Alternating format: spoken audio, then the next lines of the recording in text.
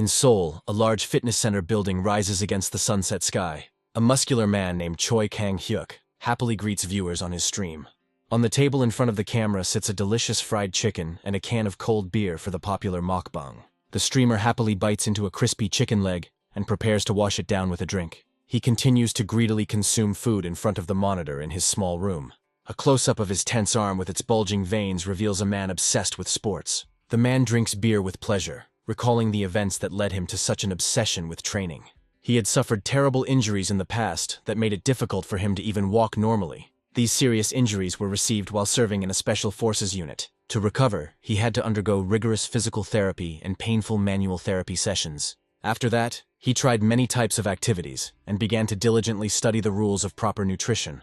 Now this fitness enthusiast sits in front of the camera and guiltily eats junk food. With tears in his eyes, he blames everything on the sudden onset of the global pandemic. Strict quarantine restrictions and the loss of clients weighed heavily on the gym owner. He had to become a streamer to pay for the upkeep of 5 halls, but the profits were still catastrophically insufficient. The man puts on a cheerful smile, asks viewers to subscribe to the channel, and says goodbye until tomorrow. As soon as the broadcast ends, his face is distorted by intense stress and deep fatigue. Looking at the empty food box, he regrets the calories he ate and the inability to exercise after drinking alcohol. With a heavy sigh, Kang-hyuk decides to take a little rest, recalling his recent conversation with his doctor. At the appointment, the doctor told him with a serious expression that the hair loss that had begun was caused by severe nervous tension. The doctor explains to the surprised patient that due to his good health, he had not noticed the accumulated fatigue, and now his body is on the edge. The doctor strongly recommends that the man reduce his working hours, otherwise the consequences will be dire. Hearing the warning about his imminent baldness, Kang-hyuk is horrified to imagine his shiny bald head. Returning home with a prescription for medication, the frustrated man sits on the floor and thinks about ways to relax. He is irritated by his complete lack of hobbies, having spent his entire life solely working and training. While scrolling through his smartphone, Kang-hyuk suddenly remembers his intense childhood love for martial arts novels. Images from the past come to mind. When he was raised by his poor but caring grandparents, the boy would often run to the corner bookstore and spend hours reading stories about martial arts masters. Remembering his grandfather's grumbling about this, the man notices familiar titles of old works on the screen. He warmly looks through the list of popular books by a famous author and rejoices at the masterpieces he finds. His attention is drawn to a completely new story about a Shaolin Temple acolyte, and he decides to do some reading. The plot captivates him from the very first pages, bringing a wide smile and genuine delight to his face. Reading turns out to be so captivating that Kang-hyuk doesn't tear himself away from the screen even while working and eating. Immersion in the world of martial arts brings back a long-forgotten sense of childish happiness and serenity. Late at night, the man's tired eyes begin to close, and he falls asleep right on the floor of his room. Suddenly, the screen of a smartphone lying nearby flashes with a blindingly bright white light. In his sleep, he hears an unfamiliar voice that persistently wakes him up and calls him to morning training. A frightened Kang-hyuk suddenly jumps out of bed and sees a man in traditional clothes in front of him. The man looks around in complete bewilderment and notices the shaved head of his interlocutor. A small, chubby monk waves his arms in panic and shouts about the risk of being late for class. Kang-hyuk looks at the child in shock and does not understand where he came from and why they shaved him so much. The monk claims his seniority, but when Kang-hyuk rises to his feet, he turns out to be a huge, muscular man, 180 centimeters tall. A man with a serious face grabs his interlocutor by the shoulder and asks about possible vision problems. A tense Kang-hyuk frowns and tries to figure out how an intruder could have entered his home. Looking around the spacious, traditional-style room, he is horrified to realize that he is in a completely strange house. In complete bewilderment, he feels his clean-shaven head and notices that he has transformed into a little boy. The frightened hero panics over the loss of his hair and compares his surroundings to old TV series sets. His eyes widen in shock as he recalls the name Mu Jin from the martial arts novel he recently read. The boy looks sadly at his small palms and mourns the loss of his hard-won muscles. The roommate smiles good-naturedly and attributes the events to a realistic dream from reading for a long time. His friend urges him to hurry up to avoid being late for class, and Kang-hyuk obediently agrees to follow. The former coach considers his new acquaintance a nice guy and runs out into the yard with him. The children run through the courtyard, bathed in the morning sun, and the main character decides to simply enjoy this unusual dream. Suddenly, they are met by a frightening, muscular instructor with a fierce face, who loudly scolds them for being late for their first training session. The stern man hits the ground with his stick and orders the latecomers to quickly line up with the rest of the students. Kang Hyuk looks at the formidable teacher with admiration and is amazed by the incredible realism of the events taking place. The instructor commands to begin the lesson with a horseman's pose, which an experienced trainer will immediately recognize as a regular squat. Many young novices struggle to maintain their position and sweat profusely from the intense exertion. The protagonist is horrified by the incorrect technique and understands the inevitability of imminent knee injuries in children. In his past life, he was a professional weightlifter and knew all the intricacies of lower body exercises very well. He recalls a past life where trainers often focused only on the upper body and missed the point of the workout. The inner fitness trainer starts screaming at the sight of students' unnaturally arched backs and legs spread too wide. The boy can't stand it any longer and loudly declares to his instructor the importance of the lower body for any martial arts. He adds about the need to maintain balance in the legs to successfully execute any fighting stance. Kang Hyuk simply cannot stand by and watch children perform exercises incorrectly without proper posture. Even realizing the unreality of the dream that is happening, he boldly calls the teachers ignorant people with no knowledge about training.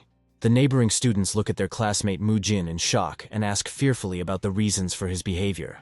The angry teacher points his finger at him and loudly scolds him for his impudent chatter during an important lesson. 3 grown men sternly order the boy not to look for excuses for his weakness and to return to his place immediately. The student flinches from the powerful energy of their shout, but still decides to stand his ground until the very end. He gathers his courage and firmly declares his duty to point out to his elders their obvious mistake. The hero recalls his past work with inexperienced clients and decides not to give in to the threats of the stern masters.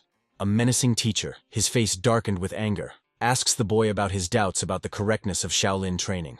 The boy decides to play along with the realistic dream and warns of the inevitable knee joint injuries that come with such stress. The mentor dismissively calls his words pathetic excuses for the weak-willed, which greatly surprises the hero. Mu Jin points out the apparent contradiction and reminds us of the need to hone both body and mind to learn martial arts. The adult monks are a little confused and then explain the true Shaolin path to attaining Buddhahood. The cunning disciple takes them at their word with a smile and asks about the monastery's inability to help the weak achieve enlightenment. Cornered, the teacher becomes angry again and loudly proclaims the benefits of deliberately making training more difficult to strengthen the mind. The monks add seriously about the weakness of the human spirit and the need for difficult trials to protect against evil. The boy asks about the possibility of training the spirit only at a young age, which causes confusion in the adult monk. The inner voice of the hero in the form of a muscular man points out the futility of destroying the body for the sake of future training of the spirit. The other young students begin to whisper about the strangeness of these words, and the teacher mentally calls the guy a brat. The hero points his finger at the adult monk standing behind him and questions his training and lack of enlightenment. The mentor is furious at the insolence of a small student who dared to discuss a first-class novice. The angry teacher screams loudly, and his eyes begin to glow with the rage that fills him. The boy is forced to cover his ears with his hands from the deafening scream, realizing the true power of his best student. A strong wind rises in the monastery courtyard, causing all the novices present to cower in fear. An adult monk steps forward and calmly explains the self-improvement focus of Buddhist martial arts. He towers over the boy and states that their techniques are different, to which the hero asks for clarification. The mentor, with a serious face, speaks of the need to protect living beings from evil and demons. The sly guy grins and asks about the possibility of protecting people with bad knees. The teacher frowns in irritation and understands that it is impossible to punish the child due to the monastery rules. The man raises his finger and invites the student to prove his point by personal example. He challenges the boy to defeat someone who is trained in traditional Shaolin methods. The hero is noticeably nervous and, with a drop of sweat on his face, hopes to avoid a fight with the mentor himself. The teacher promises a fair fight and calls forward a student named Mu Gyun who recently joined them. The mentor gives the guy exactly 7 days to train using his own correct methods. The chosen opponent, with a menacing smile, warms up his fists and prepares for the upcoming sparring. The hero looks at his enormous opponent in horror and understands the absolute unfairness of such a fight due to the difference in weight categories. Mu Jin realizes that the mentor is only pretending to be kind and actually wants to suppress his will. The young man is angry with the old monk and mentally calls him a very unpleasant person. The teacher smiles contentedly and hopes that the impudent student will finally stop arguing. The protagonist accepts the challenge and promises to show the results of his training in exactly 7 days. The mentor walks away and thinks that the boy himself chose the most difficult path for himself. The monk gives the order to immediately begin general training, and all the novices respond in unison with their consent. Mu Yul approaches his friend and advises him to quickly apologize to the respected Master Hai Jung. A sudden shout makes Mu Yulia start and quickly return to his proper place in the line. The mentor closely monitors the students and reminds them of the crucial meeting in 1 week. Mu Jin is diligently exercising and breathing heavily from the intense tension throughout his body. Another monk reprimands the young man for breaking the rules, but he refers to the master's personal permission. The senior mentor orders the boy to be left alone, as the previously made promise must be strictly kept. Mu Jin smirks as he tells the other students that their poor methods will soon ruin their knees completely. The boy continues to provoke those around him and talks about responsibility for the health of such young people. The teacher tries his best to ignore the caustic remarks, and continues to loudly recite the sacred prayers. After 2 hours of morning classes, Mu Jin is very hungry and dreams of a hearty, healthy lunch. The young man freezes in complete bewilderment at the sight of his portion of food and cannot believe his eyes. In front of him is a typical Buddhist menu, which consists exclusively of simple vegetarian foods. All the other novices calmly begin their meal, while the protagonist is in shock from the lack of protein. Mu Jin looks at the meager side dish with disgust and realizes the gravity of his current situation. The young man is very surprised that in his strange dream he can clearly smell things. He recognizes the pleasant aroma of food, even though the plate contains only vegetables. Mu Jin is angry that he is forced to eat only grass against his wishes. A boy shouts loudly about child abuse and is reprimanded for talking. He angrily tells those around him that after a hard morning workout he can't eat only vegetables. The other novices jump up from their seats and demand that such strong disrespect be stopped. One of the monks is about to teach the impudent fellow a lesson, while the hero himself is perplexed by their sudden rage. Mu Jin grits his teeth in anger and insists on the need for protein to exercise effectively. The young man is worried that without proper nutrition, all his morning exercises will be useless. Director Hyun Moon, who is responsible for all food at the Shaolin Temple, enters the dining room. The man smiles good-naturedly and notes that the young man looks very hungry. The teacher offers to take more, but Mu Jin refuses and says that there is enough food. Hyun Moon decides to be generous and offers the guy to choose some other side dish. The protagonist suddenly asks the chef if he has protein supplements or regular chicken breast. Everyone present in the hall is completely horrified and perplexed by such strange words. A tablemate asks Mu Jin with concern about the state of his mental health. The guy continues to insist on the importance of protein in achieving his specific goals. He looks intently ahead and thinks only about developing his muscles and a strong body. The young man begins to realize the strangeness of what is happening, because he feels real fatigue and smells. Mu Jin realizes that he should have woken up long ago and wonders about the reality of this world. Mu Jin decides to first sort out the current situation and pulls himself together. He finally realizes his position as a young monk in the Shaolin Temple and tries to find the right words. The young man bows his head low and apologizes to those present for his unnecessary words about food. The cook good-naturedly replies that the guy was simply very tired during a hard workout, and that's why he was talking nonsense. Mu Jin politely asks to add at least a few mushrooms or beans to his meager diet for protein. The protagonist continues to reflect on the reality of what is happening, and his urgent need for protein for muscle growth. Later, he sits in class and expresses dissatisfaction with having to study Buddhist scriptures immediately after eating.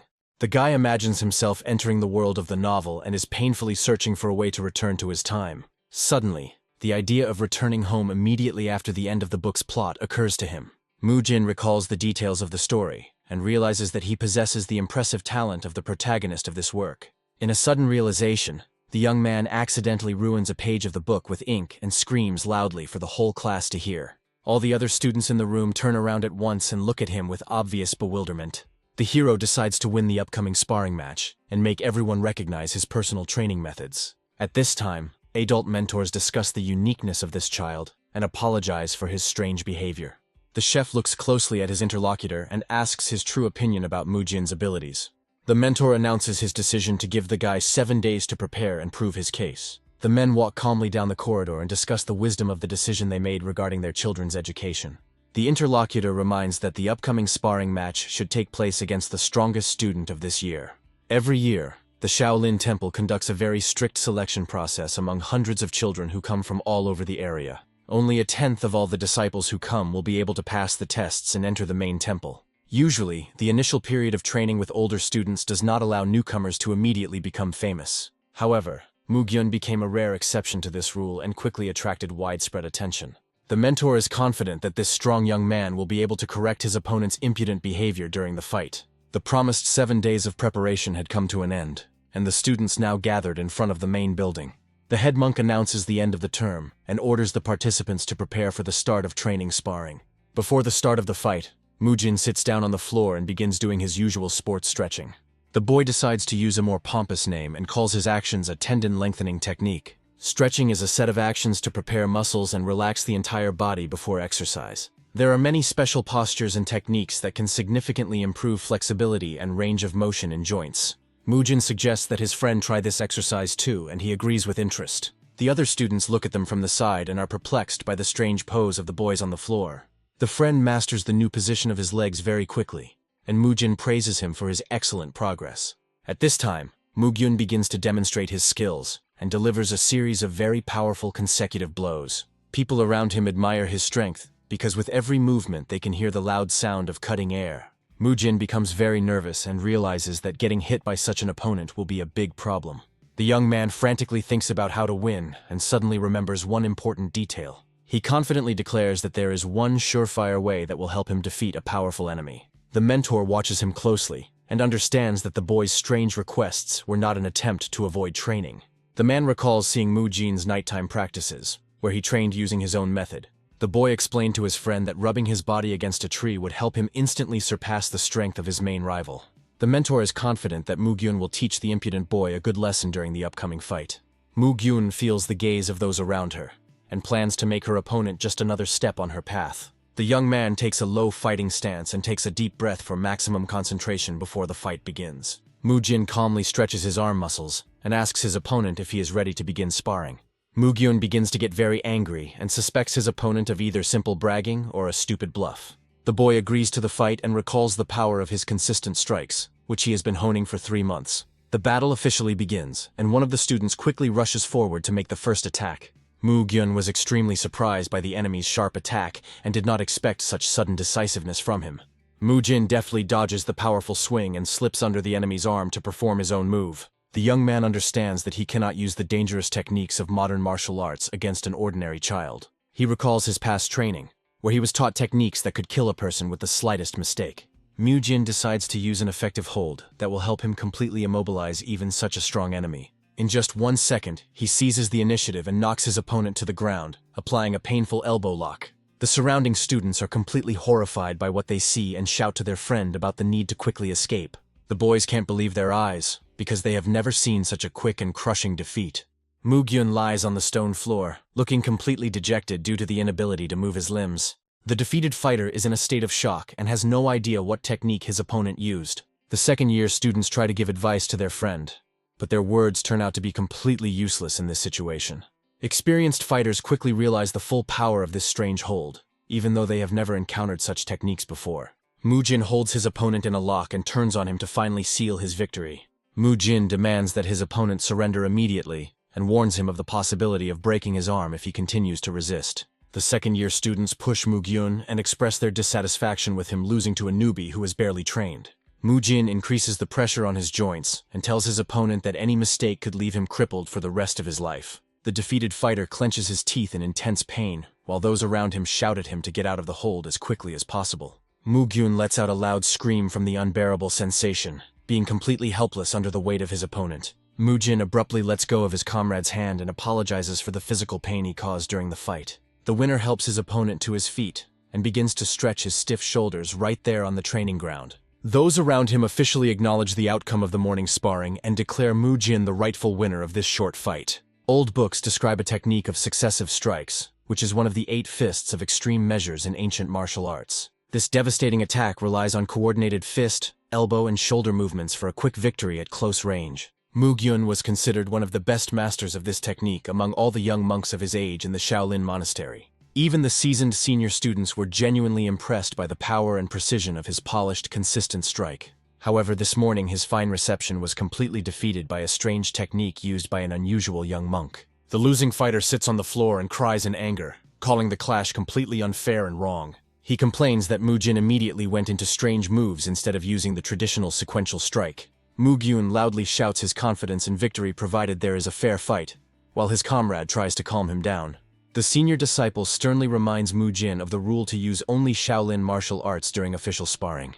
The protagonist looks at those around him with obvious bewilderment and considers their complaints about breaking the rules to be complete nonsense. One of those present directly asks Mujin about the reasons for his refusal to use the standard consecutive strike technique. Jin replies that using such a dangerous attack would turn a normal sparring match into an endless beating with severe injuries. Gyun continues to cry on the floor and expresses outrage that real Shaolin masters never fight like this. The surrounding monks are extremely surprised that the famous Shaolin consecutive strike was so easily defeated by an inexperienced child with his strange technique.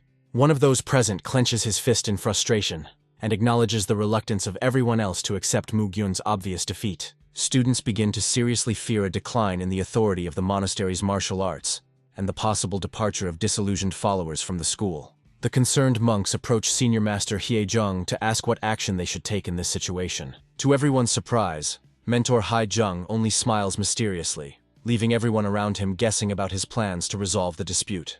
The senior monk calmly calls Jin over, and the young man politely responds to his teacher's appeal.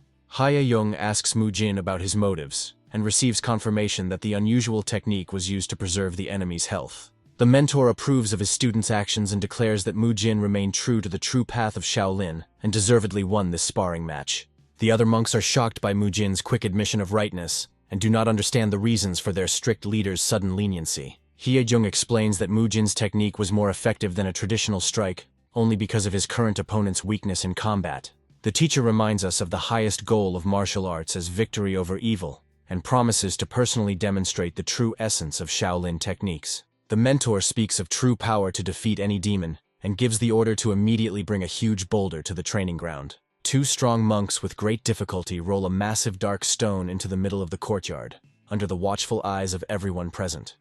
Jin and the other students watch the action with excitement, anticipating the rare opportunity to see the legendary move performed live. Haijung approaches the stone and urges everyone to watch closely to see the full power of the consecutive strike they are learning. The elder monk lunges forward and delivers a crushing blow with his fist right into the center of a huge stone boulder. Under the powerful impact, the stone instantly shatters into many small fragments under the influence of the master's crushing internal force. The students, amazed by what they saw, loudly discuss the incredible strength of their mentor and hope to achieve the same mastery through persistent training. Jin looks at the result of the strike with shining eyes and realizes that this is what real martial arts should look like. Jin imagines the true power of martial arts, which is capable of cutting a path through a huge mountain. He dreams of the power of a single swing of his sword to defeat hundreds of enemies, and of a blow that instantly explodes an opponent. One of the monks turns to Haijung and reminds him of the rule of suppressing the enemy without causing him harm. Haijung looks confused, and the young disciple points to a place where only small crumbs remain of the huge stone. The next morning, a strange silence falls over the training grounds and the majestic buildings of the Shaolin Temple. The Arhat Hall leader named Hyun Seong asks doubtfully about a child named Jin, defeating Gyung with just one move. Haijung confirms her teacher's words and calls Jin an extremely unusual boy during their tea party. The mentor notes the student's impudence and recalls that the defeated Gyung studied this technique much more diligently than the others. Hyun Sung suggests that his interlocutor is afraid of the boy's ability to spot fatal flaws in technology at first glance. The masters discuss the frightening possibility that the child may be a spy for a demonic cult or other hostile faction. The thought of a possible spy among the students causes great anxiety and cold sweat among the monks present. Hyun Sung doubts this theory, as a real spy would not attract so much unnecessary attention to himself. The head of the hall decides to keep Jin under constant surveillance so that over time, all of his hidden motives will become clear. The interlocutor suddenly suggests that the boy may come from a famous family of martial arts masters. The monks recall Jin's strange training and assume that he is simply using the methods inherited from his parents. Hyun Sung thinks the child wants to prove the superiority of his family's techniques over the ancient traditions of the great Shaolin. Master is wary of Jin's growing confidence after his recent victory and is considering his next steps. Hyun Sung takes a sip of tea and offers to entrust the further training and supervision of the talented boy to Gang. Haijung is very surprised by this decision and asks about the disciplinary hall, which strictly controls all the laws of the monastery. The mentor calms him down and informs him that Gan himself has volunteered to help sort out this situation in the Arhat Hall. The students finish their training and are getting ready to go to rest so they can get a good night's sleep before the next day. One of the monks suddenly stops and, in fear, suggests to his comrades to go around by another route. Three friends peer warily around the corner of the building, trying to figure out what exactly scared their friend so much. In the middle of the empty courtyard they see Gan, whom many in the monastery call a crazy dog and a fanatic of the rules. The monks are surprised by the night training and discuss why their fellow student is practicing the horseman's pose at such a late hour. Gong is breathing heavily and sweating profusely, but he has no intention of stopping his grueling workout due to fatigue. Witnesses to this scene recall the master's nickname and jokingly suggest calling him the Dog of Rules for such incredible stubbornness. One of the students laughs and says that the disciplinary hall is the most appropriate place for such a stern man. Those present begin to vigorously discuss rumors about Gang's transfer and express strong concerns about living with him. Gang was always considered a very influential monk and strictly demanded discipline from even the most senior Shaolin disciples. Other novices acknowledge his fanatical devotion to the monastery's laws and note that such zeal is worthy of sincere respect. The defender of the laws always tried harder than others, and considered it wrong to impose rules on others that he himself did not observe. He devoted a huge amount of time to basic training and constantly subjected his knees to incredibly heavy physical strain. The master's legs are in such poor condition that without using his internal energy, it becomes difficult for him to even walk. The man ignores physical suffering and considers any pain to be only a necessary part of strengthening his spirit and mind. Gong finishes the 30-minute exercise and says out loud the name of Mu Jin, whom he had been thinking about recently. The monk, with a predatory smile, introduces his new protege from the Arhat Hall as a very problematic and promising student. He vows to do everything in his power to bring this talented boy back to the true path of a Shaolin disciple. The appearance of the formidable Gong in front of a group of students causes them to be truly shocked and makes them scream loudly in surprise. A former member of the disciplinary hall joyfully welcomes his new comrades and announces his readiness to begin working together. Mu Jin carefully examines the muscular body of the new mentor and compares his appearance to that of a professional soldier. The boy quickly analyzes the current situation and realizes the true reason for the appearance of this formidable man in front of the students. He realizes that standing before him is the same famous defender of the rules named Gan, about whom there are legends. A group of novices begin their morning horse stance training while Mu Jin muses on his own affairs. Gan believes it is necessary to first study a person well in order to effectively guide him on the right path. The master plans to get to the bottom of his new protege's problem in order to solve it once and for all. The student demonstrates correct foot position with feet shoulder-width apart, back straight, and toes pointed slightly forward. The mentor notices the boy's strange breathing technique during movements and sees no difference from the usual exercises. The man feels the usual severe pain in his body and begins to suspect the boy of using cunning tricks to avoid the strain. Gang approaches Mu Jin and points out his incorrect stance, wanting to personally teach him how to properly perform the basic elements. The boy feels slightly confused by the criticism and decides that he himself will have to teach this master the basics of physical training. He notices an unpleasant crunch in his mentor's joints when bending his knee, and does not understand his attempts to copy someone else's movements. Mu Jin understands the seriousness of the master's injury, and as a responsible coach, cannot afford to simply ignore this condition. He thinks about the high status of a disciplinary master, and plans to lure such an influential person to his side. The boy imagines his future easy life with the support of the authorities, and persistently asks his interlocutor about his health problems. He warns Gan about the dangers of performing current exercises with damaged knees, and suggests that he follow his advice. Mu Jin shows the master a special stretch in the form of a deep lunge, and praises him for his surprisingly flexible body for his age. This tendon-lengthening technique should help the experienced monk effectively relieve excess tension in his sore knee joints. Regularly performing this warm-up before your main workouts will make it much easier to move and significantly reduce the overall load. The boy advises doing 3 repetitions with an interval of 30 seconds, and accidentally uses a modern term instead of the usual words. Mu Jin asks the master to do 1 repetition and notices his obvious confusion. The boy begins to massage his mentor's leg, and sees that he is experiencing severe pain even from a light massage. At first, Gan felt a lot of pain from just touching him, but soon he felt unexpected relief in his joints. Mu Jin talks about having to start the exercise over again due to a forced break during the 2nd repetition. He persistently pushes the master and insists that training cannot wait for a single extra minute. The other monks watch from afar with great surprise at the strange interaction between the child and the stern disciplinarian. Gan is known to everyone as a true fanatic of the rules, and has the formidable nickname of Crazy Dog. This man had been relentlessly watching every student since his arrival at the temple, frightening everyone with his obsession.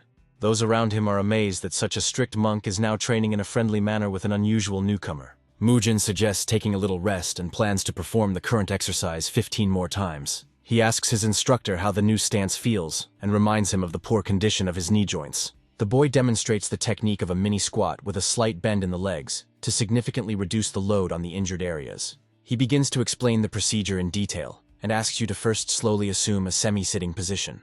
The second important rule is to transfer all the weight onto the hips and buttocks without putting unnecessary pressure on the knees themselves.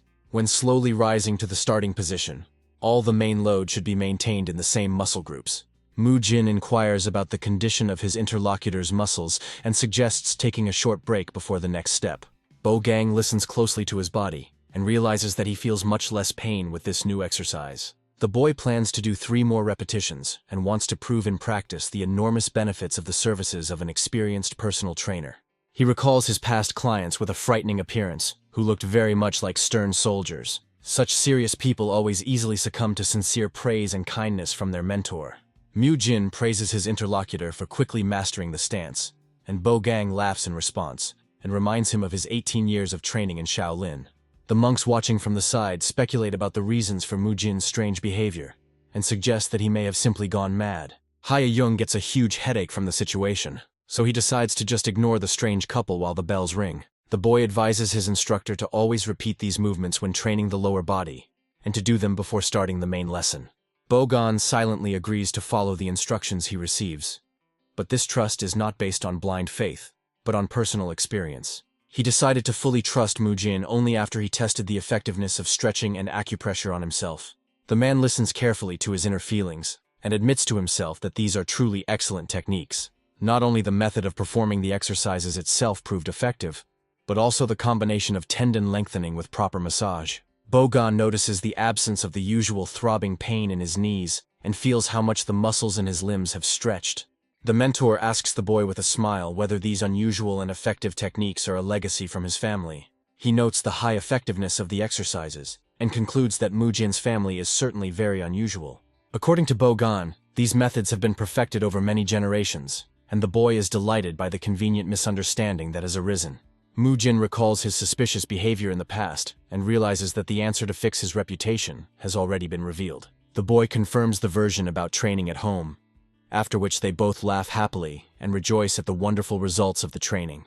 Bo-gang clarifies that his praise only applies to knee assistants and advises not to forget the greatness of the temple's ancient arts. Mu-jin promises to remember these important words, and at this time a comrade approaches and asks about the completion of his business. The boy confirms the end of the conversation and politely asks permission to leave, receiving words of sincere gratitude in response. Bo-gan invites the hungry disciple to go ahead, but he replies that he was specifically waiting for the mentor to share a meal. Bo-gang apologizes to monk Hae-jong for his unsightly appearance, and the latter realizes that his interlocutor has guessed something.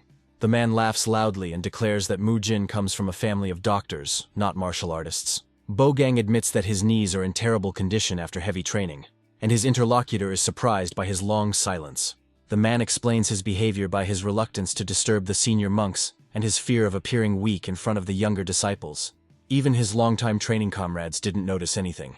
But Mu-jin was able to instantly grasp the essence of the problem that had arisen. The boy showed his mentor new movements, thanks to which the strain on his sore knees was significantly reduced. Hae-young clutches his head and worries that this talented child could destroy the entire established Shaolin training system.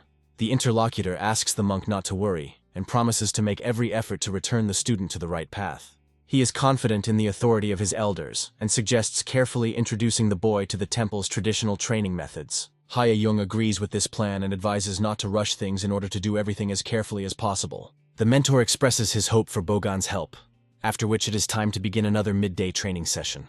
Mu-jin appears very exhausted due to constant malnutrition and has difficulty enduring Buddhism lessons after breakfast. The teacher announces the completion of the consecutive strike practice and orders all students to move on to the next stage of training. He explains the importance of harmony between internal and external energy, announcing the beginning of classes on managing internal forces. 2 senior monks step forward in front of the line of students to demonstrate the correct execution of the exercise. The teacher orders everyone to take the lotus position they learned earlier, but Mu-jin is confused and tries to remember the name. The boy carefully watches the movements of his older friend and suddenly realizes what position he needs to take. Mu-jin quickly remembers the correct pose, and the teacher orders everyone to close their eyes and concentrate completely on their breathing. Students begin to inhale air slowly and deeply through their nose, allowing it to pass smoothly down the throat. The teacher tells you to continue breathing exercises until the airflow reaches the very core of your internal energy. Mu-jin is absolutely thrilled that the long-awaited day of learning real martial arts has finally arrived. The boy happily takes his position and looks forward to learning something amazing after long and tiring physical exertion. Mujin wasn't the only one who was looking forward to starting the first level of martial arts training after hard training. All young monks dream of mastering the ancient Shaolin techniques and learning to smash huge boulders with one powerful blow. The students concentrated completely on their teacher's words and began to perform the first breathing exercises. Mujin carefully follows the teacher's instructions, but finds the current exercise rather unusual and strange. The boy notices that this breathing technique is very different from the descriptions he had previously encountered in the novel he had read. He begins to wonder whether they will be told about Qigong techniques, the 8 phases of Fu Shi, or the basics of Eastern philosophy. 1 hour later, Mujin continues to diligently follow all the instructions he received, despite his previous doubts. The boy feels a strong sense of excitement from the realization that the time has come to learn all the necessary techniques in the most proper manner. He imagines a great power that allows people to split mountains, soar through the skies, and transcend reality. Mujin is determined to learn everything important in this world, and learn how to effectively use the skills he has acquired. The teacher explains to the students that the tonap technique they have learned is the simplest way to accumulate internal energy through breathing. The teacher emphasizes that in order to develop the ability to feel energy, monks are required to practice this exercise every single day. Mujin is upset that they won't start learning advanced techniques immediately, and will start from the very basics. The teacher says that in order to master internal energy, each student must first learn to properly feel his QE. The teacher gives students special books that detail the path of internal energy in the human body. He explains that it is not necessary to memorize all the content, but rather to simply remember the basic information to control the force. Mujin looks at the manual he received with great interest and is surprised by the complexity of the energy path it presents. The book states that not only Qi flows along this path, but also all the internal strength of a person necessary for martial arts. The mentor orders everyone to listen carefully, and begins to explain in detail the names and structure of energy channels. Mujin carefully studies the diagram of the human body, and promises himself to remember the location of all the important points. That evening, Mujin decides to learn the main energy points and practice the tonap technique to master the basics of Shaolin. The boy thinks about the possibility of immediately starting training to accumulate internal energy. Bogang suddenly appears, and Mujin is surprised to ask about the reason for his presence in this place. Bogang laughs happily and says that thanks to his student's advice, his knees began to hurt much less. Mujin covers his ears from the loud sounds and grumbles that he only wanted to help the monk heal his injuries faster. Bogang boasts of his strong muscles and says that he has been training his arms for 18 years. Mujin seriously explains to his interlocutor that excessive stress can break the human body just like iron. The boy politely asks the senior monk to sit on the floor for a healing procedure.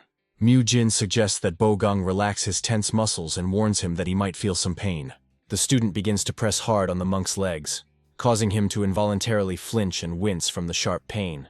During the massage, Mujin becomes lost in his thoughts and recalls events from his distant past. He mentally returns to the time when he underwent harsh service in the ranks of special forces. Mujin recalls how his previous body was on the verge of exhaustion due to grueling daily training.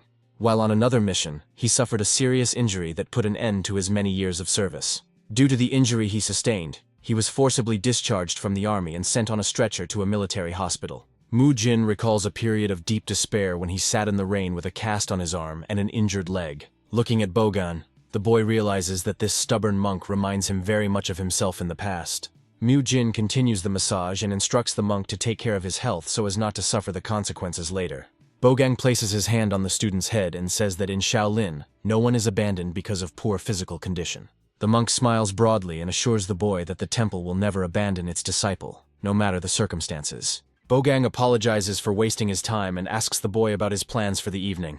The monk is surprised by the student's ignorance and says that someone from such a family should be able to sense energy. Mujin makes excuses about family circumstances and reminds himself to be careful with his words. The mentor suggests that the boy not put off his practice and begin training right there under his supervision. Bogan promises to perform techniques to detect nearby energy, making it much easier for the student to sense it. The boy sits down on the floor and hopes that the presence of an experienced master will help him understand the nature of his own inner strength. Mujin announces his readiness, after which the monk urges him to fully concentrate on the upcoming process. Bogan assumes a meditative posture and asks the student to carefully observe his every movement for successful learning. During a monk's meditation, the surrounding space begins to noticeably change, and the air around him seems to fill with power. Mujin watches his mentor closely and sets himself the goal of understanding the difference between their energy types. The student suddenly begins to see an unusual glow and realizes that this has never happened during solo training. The boy watches the powerful currents with delight and wonders if this is the legendary Kai energy. He remembers the rule that when exhaling through the mouth, one must concentrate and throw out all the evil energy from the body. When you take a deep breath, you need to draw in the pure energy of nature and direct it to the very center of your body. Mu-jin tries to follow these principles in order to finally understand the difference between his strength and Bo-gang's strength. At first, the boy doesn't succeed, and he tries to correctly combine breathing, posture, and visualization of the flows. Suddenly, he feels a real flow of energy inside himself, and his eyes widen with unexpected success. Mu-jin sees a tiny clot of light the size of a grain of rice, and considers the appearance of this small spark to be a true miracle. Bo-gang looks at his student in amazement and understands that this child will become a great support for the entire Shaolin Temple. The boy continues to breathe steadily, and gradually gets used to the new sensation of the presence of internal energy in his body. Mu-jin opens his eyes and is surprised to notice that the air around him has suddenly become much colder. Bo-gan stands in front of the boy and says that he has finally come to his senses after very deep meditation. The student apologizes for losing track of time, and the mentor advises him to quickly return to the dorm before lights out. The boy thanks the teacher for his support, while the teacher is amazed at the incredibly high level of his new energy. Bo-gang mentions the possibility of learning the Buddha's heart technique, but Mu-jin asks about learning the energy paths. The mentor is surprised by the question and reminds the boy of its origin, forcing him to quickly turn it into a joke. The teacher laughs loudly at the child's words and tells him to go inside immediately because it is late. Mu-jin leaves and angrily wonders why Bo-gang keeps mentioning his noble family. Early the next morning, the students gather in the square for another important training session. The boy yawns loudly and is happy that he managed to remember all the necessary paths with great difficulty. The teacher asks those children who have already been able to feel the Kai and learn all the routes to come forward. Mu-jin sees many students graduating and begins to doubt his own exceptional genius. The teacher shows a book describing the Buddha's heart technique, which is the basis of all Shaolin principles. He opens the tutorial and promises to cover the introductory part in a short period of time. The rest of the guys watch in amazement at the quick return of the group, who managed to grasp the basics in just one day. A friend asks Mu-jin about the secret to such rapid success, to which he replies with the simplicity of the initial stage. The boy begins to explain to his friend the rules of energy circulation and warns him about the dangers of an incorrect approach. Looking at his friend's confused face, Mu-jin realized that he hadn't understood anything from his words. He encourages his friend and advises him to start by simply focusing on the correct rhythm of his breathing. Mu-jin smiles contentedly, realizing that the initial teachings of Shaolin have been forever imprinted in his memory. Mu-jin feels his internal energy accumulating much faster than before. He truly enjoys learning martial techniques and feels like he is growing rapidly. Mu-jin's training in breath and energy control goes very smoothly under the rays of the setting sun. The boy flinches from the unexpected cry and is surprised to see Mu-yulia in front of him. Mu-yul is breathing heavily and carrying another student on her back in a very strange position. Mu-jin descends from the rock and, perplexed, asks his comrade about the origin of this body. The friend explains that the man was severely punished, and Mu-jin hopes that his friend is innocent. It turns out that Mu-gyong was punished for climbing the mountain prematurely, but the method of his transportation raises questions. Mu-yul justifies herself by citing the victim's heavy weight and her unsuccessful attempt to simply lift him up. Mu-jin asks his comrade to wait and carefully examines the exhausted boy lying on the ground. He notices traces of dirt on the victim's face, left behind by Mu-yul's rough handling. Mu-jin's careful gaze allows him to understand that the boy was actually severely beaten by someone. He points out numerous bruises and characteristic marks on his clothes, causing genuine surprise in his friend. Mu-jin looks closely at the stranger's face and realizes that his name seems very familiar to him. Mu-gyong looks extremely emaciated and sickly compared to the other healthy children in the monastery. A strange memory of this man pops into Mu-jin's head, one that is very different from his usual thoughts. He tries to remember the details and circumstances in which he might have heard the name of this thin boy. Mu-jin decides to put aside unnecessary thoughts and asks his friend about the reasons for such a harsh sentence. Looking at the specific marks on the victim's body, the boy begins to make his first assumptions. He suggests going to the person who definitely has all the information about the incident that occurred. Mu-yul is very surprised by her friend's suggestion that someone else could have climbed the mountain before the victim. He remembers his recent opponent from a training sparring session and realizes who exactly he is talking about. The boys doubt that the weak and whiny Mu-gyong could really show such cruelty and beat someone. Mu-jin shows his ingenuity and suggests that they immediately go to the first student to find out all the details of what happened. Suddenly, one of the students loses his balance and falls to the ground with a loud scream right in the middle of training.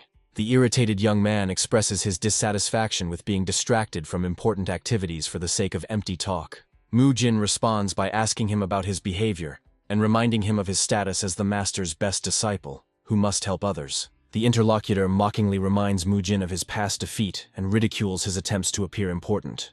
Mu-jin excuses himself by citing his bad mood that day, trying to ignore his opponent's caustic remarks. The angry student accuses Mu-gyong of being weak and calling for help from the teacher after his loss. During a sudden skirmish, one of the fighters makes a sharp lunge, catching his opponent off guard. Mu-jin grabs his opponent's clothes tightly and uses a deft move to knock him to the ground. He uses an effective twisting technique, forcing a strong opponent to admit defeat in a fight again. Mu-jin confidently declares that no amount of repeated attempts will help the enemy gain the upper hand over him. The losing student screams in pain and rage, trying to break free from the strong grip of his skilled opponent. Mu-jin proposes a deal and promises to reveal the secret of his success in exchange for information about Mu-kyung's condition. After the short fight ends, the defeated fighter jumps back sharply, breathing heavily and coming to his senses. Mu-jin understands that deep resentment from a past loss is the main reason for this man's hatred. He notes that it is very difficult for a proud fighter to come to terms with defeat from a previously unknown combat technique. Mu-jin once again insistently demands to know the truth about the reasons for Mu-kyung's deplorable condition and the circumstances of the incident. Mu-gyong is the son of the master of one of the side clans and is raised in a strict atmosphere. Master Hyun-moon noticed Mu-gyong's outstanding talent and decided to take him as a student along with Mu-tae. Soon, Mu-tae began to constantly bully Mu-gyong and claim that he was much lower in status than him. Mu-kyung is unable to resist the bullying because his father works for the bully's family. Mu-jin is angry and thinks that this kind of bullying would be understandable in a regular school, but not in a temple. He shouts at his interlocutor in a rage and asks why the strongest fighter here did nothing. Mu-jin continues to be indignant and states that a strong man had the duty to protect a weak comrade. The interlocutor justifies himself by saying that there were 3 opponents and is surprised by the words about Mu-jin's incredible strength. Mu-jin becomes embarrassed and explains that the other students are simply very poorly trained compared to him. The martial arts of the side families are based on Shaolin techniques, so students often become lazy during classes. They only know the very basics and do not put in the necessary effort during their daily training at the temple. Mu-jin thoughtfully thinks about the boy who came forward today and remembers his poor academic performance. A beaten Mu-gyong sits on the ground and tries to recover from another heavy collision. He remembers his bullies with horror and feels strong pressure from a group of aggressive students. Mu-jin asks the boy not to be afraid and says that his life circumstances seem very familiar to him. He sympathizes with Mu-gyong and is amazed at how much he was humiliated and beaten within the walls of the holy temple. Mu-jin understands that fear of revenge and his father's addiction prevent the victim from seeking help. He addresses Mu-gyong as a brother and offers to listen to his plan to correct the current situation. Mu-jin confidently suggests reporting the bully's behavior to Mentor Haejong and Grandmaster Hyun-moon. Mu-kyung is frightened by this proposal and replies that then his father will definitely not be left alone. Mu-jin says that all problems will be solved if Mu-gyong becomes Janshan's disciple. A Janshan disciple is someone who continues their studies and lives right in the main hall. Disciples of side clans usually come from outside and have no right to touch those who belong to Shaolin. Everyone present immediately understands the true purpose of Mu-jin's proposal, except for one surprised child. Mu-jin explains that the lowly disciples from the side clan will not be able to threaten a full-fledged member of the sect and his father. He confidently states that Shaolin will never turn its back on its devoted student, no matter what happens. Mu-jin extends his hand to the boy sitting on the ground and promises that the temple will not allow bullies to commit acts of arbitrariness. He invites Mu-gyong to try to carry out this bold plan and change his current life. Mu-jin asks his trembling interlocutor why he has no confidence at all to enter Janshan.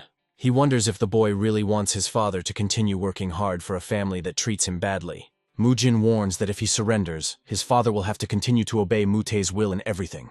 Mu-kyung makes up his mind and firmly grabs the outstretched hand, agreeing to make one attempt for the sake of his future. Mu-jin approves of this decision and helps his beaten comrade to his feet. After this, he suggests discussing a second plan that will help them cope with the current difficulties. Mu-jin talks about the impossibility of constant suffering and suggests that they start by simply beating Mu-tae. After 3 days, it is free time in the afternoon, and the students go about their business on the temple grounds. A group of bullies wait for their prey to appear and discuss whether Mu-kyung will come to the meeting today. Mu-tae squats down and threatens to report the boy's disobedience to his family if he does not show up. His henchmen Mu Hui and Mu Huan are happy to have the chance to flex their muscles after 2 days of forced rest. They notice Mu Gyong in the company of Mu Jin and other guys, and decide to beat up everyone who came at once. Muta grins evilly and rejoices at the opportunity to beat up Mu Jin, who seems like easy prey to him. His minions laugh at the folly of their enemy and remember how much his former pride irritated them. The bullies discuss Mu Kyung's past tears and promise to make him cry even harder this time. Mu Jin turns to his offenders and calmly asks if he really seemed too arrogant to them. A group of students confidently walks forward, and the surprised bullies ask if they are planning to run away shamefully. Mu Hui laughs loudly and asks Mu Jin if he really thinks he's tough after defeating that big guy. Mu Jin calls the bully closer and promises to make sure that such nasty things don't come out of his mouth again. He declares that he will fight this enemy himself, and the rest of the guys will take on the other members of the hostile group. Mu Jin points to Mu Tae and says that Mu Gyong must deal with this main offender himself. He asks his comrade if he has well remembered all the lessons and techniques he has learned in recent days. Mu Gyong is extremely nervous and doubts his own strength as the enemies slowly approach them, mocking them. The hooligans surround the boy and call him a big crybaby, promising that today he will definitely not be able to escape. Muta looms over his victim like a dark shadow and asks him with a frightening smile if he has the courage to strike. Mu Gyong trembles with terror and cries, admitting his powerlessness in the face of his long-time and cruel tormentor. Muta continues the psychological pressure and threatens to kill the boy's father in case of any resistance. The image of his kind father flashes through Mu Gyong's mind, and he recalls Mu Jin's words about the only way to end the suffering. Suddenly the guy screams and delivers a sharp blow, demanding that his loved one never be touched again. Mu Tae, completely bewildered, tries to fight back and demands that his hand be released, being amazed by the unexpected resistance. He feels an incredible power in Mu Gyong's grasp, and realizes that the person standing in front of him is a completely different person. Mu Kyung's gaze becomes stern and determined, and Mu Tae notices that the entire atmosphere around them has instantly changed. Muta is outraged by the interference in his affairs, and asks Mu Jin about his reasons for helping a weak student. Mu Jin offers to continue the conversation, but his interlocutor gets angry and accuses the guy of being excessively arrogant. He reminds Mu Tae of his constant defeats and suggests that they work together to understand the true reasons for such failures. The guy acknowledges the high speed and enormous power of the consecutive strike technique, but considers these qualities insufficient for victory. Mu Jin assumes a fighting stance and challenges his opponent to test the first form of the secret technique on himself. The student successfully dodges the sharp attack and receives praise for his good reaction and attentiveness. Mu Jin announces the start of his second form attack, and his opponent finds it too easy to dodge such moves. During the second form, the boy warns that simple dodging will not be enough for protection this time. Mu Jin delivers a sudden and sharp blow from below, causing his opponent to cry out in intense and sudden pain. The defeated Mu Tae falls to the ground and accuses his comrade of deception, to which he receives a logical answer about the futility of a fair fight. Mu Jin once again confirms the power and speed of his opponent's strikes, but points out their main and obvious weakness. He explains that any fighting stance reveals all the fighter's intentions in advance, even before the actual attack begins. Muta furiously claims that if the strike is fast enough, it will be impossible to stop even with complete anticipation. Mu Jin agrees with this statement and says that such words will only carry weight with the strongest person in the world. He adds with a smile that this rule does not apply to the average person, and he needs to look for other ways to win. The guy advises using cunning and compares combat tactics to a game where you need to confuse the enemy with false intentions. In the present, Mu Gyong tightly grips his tormentor's hand, causing him to scream in unbearable pain and shock. Mu Gyong, with a frightening smile, promises to attack with the first form of the consecutive strike technique and challenges the enemy to try to dodge. The author presents his new work entitled The Journey of the Apostles, which tells the story of a completely different legendary hero. The protagonist of this story was the greatest master of the dark arts, whose incredible swordsmanship was impossible to block or stop. Mu Jin advises using the tactic of appropriate deception in cases where the current attack speed does not allow for an effective breakthrough of the opponent's block. Mu Gyong acknowledges the complete truth of these words and wonders why he previously considered any use of cunning to be an act of cowardice. He decides to share useful information with his friend in response to the very valuable and extremely important advice he had received earlier. The guy seriously warns his interlocutor that Mu Tae's numerous henchmen should never be underestimated in a real fight. The interlocutor is very surprised by these words, because up until this moment, Mu Gyong confidently claimed that he was much stronger than all his enemies. Mu Gyong explains that in the real battle, he will use his family's secret martial arts and all his accumulated skills. The heroes come to a very secluded and quiet place, which seems to them quite suitable for demonstrating true strength and skill. Mu Gyung doesn't want to get into trouble with the elders by carelessly using his unique and powerful family techniques. He asks Mu Yul to stand guard and promises to greatly surprise his comrade with the incredible power of his future blows. Mu Kyung is preparing to show his true potential so that others can finally see him in a completely different and brighter light. The young man's body suddenly begins to glow from a powerful and very rapid flow of life energy accumulated within him. With a loud and sharp cry, he makes a quick lunge forward and clearly demonstrates his incredible and frightening physical power. Mu Jin watches the series of punches carefully and compares the guy's strength and speed to the level of a very good school boxer. He notes to himself that for his young age, this fighter is definitely a real and extremely dangerous monster. Every powerful kick or punch is accompanied by a loud echo and very strong gusts of wind surrounding the fighter. Mu Gyung understands that Mu Tae's henchmen will also definitely use their special martial arts in the battle ahead of them. After completing his demonstration, the boy asks the mentor about his personal impressions of the full force he just saw. Mu Jin confirms that the young man is indeed the strongest and most gifted among all the other young monks in the monastery. However, he immediately points out the main drawback and speaks of the impossibility of free control of internal energy at this level. The young monk remains completely confident in his abilities and asks the teacher why he is hesitating and has not yet begun the attack. A young monk with a determined expression on his face rushes forward and shouts about his desire to be the first in this fight. While running, he analyzes his opponent's technique and understands the need to use a strictly defined form and style to control energy. The guy notes with a grin that the level of skill and the power of his current opponent's blows are comparable only to the skills of a newborn. He confidently declares the predictability of all enemy movements and calls the martial art he uses a technique of simple successive strikes. The enemy is greatly surprised by the young man's clever evasion and begins to realize that his opponent's previous success was not a fluke. The protagonist announces his turn to attack and begins performing a series of very fast and rhythmic movements called a Dempsey roll. He notices the enemy's attempt to protect his face and delivers a powerful and accurate punch directly to the enemy's unprotected stomach. The enraged opponent shouts a crude insult and swings both hands to deliver a crushing counterpunch from above. The young man instantly moves out of the line of attack, causing his opponent to slam face first into the hard ground with tremendous force. The victor stands over the defeated enemy and takes a deep breath, while his body continues to radiate a powerful aura of inner life energy. After a powerful blow, a loud explosion occurs, and the young man carefully watches his defeated opponent through a cloud of dust. The protagonist stands over his whining enemy and ironically asks if his victory has made him a bad guy. The young man suddenly realizes that his other comrades didn't even have to try very hard in their fights. He contemplates ending his fight and suddenly hears a series of frightening dull thuds. A terrifying picture appears before the hero's eyes, where the dark silhouette of Mu Gyung furiously beats a man lying on the ground. The guy stretches out his hand in horror and shouts at his friend to immediately stop beating his already defeated opponent. The maddened monk turns his enemy's face into a bloody mess, and his own hands turn completely red. Mu Gyung's eyes sparkle with true madness as the alien blood smears thickly across his face. The protagonist shudders to recognize this man as the most insane villain from the famous novel about the return of the Demon Lord.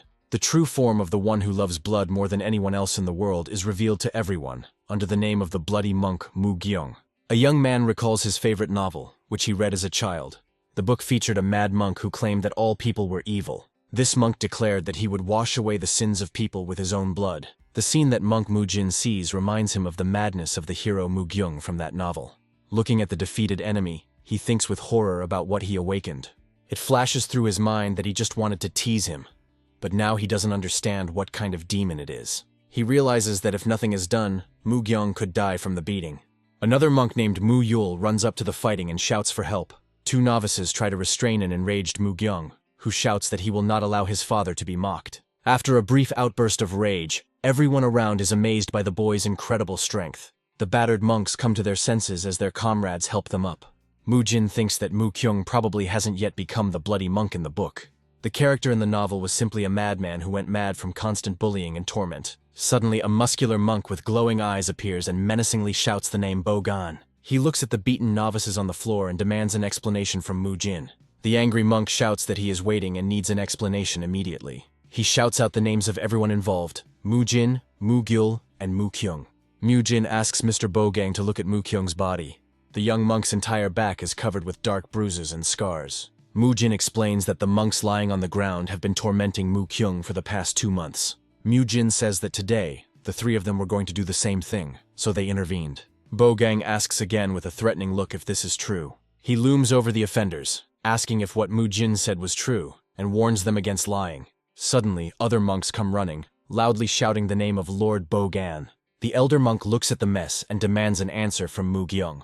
Mu Jin places an encouraging hand on Mu Kyung's shoulder and asks him to speak as it is. Mu Kyung confirms that Mu Jin was not lying and says that he has been beaten for the past 2 months. Bursting into tears, Mu Kyung begins to tell in a trembling voice about everything he had to endure. Despite the confused story, Bogan got the gist of his words. Mu Jin reminds him that Shaolin does not abandon its students, so they have a duty to protect Mu Kyung. Bogan counters that these children are also students. Mu Jin angrily asks if those who threaten a child's life can be considered disciples, and if this is the spirit of Shaolin. Another senior monk appears and announces that an investigation will begin today if what Mu Kyung said is true. Hyunsun, the head of the hall, declares that if the words are not a lie, these children will cease to be Shaolin students. Mu Jin hopes for a fair investigation, but Hyun-sung stops him with a gesture. He says that even if they stop being students, what happened cannot be ignored. Pointing to the unconscious novice, he asks if too much force was used. Mu Kyung cries in tears that it's all his fault and asks for forgiveness. Mu Jin steps forward and takes the blame, explaining that he got too angry and couldn't control his emotions. He thinks that if he shifts the blame onto Mu Kyung now, he could become a bloody monk again at any moment. He thinks that if he looks after Mu Kyung, he can become an irreplaceable comrade to him. For punishment, there is a special place for meditation called Facing the Wall. Bogang tells Mu Jin that for the next 7 days he will not be able to talk to anyone and will constantly meditate. They come to a cave in the forest where Mu Jin will serve his punishment. In the cave, he will have to meditate facing the wall, without being distracted even by food and sleep. Mu Jin sits down on the ground inside the dark cave and prepares to begin. He suddenly realizes that characters from the novel The Return of the Absolute Demon have appeared here. Mu Jin recalls 2 books that turned out to have the same universe. Despite the common world and time, the main characters acted in different places and almost never met. He understands that since the Shaolin hero appears in the 2nd book, it means that both stories take place at about the same time. Mu Jin begins to worry that his intervention will cause a butterfly effect and disrupt the development of the other characters. He decides that he needs to gain experience to become stronger, since he remembers almost nothing from these stories. This is not surprising, since more than 10 years have passed, and he remembers the plot only in general terms. If the whole affair goes wrong, he's not sure the divine Shaolin monk will remain unchanged. He encourages himself with the thought that since he was able to deal with Mu Kyung, he will be able to handle the rest. The hero of The Return of the Absolute Demon was supposed to become stronger in the final battle with the Blood Monk. Now, due to Mu Jin's intervention, the Blood Monk has disappeared, and the protagonist will not be able to reach the same level of strength. He clenches his fists in despair, not knowing where to start or what to do next. Suddenly, he notices that Bogan, who was about to leave, stopped at the entrance of the cave. Bogang looks at Mu Jin meditating and is amazed at his concentration at only 12 years old. Bogang thinks about the special skills and talents that this child has already demonstrated. Hyun-sung apologizes to his teacher, saying that everything happened because of his immorality and oversight. The teacher asks him about the results of the investigation. He reports that they interviewed all the students and their testimonies matched, confirming that Mu Kyung was constantly being bullied. This incident has cast a shadow of shame on the Shaolin Temple, and the atmosphere there is not the best now. Bogan returns to report to the senior monks. The teacher asks Bogan if he noticed the same thing as he did. He explains that the look on Mu Kyung's hands and face indicates that he was the one who beat Mu Tai. This event was a combination of misfortune and blessing, because if Mu Jin had not intervened, something worse could have happened. Bogang says he has his own opinion about what happened. He believes that everyone is to blame here, and instead of blaming, it is better to focus on preventing such incidents. In his opinion, the main reason for the quarrels between students lies in the lack of training. They had too much strength left if they dared to start such a fight. The teacher agrees with his conclusions and leaves it to him. Hyunsun says that first, 3 students whose crimes have already been proven need to be punished. Bogan, standing at the cave, decides to do everything possible to guide the students on the right path. More than an hour and a half had passed, and Mu Jin hadn't even moved, which impressed Bogang. He decides that further observation will be unnecessary and leaves, returning at dawn. Mu Jin grins as he thinks that his 7 years in the Special Forces have not been in vain, and now he can detect the presence of others. He falls onto his back, lamenting that without proper food, he won't be able to replenish his protein reserves for training. Mu Jin lies on the ground and tries to remember the last time he ate meat. He remembers the juicy chicken leg he ate just before coming to this world. Tormented by hunger, he desperately realizes that he urgently needs meat. With a sly grin, he decides that he can get food on his own. Meanwhile, in the forest, a little girl is chasing a white rabbit. Suddenly the rabbit gets caught in a rope trap and the girl hides in the grass in fear. Mu-jin, wearing a mask, jumps out of the bushes and with a joyful cry about a squirrel, grabs the caught rabbit. With sparkling eyes and watering mouth, he looks forward to eating this meat. At the same time, in Icheon province, not far from the Shaolin Temple, city life is in full swing. Here, temple disciples in white masks collected the necessary information. By asking local residents, they learned many stories and rumors. Gathering together, they headed towards the gates of the Sobel Transport Bureau. They are met by a monk who introduces himself as He Gol, the deputy head outside the walls of Shaolin. The head of the bureau, So Moon Pyong, comes out to meet him and turns out to be Mu Tai's father. He says it is a great honor for him to meet great martial arts masters. Suddenly his face becomes serious and he demands to know what happened to his son. He Gol angrily declares that Mu Tai's current state is the result of his own misdeeds and bullying of his comrades. The father hugs his son in horror, not understanding what the monk is talking about. He Gol accuses the Sobel Bureau of vilely extorting money and intimidating commoners. He clutches the prayer beads in his hand, not believing that a family that practices Shaolin could commit such unholy acts. He Gol orders his men to immediately strip these people of their martial arts. One of the Shaolin monks enters the fight and strikes the man from the bureau. A powerful punch lands right in the opponent's face, causing him to cry out in pain. The defeated man lies on the ground, and the monk orders him to return everything unjustly acquired by the common people. He Gol addresses the assembled people and asks if benefactor Bang Gon is here. The older man responds timidly, saying that he is here. Hyegul bows and reveals that the student Mu Tai bullied was his son, Mu Gyong. Mu Kyung's father, shocked, asks again if it was true that his boy was bullied. Hyegul apologizes on behalf of Shaolin and promises that they will take full responsibility. In the forest, Mu-jin finds a useless trap made of branches and rope on the ground. He sits down and realizes that it looks like his rabbit trap from yesterday, but it is made disgustingly. He wonders who tried to copy his snares and whether other people live on this mountain. Suddenly he hears a rustling sound and notices a girl with blue hair hiding in the bushes. Frightened that she has been noticed, the girl jumps up and tries to run away. Mu-jin rushes after her, shouting for her to stop.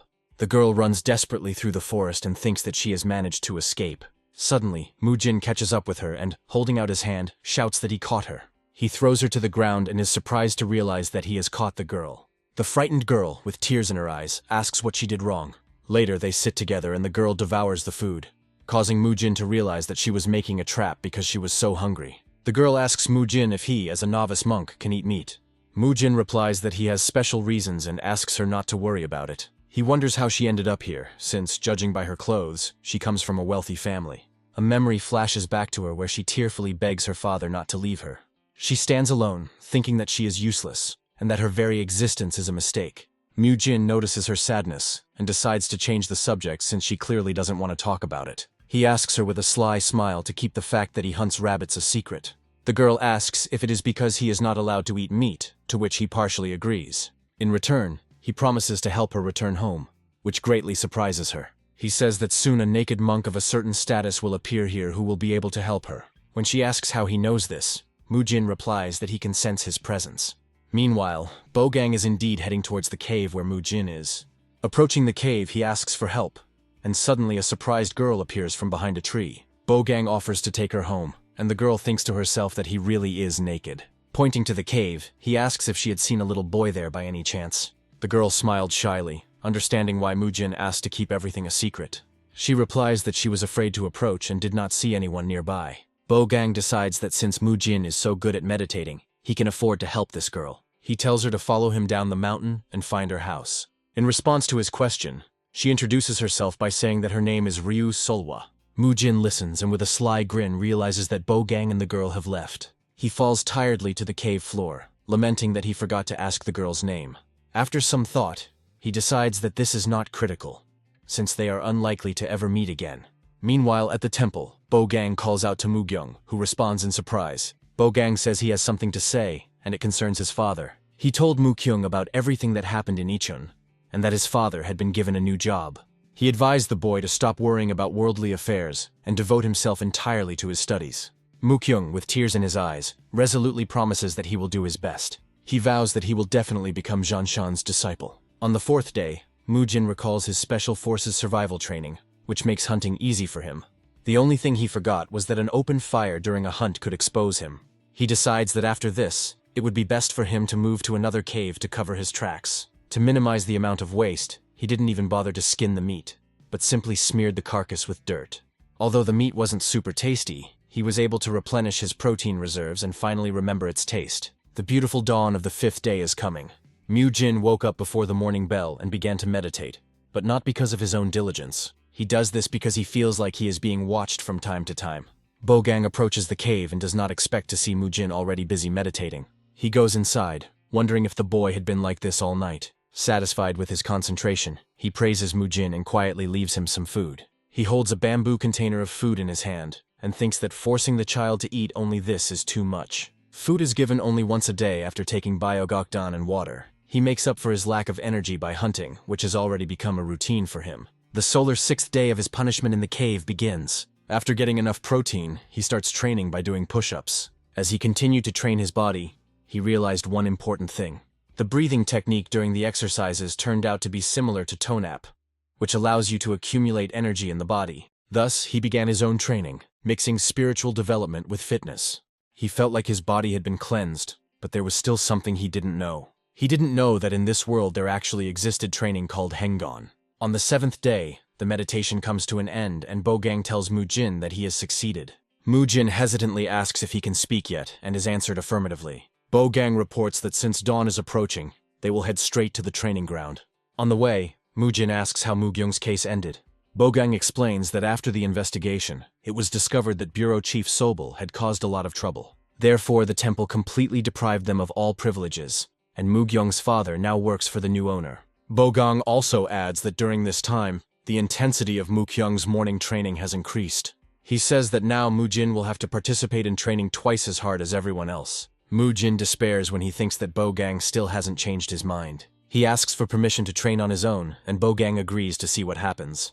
Mu-gyung greets his comrades with a smile when they ask him how he feels after the tough training. One of the monks admits that he almost gave up, while another boasts that for him it was just a walk in the park. The senior monk loudly announces the start of the pre-dawn training and orders everyone to take their places. Young novices are surprised to see heavy sandbags tied to their feet. Mu-jin watches them and realizes that perhaps the training was so difficult precisely because of these weights. Everyone is forced into the horseman's pose and the students are again subjected to incorrect training. The classes became not only incorrect, but also twice as difficult, causing the novices to sweat profusely. However, Mu-jin found another use for the bags and started doing his own training. He lifts sandbags, thinking that even though they have poor balance, it will be enough for his age. The other monks notice that Mu-jin is training strangely and sense the tense atmosphere on the ground. They see Bogang approaching and eagerly wait for him to scold the disobedient student. Bogang glares at Mu-jin, wondering why he is doing things his own way even though he was warned. He notices that Mu-jin is sweating more than the others, and wonders if his exercises are more difficult. Suddenly, Bogang sees a faint glow around the boy, and can't figure out what it is. What comes to mind is Hengon, a martial art that allows a person to display superhuman strength. This is only possible if a person is well acquainted with qi and knows how to accumulate it in his body. The power that monk Hejong demonstrated by breaking the rock falls into this category. Although the hand exercises were difficult, a new method for mastering Hengon emerged. By performing overhead extensions, Mu-jin makes the muscles of the upper arms work great. Early in the morning, while everyone was struggling with complicated and incorrect training, the only one was Mu-jin. Mu-jin uses sandbags instead of dumbbells and performs lateral raises for maximum muscle work. The young man continues his training with a wide smile on his face and feels the joy of performing the exercise correctly. Several young monks look with great surprise at Mu-jin's strange posture and unusual actions. Mentor Bogang carefully watches his student's movements from behind and begins to look at him completely differently. The man is amazed by what he sees and wonders when exactly the boy began practicing the complex technique of Hengon. Mu-jin notices the interest of those around him and asks the mentors about their curiosity with a sly expression. The boy recalls his stay in the cave and understands that an honest account of his behavior there would look like idleness. The young man decides to hide the truth and confidently declares to his mentors that he learned this technique for the first time only today. He makes up a story about special breathing techniques in his family and attributes his success to the simple joy of training. The mentor asks Mu-jin to follow him and informs him that he has one important personal request for him. Mu-jin explains to the teachers with a smile that the techniques of his family and the monastery are very similar, so he decided to take a risk and combine them. Master Bogang seriously reflects on the fact that the Hengong technique usually requires many years of practice, and is almost inaccessible to new students. The man understands that after mastering the basics, people usually move on to more complex stages to save time and effort. He recognizes the incredible talent of the boy, who was able to master a complex mental technique in just a few days after starting training. Quickly learning these basics will allow Mujin to accumulate internal chi energy much more effectively and significantly increase the power of his future techniques. Bogang is confident that success at such a young age will guarantee the young man incredible heights in the study of martial arts at the highest level. The master clears his throat and turns to Mujin, with the intention of asking him one very important and clarifying question. The surprised monks ask the boy if he is really able to freely apply the Hengon technique during his regular classes. Mujin innocently confirms his abilities and clarifies that he only achieves this during family exercises. The young man politely asks permission to return to his training, and the instructors allow him to continue his studies in the training yard. Mujin approaches the training students and asks with surprise if they are really still practicing the tendon lengthening technique. The young man asks if it was Mu Yul who taught the others this technique, and his smiling friend confirms that he was simply sharing some interesting knowledge. Mu Yul happily shares that thanks to Mujin's lessons, it has become much easier for him to recover from difficult workouts, despite the slight pain. Mujin recalls that he taught his friend how to stretch, but he completely forgot about this character, as he was rarely mentioned in the original work. The protagonist reflects on the fact that this guy doesn't really like physical activity, and wonders about his strange combination of talent and stupidity. The young man doubts his friend's deep knowledge, and suggests that he may not even know the location of a person's vital points. Mujin decides to put those thoughts aside for later, and turns his gaze to another silent student to ask him a personal question. He turns to Mu Gyung and persistently asks him to tell him what techniques he has been practicing recently. Mu Yul intervenes in the conversation and explains with a laugh that their mutual friend considers his body too wooden for such exercises. Mujin looks closely at the confused Mu Kyung and asks if his poor body flexibility was really the main reason for him giving up training. Mu Kyung, in a fit of emotion, shouts about his clumsiness and asks Mujin if he is happy with his confession. Mujin calmly tells his friend that lack of flexibility is not a crime, and advises him to simply practice more. The young man adds that he did not intend to scold anyone, and calls those people who do not appreciate other people's efforts scum. Mu Kyung recalls how people always admired his physical strength and his belonging to a respected family. He remembers conversations about geniuses who achieve success without any visible effort and arouse the envy of others. Mujin notes the sound reasoning of his interlocutor and says that one cannot mock a person who makes an effort. The protagonist decides to check the results of Mu Yul's training, and asks permission to join the general training. Mu Yul begins to help Mu Kyung perform the forward bend as part of the 7th type of gymnastics, while he groans from the effort. Mujin watches the process closely and encourages the student with words that his situation is not at all hopeless. Mu Yul praises her diligent friend for performing the pose correctly, and explains that side pain is normal. Mujin loudly orders Mu Kyung not to clench his fists and to straighten his arms more while doing the exercise. The protagonist announces to his comrades the beginning of the final exercise, which is entirely focused on proper breathing. 4 students stand in a row and perform movements in sync to a rhythmic count of 4. Mu Kyung watches Mu Yul closely and remembers that he was always next to Mu Jin. Those around him are completely amazed by the incredible flexibility of Mu Yul, who has significantly improved his techniques. The young man reflects on Mu Jin's strength, Mu Yul's talent, and Mu Gyung's abilities in defeating a dangerous opponent. The protagonist calls his friends real monsters and promises to train even harder to remain the strongest. Using heavy sandbags during daily training is becoming a real pleasure for students. During his independent studies, the young man practices the Hengon technique and gradually accumulates internal strength through breathing.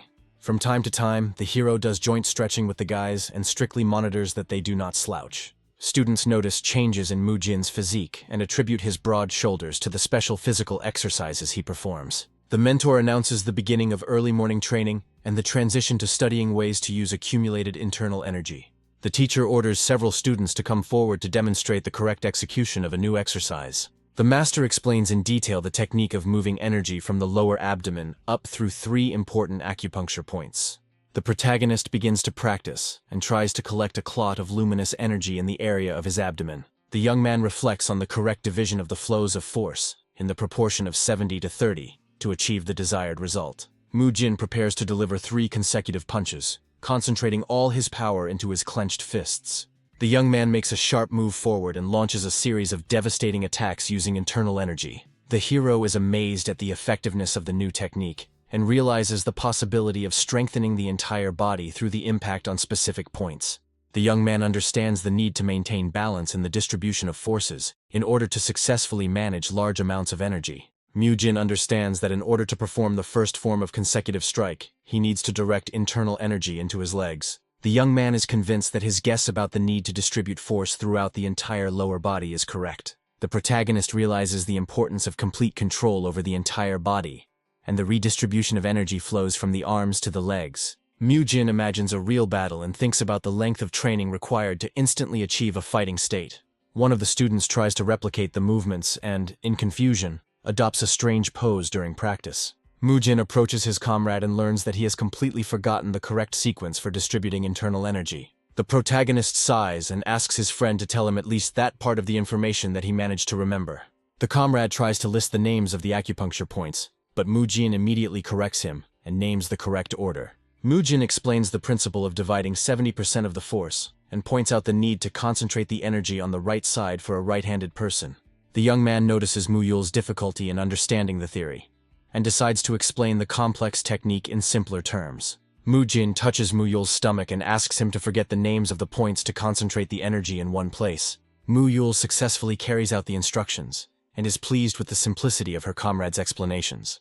Mu-jin advises his friend to ask him again if difficulties arise due to the student's poor memory. Mu-yul immediately starts to get confused in her movements and comically asks again about the direction of the flow of power. Against the backdrop of the evening sky, it is said that Mu-jin is gradually mastering the technique of using a consecutive strike. The mentors taught the novices new techniques daily and completed the basic training course in just 10 days. After the end of the general classes, each student continued training in his own temple at his own pace. After 70 days of hard work, Mu-jin and his friends had brought their bodies to a state of utter exhaustion. A group of young people have fully mastered all forms of consecutive strikes and have significantly strengthened their endurance. One of the comrades notices the passage of 20 seconds and announces that it is time for the next step. Mu-jin asks again about squats during intense exercise with a smile on his face. The mentor observes the morning training of the novices and notes their diligence in completing the tasks. The man suddenly hears very loud breathing from one of the students and begins to look for the source of the noise. He sees Mu-jin with a huge number of bags in his hands and is amazed at his incredible endurance. The mentor notices the boy's strong muscles and sees that his body is better developed than that of more experienced students.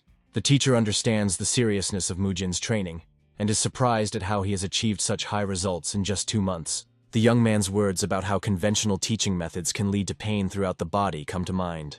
Mu-jin offered to conduct his exercises before the main part of the classes and asked permission to train on his own.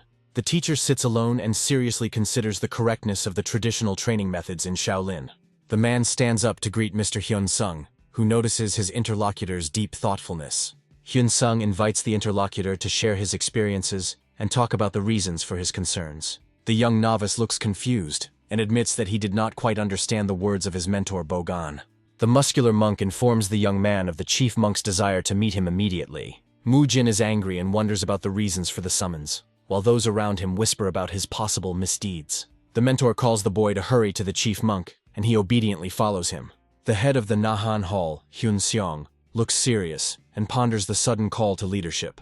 Against the backdrop of the temple buildings, thoughts of the incredible successes that Mu-jin was able to achieve are heard. Bogang feels very uneasy because he didn't notice the talented student's unique teaching method in time. The master asks his assistant to take Mu-jin to the main hall for an important conversation. The man agrees with the need for the presence of the culprit of the events himself for the final resolution of the problem that has arisen. Mu-jin muses that it would be better for the mentor to meet and talk to him directly. The boy is puzzled as to why the busy man called him and now just looks at him silently for several minutes. The young man realizes that in fact his interlocutor is very carefully and intently studying his physical condition. Mu-jin feels awkward and worried that his muscles are not yet developed enough for such an examination. The mentor asks about the student's strange behavior, and he sheepishly replies that he was simply trying to strike a striking pose. The man laughs and remarks that they haven't seen each other since the fight incident. The boy recalls a past conflict and asks if that old story was the reason for his current challenge. The interlocutor calmly drinks tea and explains that he invited the young man to personally verify some important facts. The mentor looks closely at the student enveloped in energy and says that now he has no doubts at all. The man confirms rumors that Mu-jin's body is developing much faster than all the other students. The mentor tells Mu-jin that he didn't summon him just for praise, and asks if his rapid growth is connected to his family's special training method. The boy becomes very nervous and assumes that he will be forced to give up his personal studies for the sake of traditional Shaolin techniques. Mu Jin directly asks his interlocutor about his desire to compare the effectiveness of two different approaches, but the man denies this assumption. The headman declares the monastery's readiness for change and tells the young man that he has one very important and unexpected proposal for him. The student recalls the stern mentors of the past and doubts the sincerity of the words about change, trying to guess the essence of the upcoming deal. The man explains Shaolin's 1,000-year history to its ability to correct flaws and absorb the best, while Mu Jin listens with obvious incomprehension. The interlocutor takes a sip of tea and promises to consider the possibility of implementing the new method if the boy can prove its real benefits. The mentor clarifies that this refers to the young man's own current training, which causes him extreme surprise and confusion. Mu Jin is shocked by what he hears and cannot believe that the elders are seriously ready to discuss accepting his personal way of teaching. The head of the Nahan Hall, Hyun Seong, understands the gravity of the moment and prepares to make a decision that could forever change the future of the monastery. The head of the monastery decides to first try out Mu Jin's new teaching method in the Nahan Hall on younger students. If he fails, Hyun Seong will have to answer to the temple council, but he is willing to take the risk for the sake of Shaolin's future prosperity. The man hopes for the high effectiveness of the proposed method and believes that it will make their ancient monastery even stronger. Mu Jin is completely overwhelmed by the thought of having to train over 70 entry-level people. The boy fears that because of past incidents, other students will consider him crazy and refuse to obey his commands. The protagonist understands the personal benefit of strengthening the monastery, as this will help him successfully complete the plot of the novel. Despite the potential benefits, Mu Jin feels a strong reluctance to deal with the upbringing of a group of arrogant peers. Deep in the night, the junior novices sleep peacefully in their common room, unaware of the changes to come. A sudden loud command makes the boys wake up instantly and jump up in their beds in horror. Students begin to gather for class in a panic and are surprised to see that practice has started before the official bell rings. The younger novices freeze in great bewilderment and try to understand the reason for such an early awakening. The students notice Mu Jin standing in front of them in the company of his teachers and whisper that he is crazy. The head of the monastery explains to the assembled young men the need for additional warm-up exercises before the main morning training session. The boys begin to ridicule the news they heard and openly express their negative attitude towards what is happening. Mu Jin loudly orders everyone to be quiet and instantly goes into strict coach mode. The protagonist announces the start of classes using a special physical training method for his family. Hyun Sung carefully observes the young man's determined attitude and notices a real fire in his eyes. Mu Jin, with a stern expression, asks the silent crowd if they find the current situation funny. A young man with a frightening grin promises his students that after completing the training, they will lose all desire to laugh. The protagonist gestures to invite all those who doubt his skills and those who allowed themselves to ridicule to come forward. Mu Jin invites his students to spar and promises to resign as a mentor if he misses even one blow. 4 acolytes surround the protagonist and take up fighting stances, awaiting the command to begin the battle. The young man confidently orders his opponents to attack all at once and prepares to repel their simultaneous attack. Mu Jin begins to move quickly and delivers a series of powerful blows to the students attacking him. The disciples lose sight of the enemy and are greatly frightened by his sudden appearance right behind their backs. The protagonist grabs one of the attackers and declares that he is using only half of his true physical strength. The young man easily defeats another opponent named Yan Huangwon and demonstrates his complete superiority in battle. The defeated students lie on the ground, powerless, and Mu Jin stands over them with a glowing fist raised high. The protagonist turns to the others present and menacingly asks who among them wants to be next. Mu Jin declares himself a man of his word and demands that all disciples call him master during morning training. Mu Jin commands the students to begin the exercise and warns them of double punishment for touching their stomachs to the ground. The novices struggle to do push-ups in the rain and wait for the instructor's next count to raise their torso. Observing the process, Bogang reflects on the origins of Mu Jin's harsh training method and its effectiveness. The protagonist appoints Mu Gen, Mu Gyung, and Mu Yul as his assistants to supervise the 70 newcomers. The instructor's assistants monitor the correct execution of exercises and help the other students distribute their physical strength. Joint activities with his peers help Mu Gen overcome his inner shyness and become much more self-confident. Bogang carefully studies the new training method and finds it perfectly suited to his soldier's mindset. People around them are surprised by the changes in the behavior of children who used to be constantly lazy, but are now studying diligently. The mentor forces the offending novices to train even harder and decides to apply this tough approach to his students. The results of grueling training become apparent very quickly. and the endurance and physique of young guys noticeably improve. The senior monks were initially skeptical of Mujin's methods, but the young man politely inquired about the progress of his special request. Experienced mentors began to trust the young man after the first results appeared, and showed him the finished equipment on the side. The protagonist is presented with a homemade power rack, a wooden bench press, and a set of heavy weight plates. Mujin is a little worried about the wooden parts of the structure, but decides to use sandbags and logs as additional weights. The constant training of 70 novices took too much energy, so the mentor had no time left for personal development.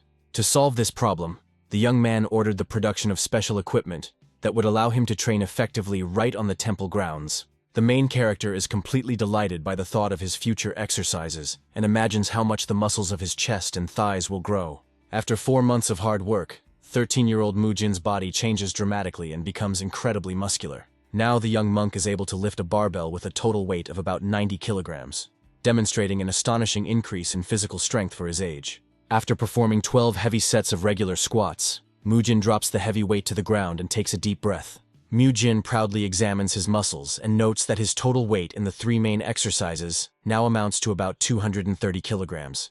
The young man smiles contentedly and understands that, with each repetition calculated, the result can reach 300 kilograms, which brings him daily satisfaction.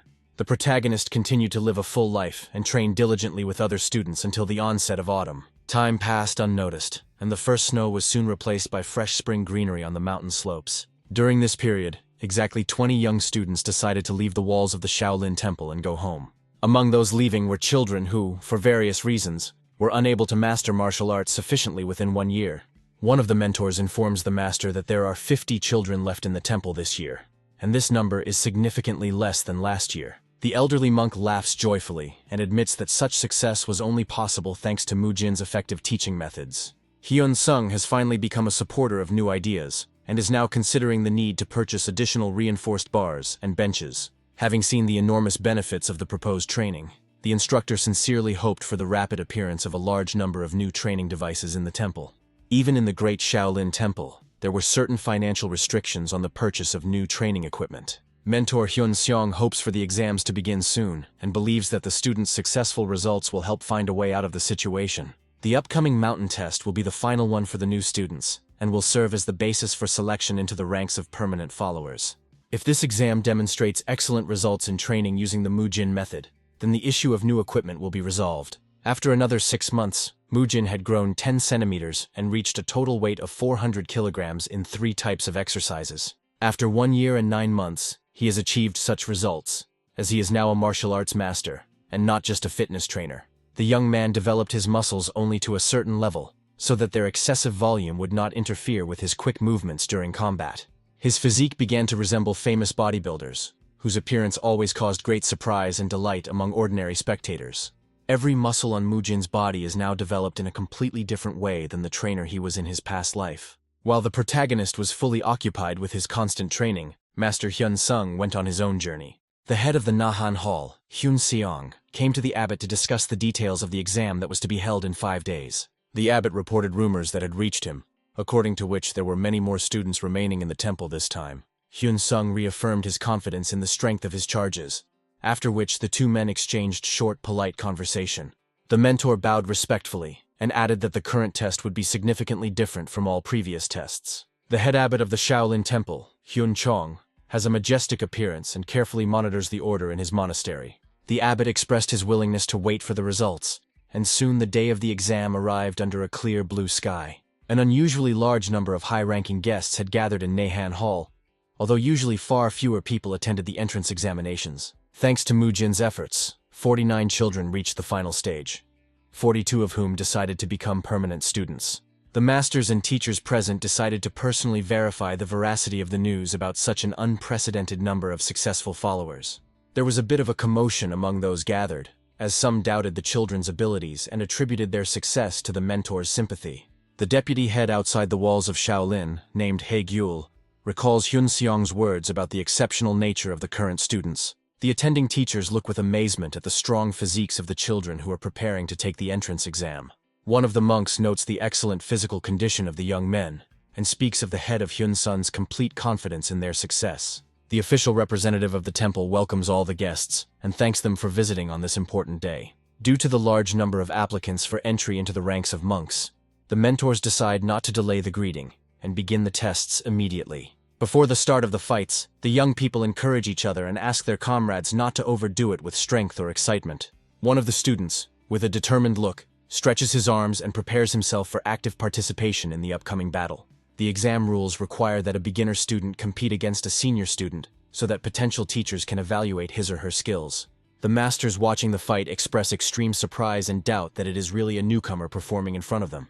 After 20 fights, one of the children continues to fight at a high pace and shows no signs of fatigue at all. The abbot praises the head of the Nahan Hall for the high level of preparation of the students, and hears in response a suggestion not to jump to conclusions. Hall leader Nahan, with a confident smile, advises his interlocutor to carefully observe the further course of the tests. Hyeol notes the complete calm in the mentor's voice, and is convinced of the exceptional abilities of the young fighters. After the bell rings, the masters decide to continue observing the tests and invite the next student to the site. A beginner student named Mu Yul is called into the arena, and his comrade asks him to recall the instructions he was given earlier. Mu Yul promises to have a lot of fun during the battle and receives a wish from his friend to return soon. The young man steps into the center of the training ground to the encouraging shouts of his comrades and prepares for the fight to begin. Immediately after the command to begin the fight, Mu Yul makes a swift jump and delivers a powerful punch. The opponent notes the successful mastery of 10 circular exercises and 14 exercises of the small red tiger style. Mu Yul demonstrates excellent improvisation skills and finds a hole in her opponent's defense. Mu Yul begins to spin at an incredible speed, creating several distinct afterimages around herself. The opponent is greatly surprised by the skill of the beginner-level student and tries with great difficulty to block his quick strikes. The young fighter deftly dodges enemy attacks and continues to rapidly attack his opponent from different sides. Hyeol watches the boy's movements closely and compares his natural fighting style to that of a wild animal. The master notes the unique flexibility of the young man's body and his ability to instantly respond to any changes in the situation. Hyeol decides to make this talented child his follower and admit him to the Five Fists martial arts school.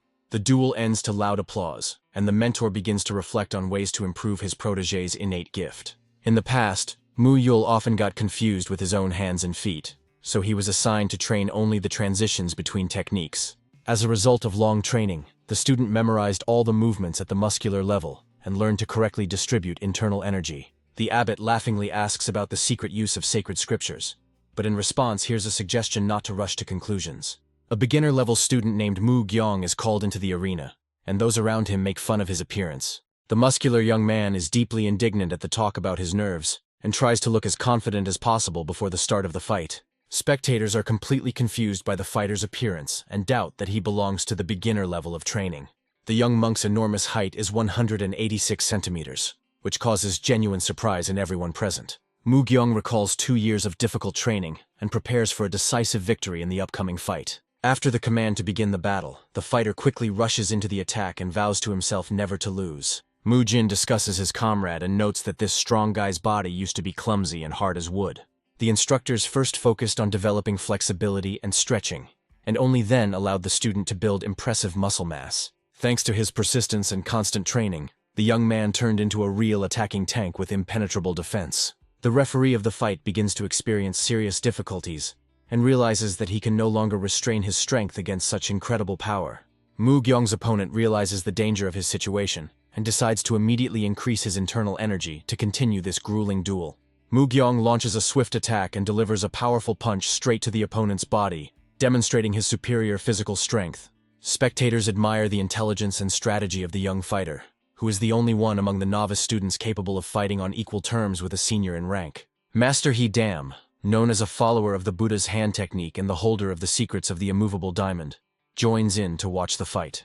The experienced mentor watches the young man's movements with a smile and notes his diligence in trying to reduce the number of any unnecessary movements. Mu Gyeong notices the attention of those around him and begins to feel proud that all eyes in the arena are focused only on him. Wanting to look even more impressive, the fighter switches to the most furious and aggressive actions, trying to show all his devastating power. Due to an excessive desire to show off in front of the public, the young man allows an unfortunate gap in his defense and takes a heavy blow to the solar plexus area. Master He Dam looks at this mistake with disappointment and concludes that the young disciple still has a lot to learn due to his hot temper. The mentor decides to personally take on the boy's further training, while his friends try to cheer up the loser and advise him not to be too upset. Mujin announces his intention to return soon and passes the turn to the next participant in the duel, named Mu Gyong. The young man has still not recovered from his previous skirmish with other students and needs constant training to suppress his inner madness. During battle, Mu Gyong displays incredible skill and utilizes an endless variety of combat techniques. Those around him are amazed by the fighter's deep knowledge and wonder how many more secret techniques he has mastered. The observer recognizes a true genius in the young man and mentally encourages him to continue his performance in the same spirit. The fight drags on and gradually reaches a dangerous stage when Mu Gyong, overcome with excitement, can no longer stop on his own. The referee loudly announces the end of the fight and demands that the attack be stopped immediately. But the furious exchange of blows in the arena continues. The young man's face is distorted by a frightening smile, as in the heat of battle he begins to get genuine pleasure from the madness that is unfolding. The fighter's mind is completely clouded by the thirst for battle, and his gaze becomes frightening due to the dark energy awakened within. Those around him are horrified to realize that he has lost control and desperately ask Mu Gyong to quickly come to his senses and suppress his anger. An unknown man drinks from his flask and notes an increased noise in the temple courtyard. Sitting on the roof of a tall building, he watches the entrance exam for new students. The man evaluates the skill of the participants in the fight and notices one very promising fighter among them. His attention is drawn to a young man with a frightening look and a strange energy emanating from his body. The observer finds what is happening extremely interesting and decides to immediately go down to the arena. At this time on the court, one of the students delivers a powerful blow and knocks his opponent down. The elders watch with alarm as the mad warrior prepares to deliver the decisive blow to the fallen enemy. Suddenly, a drunken master appears between the opponents and interrupts the dangerous attack with his intervention. Those present recognize the uninvited guest as a mentor named Higuang, who looks completely drunk. An angry elder loudly scolds a man for his inappropriate behavior and drinking alcohol during an important battle. Higuang gets into a cheeky argument with the elder and jokingly offers to share the drink he brought with him. The irritated abbot reminds the man of the need to observe the rules of decency and behave with dignity in the sacred temple. The master loudly announces to everyone present his firm intention to take the mad young man under his personal wing. The elders understand that only the leader of the Demon Slayer squad can cope with the terrifying energy and fury of this newcomer. Higuan is the only Shaolin monk who broke the commandment not to kill and took the path of the Asura to eradicate evil. The elderly mentor reflects with obvious doubt on the boy's future under the guidance of such a stern and unpredictable teacher. The drunken master slaps young Mu Gyong on the head and says that he is perfect for their special squad. The man laughs loudly with joy and admits that he has finally met a student even crazier than himself. Immediately after making his decision, Haiguang quickly leaves the stage and no longer shows any interest in the other participants. Despite the confusion that arose, the situation in the courtyard gradually calmed down, and the entrance exam continued as usual. The senior student conducting the tests is very nervous and anxiously wonders which of the candidates will go onto the court next. A loud voice announces the name of entry-level student Mu Jin and orders him to come forward immediately to take the test. The young man confidently walks towards the center of the yard, attracting the attention of those around him with his strong build and good flexibility. One of the elders watches the young man closely and calls him the best and most promising student in the entire current class. The masters discuss the boy's fighting potential and compare his abilities with those of other talented students of the Shaolin Monastery. Mu Jin takes a fighting stance and recalls his grueling training that should make him a driving force in the progress of martial arts. In the boy's memories, his mentor finds him in a secluded place on the edge of the courtyard, sitting on a large stone in deep thought. The student confesses to the teacher the difficulties with controlling his internal strength and confirms the successful mastery of the Chupungak and Kugunbo techniques. The stern master is extremely astonished and asks the boy if he really managed to achieve the highest technique of liberating the mind. Mu Jin calmly explains to his mentor that his practice usually goes smoothly, but sometimes he experiences unexplained delays during his training. Mu Jin admits that she tries to control her internal energy even during deep sleep or when holding her breath. The mentor is extremely surprised by this approach and asks the student if he really thinks about conserving his strength while eating or resting. The master notes to himself that there is a touch of madness in the young genius and is amazed that the boy is concerned with completely incredible things. The teacher decides to change the subject and asks his student if he has ever heard of a special technique called iron clothing. The young man recalls the mountain bandits with bewilderment and considers this skill to be a low-grade technique used by ordinary bandits for robbery. The instructor explains that this was originally one of the main techniques for strengthening the body and providing reliable protection against any metal weapon. The man adds that over time this method has become obsolete, as it is unable to protect a fighter from the sword or the powerful energy of high-level masters. The master looks closely at the student and says that the well-known hardening of leather to the state of steel is only half the true truth. He reveals the main secret and explains that the genuine iron garment actually allows a person to absorb external energy directly through the skin. Mu-jin is shocked by this news and learns that the technique's fame has faded due to the failure of its students, who only spread an incomplete version of it throughout the world. Mu-jin imagines how he will be able to absorb internal energy at any time of the day, even while eating or deep in sleep. The young man understands that by combining this technique with his constant physical training, he can double the resulting effect. The mentor explains the true essence of the method, but Mu-jin at first does not understand why he needs to simply make his skin stronger. Suddenly, the guy gets the idea to combine the ancient martial art of the iron suit with his professional knowledge as a fitness trainer. Mu-jin is determined and willing to use his incredible talent for learning new skills to achieve his goal. To continue training, it is necessary to master 3 basic techniques within a year, but the main character has already reached the highest level in each of them. Despite the huge gap between him and his peers, and the incredible results, the young man understands the need for a long road ahead. Mu-jin credits his past experiences for easily achieving his goals, and prepares for future battles using original martial arts.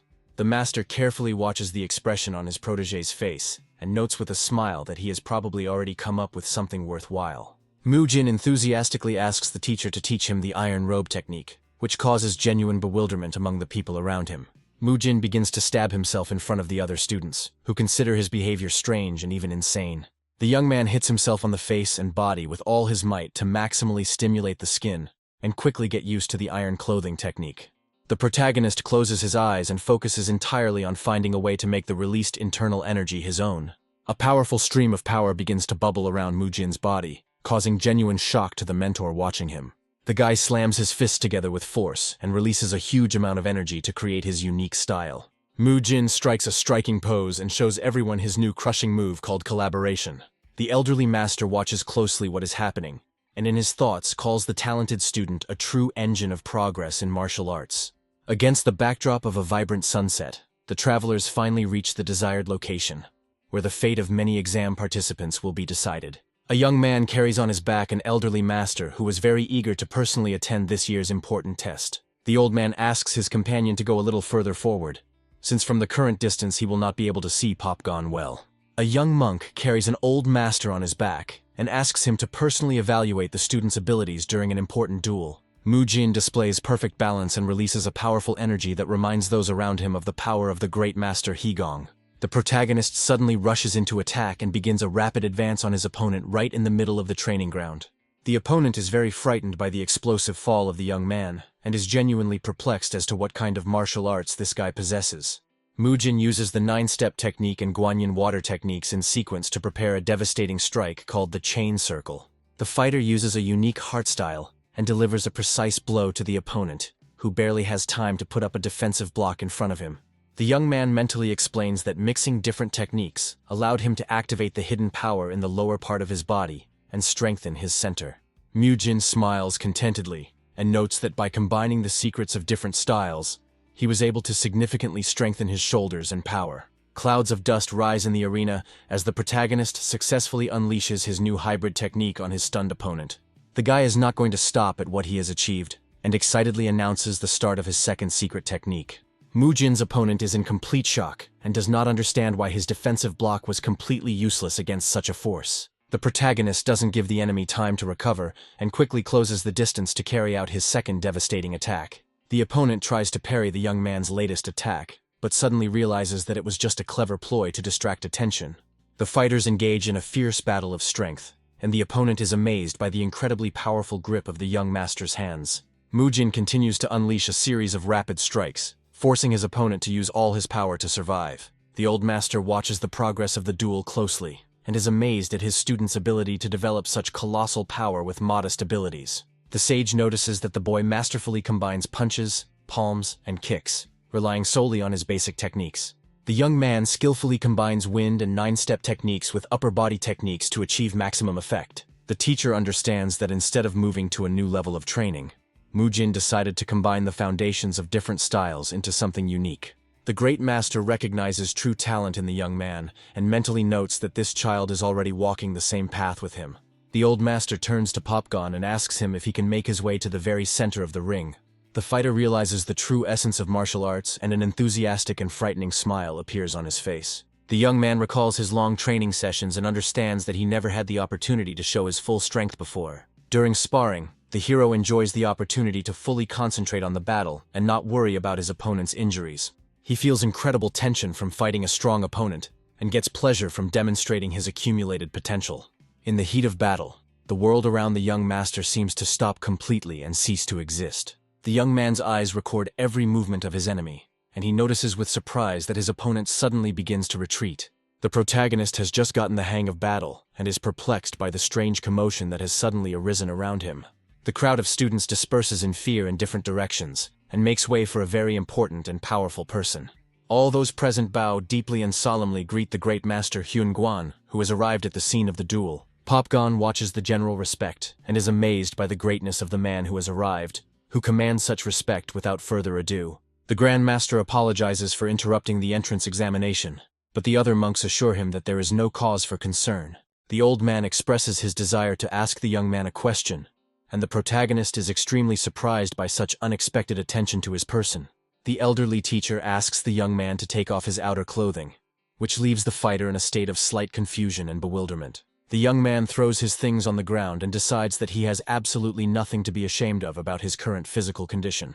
Those around him are completely delighted by the sight of the hero's muscular body and call his physique a true heavenly warrior's body. The master notices the use of 6 basic techniques simultaneously and asks if the guy trained his muscles specifically for this technique. The protagonist freezes in surprise and, in complete shock, ponders how the old man was able to unravel his secret so quickly. The head of the school is interested in the reasons for choosing such a complex path of development, since there are a huge number of other martial arts in the monastery. Popgon admits to a lack of talent for learning quickly, and explains his decision by his desire to combine techniques he already knew. Mujin realizes that after a year and a half of doubt, he made an important decision and finally realized how different he is from the original character in the novel. The hero was not confident in his ability to grasp knowledge on the fly and easily master complex techniques like other talented students. The young man decided to create his own hybrid technique by mixing basic techniques and soon became convinced of its incredible effectiveness. To utilize the initial energy, a fighter must distribute it correctly throughout the body. Otherwise, the growing power will be extremely difficult to contain. Mujin began to diligently train his body to withstand the enormous force, because excellent physical fitness directly affects mental calm. The Grand Master notes the successful mastery of the Iron Sheath technique, which allows one to control the flow of power through highly trained skin. The elder concludes that the young man has created his own unique technique, and the protagonist is amazed by the incredible insight of this wise man. The elderly teacher approaches the abbot with a request to take Mujin as his personal disciple, which causes genuine surprise among everyone present. While in Abbot Nahan's room, the young man continues to reflect on the greatness of that strange old man and his amazing abilities. This master's body looked very decrepit and was completely unlike the traditional strong build of an ordinary Shaolin monk. Mujin is in the room and realizes that he has never heard of this mysterious man even in this world. The abbot asks the young man about the great master Hyun Guan and receives the answer that he knows nothing about this elder. The elderly monk explains the purpose of his invitation and is going to first tell his disciple an important story. The interlocutor begins a story about the great master Hyun Guan, who is soon to become Mujin's official mentor. In the old days, this outstanding warrior was called by all those around him the greatest fighter of the entire century. The abbot recalls his years of study and speaks of the outstanding results of 32-year-old master Hyun Guan. In those years, the young master surpassed all his students and was practically equal in strength to the experienced teachers of the monastery. Mujin is curious about the reasons for the terrible injuries on the body of such a great man, and awaits a detailed explanation from the elder. The abbot's face becomes extremely serious, and he names the large-scale invasion of Magyo as the main cause of all the disasters. The young man freezes in shock, and the monk continues to tell the story of how the peaceful era of his training was disrupted by the attack of Magyo's forces. The second-level students were sent to the battlefield to hold back the enemy, but war proved to be too unpredictable a place. The teachers entrusted Master Hyun Guan with the care of the younger generation, and strictly forbade him from engaging in open combat himself.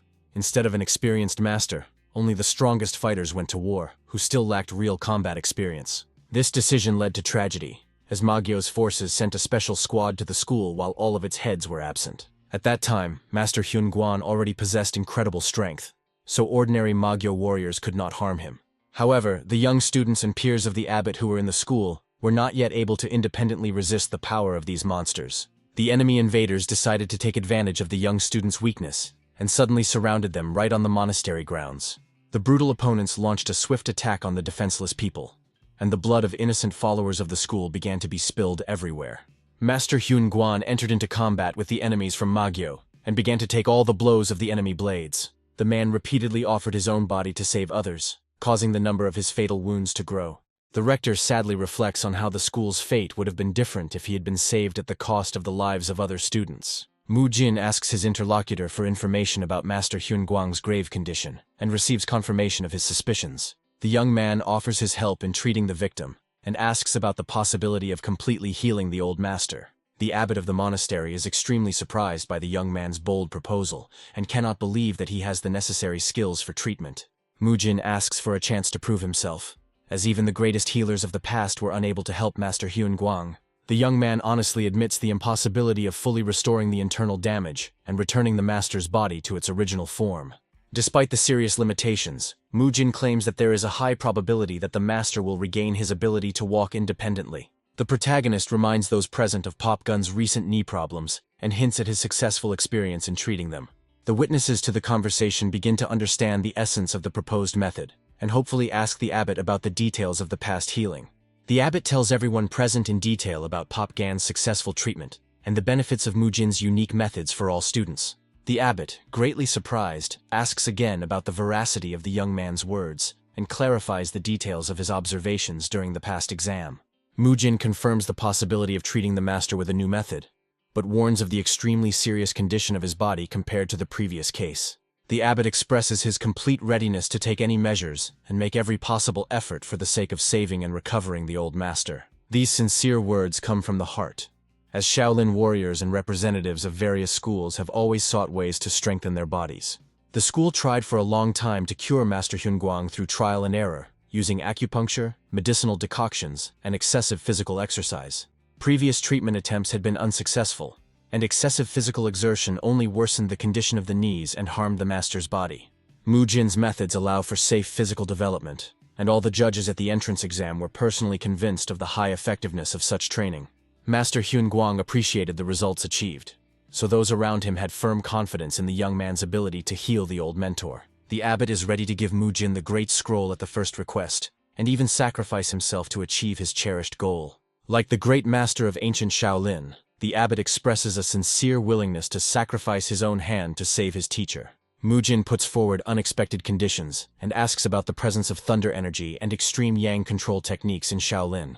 After some time, the heroes go inside the building to continue an important conversation in the presence of other masters. Before the young man appears Master Hyun Gong, who is the founder of the famous teaching of the Four Dynasties. Nearby is Master Hidam, who practices the Buddha hand technique and the secret immovable diamond technique. Along the way, Mu Jin learns new details and reflects on the connection between the teachings of the Four Dynasties and Pop Gan's training. The masters express their complete readiness to do everything necessary to save the great mentor, and ask the young man to voice his demands.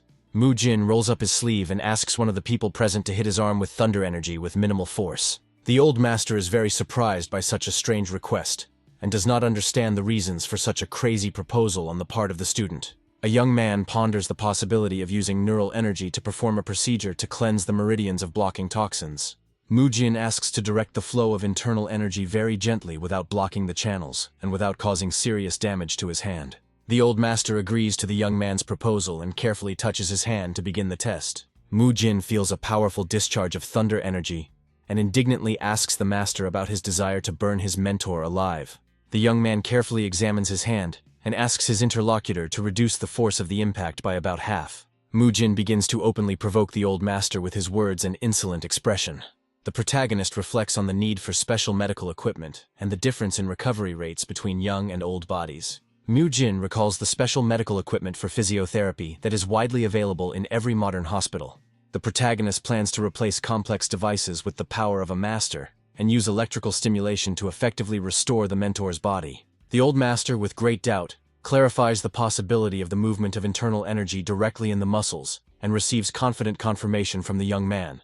Mu-jin explains the benefits of small electrical impulses to speed up metabolism, improve blood circulation, and increase the strength of muscle fiber contraction.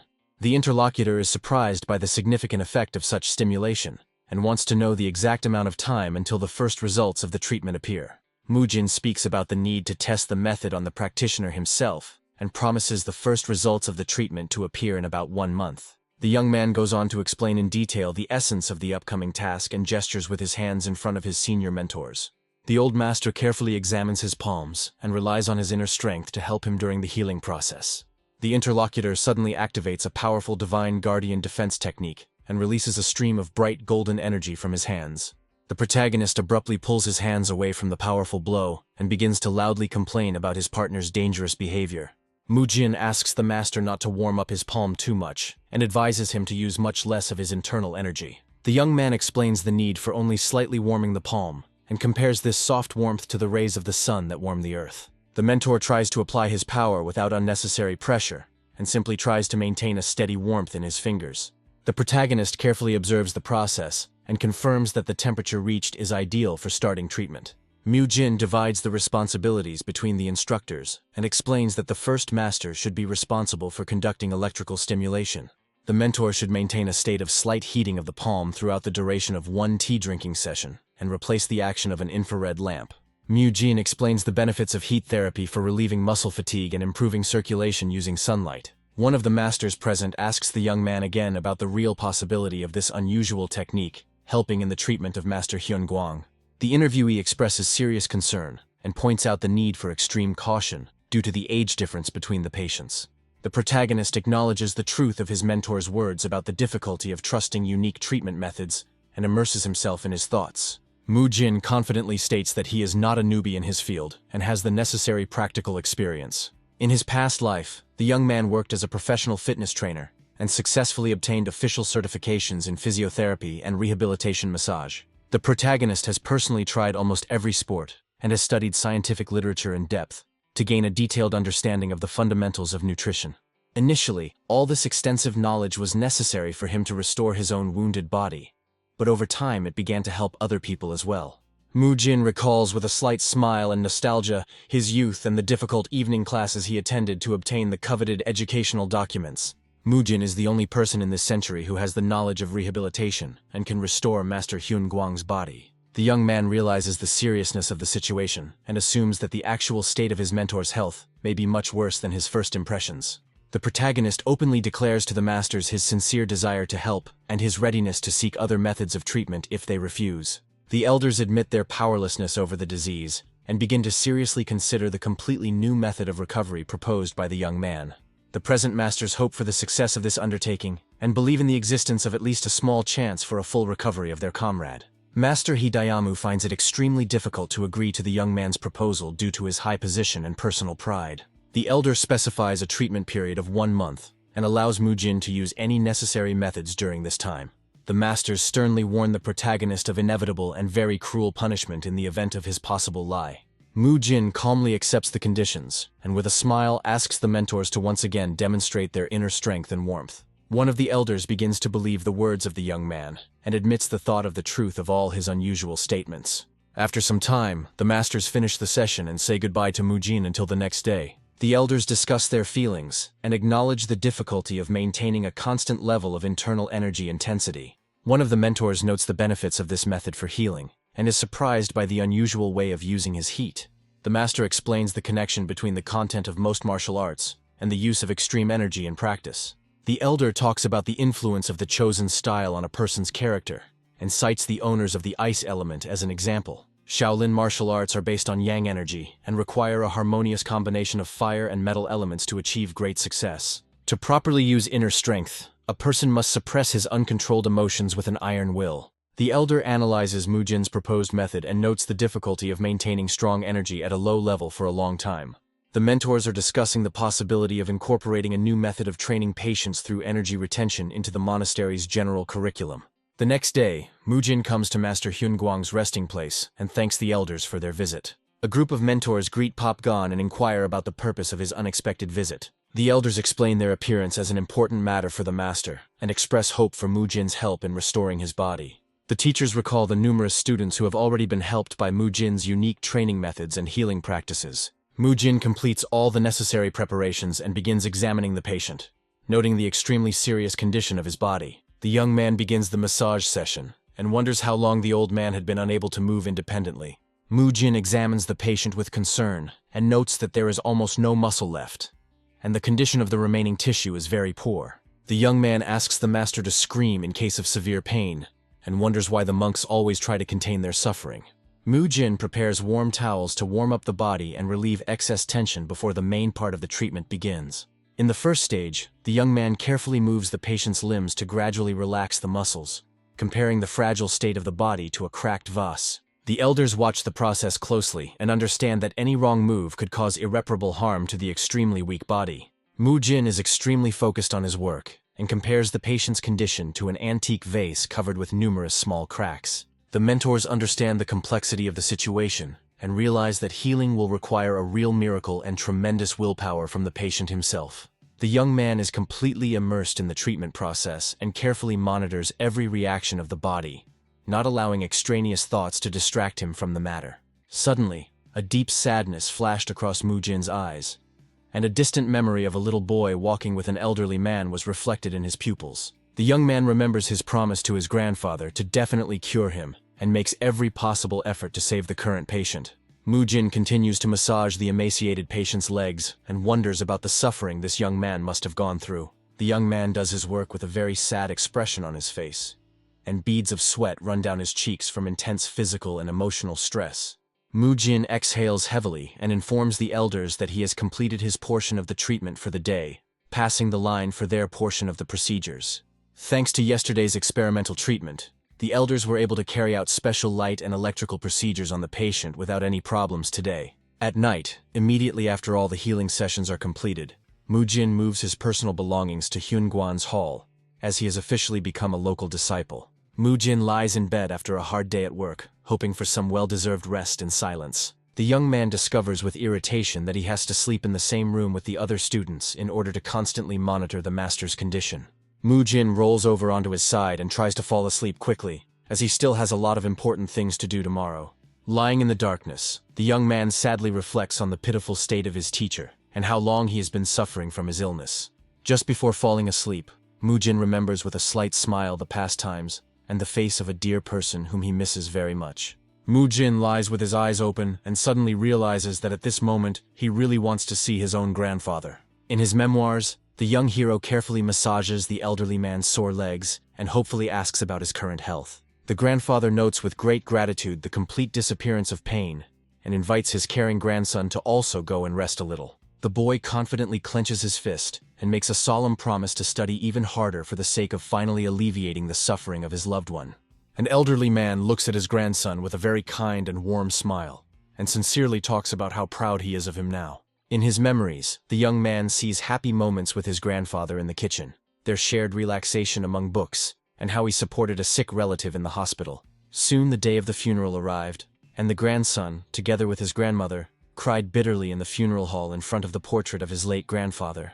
A young man in a black suit recalls with tears in his eyes that during those difficult times, all he could do was give his grandfather a massage and provide simple support. The young man closes his eyes tightly and asks for forgiveness for his weakness, because of which he was unable to help a loved one at the most difficult moment. After some time, the grown-up hero diligently studies at the table and asks his grandmother for advice on choosing an educational institution. Mujin apologizes to his grandmother and says that he will not enroll in the proposed educational institution, as he has another favorite thing to do.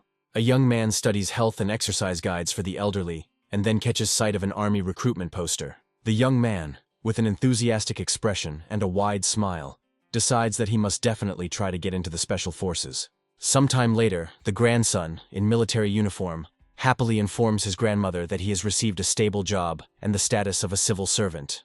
The hero tightly squeezes the hands of his elderly relative and makes a solemn promise to take care of her for himself and for his late grandfather.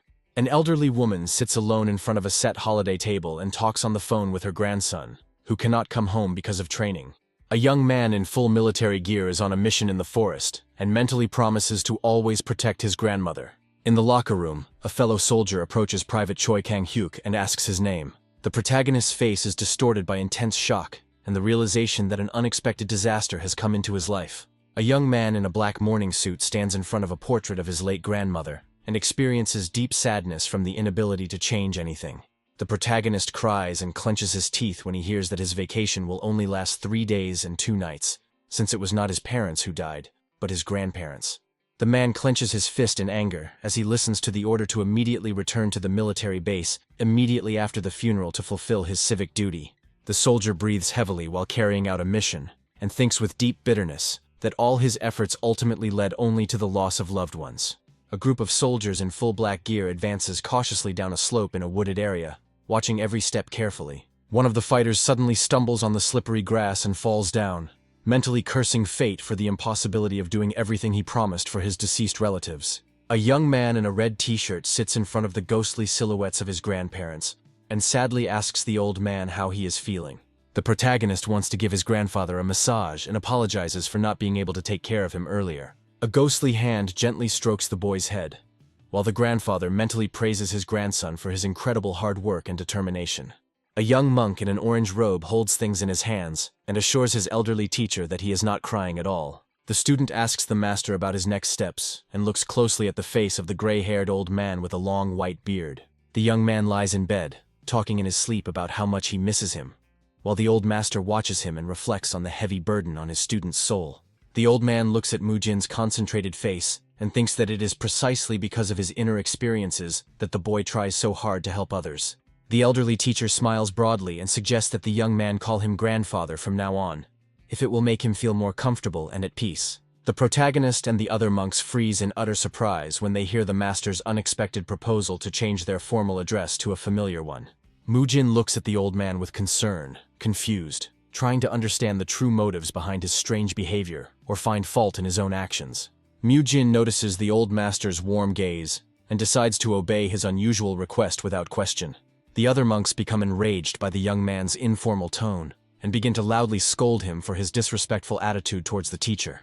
The old man calms the angry students and asks Mujin to continue the massage as he hesitantly calls him grandfather. The master laughs sincerely and admits that such an address greatly lifted his spirits, while the young man looks extremely puzzled. Later, the protagonist is carrying a heavy stack of papers and is very surprised by a sudden remark about the need to quickly get a haircut. The old master tells the young man that his hair is not very long compared to ordinary people, but he has been walking around like this for a long time and it is time to cut it. Another monk smiles and apologizes to Mujin for being so busy with training and treating the master, suggesting that he finally go and rest. At night, the protagonist frantically sorts through stacks of books and scrolls in search of the necessary information, but is disappointed to realize that there is nothing there.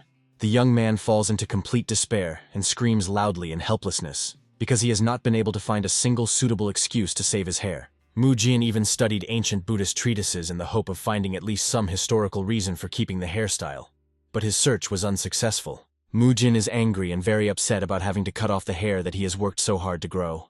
The young man asks the monk about the reasons for the widespread shaving of heads and learns that this ritual symbolizes a complete severing of all ties with worldly life. The interlocutor explains that constantly cutting one's hair serves as a reminder of returning to Buddha and is a test of detachment from everything earthly. The teacher explains that the great master Dharma and the Buddha himself did exactly the same, so all followers are obliged to adhere to this ancient path. The old master adds with a smile that such a simple gesture helps one better free oneself from the shackles of the ordinary world and become a true practitioner of martial arts. Mujin gets angry and calls what is happening complete idiocy, continuing his unsuccessful search in the library. The young man recalls that he found himself in this place not of his own free will, but simply closed his eyes while reading a novel and woke up here. The protagonist suddenly freezes and begins to feverishly think about what exactly he was doing before entering the world of the book. The events of the previous day come to mind, when he visited the hospital, went to the gym, watched the broadcast, and fell asleep reading a story about the Shaolin master. Mujin goes into complete shock, and his eyes widen as he realizes the special importance of his visit to the hospital before the transfer. Mujin recalls the doctor's words about his hair loss being caused by severe stress, and warning him about the risk of going completely bald. The young man clutches his head in despair and laments the fact that his skin is so sensitive, for which he has protected every strand for so long. The protagonist considers the rule about constantly shaving his head to be complete idiocy, and listens with displeasure to the old monk's instructions about severing ties with the world. Mu Jin stands with his back to the viewer and continues to reflect on the fact that in order to renounce worldly attachments, it is not at all necessary to go bald. Suddenly, a cunning idea comes to the young man, and with a sly smile he decides to take advantage of the peculiarities of the present time in order to save at least some of his hair. Mu Jin walks away and happily calls himself a genius, believing that he has found a way to formally sever his connection with the ordinary world. The next day arrives, and the action moves to the main building of the monastery. A young monk returns from training with a box of scrolls, and the master urges him to quickly continue his treatment. The master asks a monk named Popgon about passing on the scissors to the protagonist, and receives an affirmative answer. Mu Jin appears before the teacher with a fashionable modern haircut and patterns on his temples, claiming that he really did get a haircut. Mu Jin explains to the teacher and another monk that his new haircut is a more effective way of renouncing all worldly things than simply shaving his head bald. The young man shows off his unusual double cut on the back of his head, and asks those around him if anyone would dare to accuse him of having worldly desires. The protagonist shows a symbol shaved on his temple, and claims that this sign clearly demonstrates to everyone around him his sincere desire to serve Buddha. Mu Jin laughs loudly and asks about his goodwill, although his defiant appearance is more reminiscent of a typical street thug from the Hongdae area. Master Hyun Guan bursts into laughter at this interesting approach, and agrees that only the conveyed meaning is important for achieving the goal, not the specific methods. Master Hyun Guang opens the door and politely greets his mentor, asking how he slept last night. The teacher is amazed at the sight of Mu Jin's new hairstyle, and reminds him that yesterday he was sent to the city specifically to shave his head completely. The young man proudly declares that his choice of style reflects the deep meaning of Buddha's teachings, and even received approval from his grandfather. The master seriously explains that body hair is like weeds in a garden, and symbolizes human sins that must be gotten rid of. Mu Jin happily confirms his decision to cut his hair, but the mentor calls him slow-witted, and points out that he maintains a connection to worldly life because of the remaining hair. Mu Jin smiles slyly and asks the teachers if they should get rid of the hair on their entire faces if they consider any hair to be evil. The teachers freeze in great surprise at the young man's words about shaving his head for the sake of purity of mind, and look at him with wide eyes. The protagonist points to an image of a saint and suggests completely shaving off his eyebrows, mustache, and beard to achieve true enlightenment.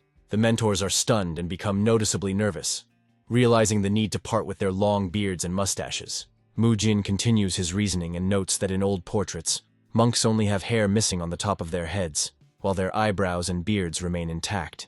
Mu Jin argues that the true meaning is only the severing of ties with worldly life, and not the specific form of haircutting on the head. The mentors look at the ancient portrait and acknowledge the young man's correctness, noticing the lack of hair only on the crown of their great ancestors' heads. The teachers carefully examine the shaved back of Mu Jin's head and the symbol on his head, agreeing with his devotion to the Buddha's teaching in this form.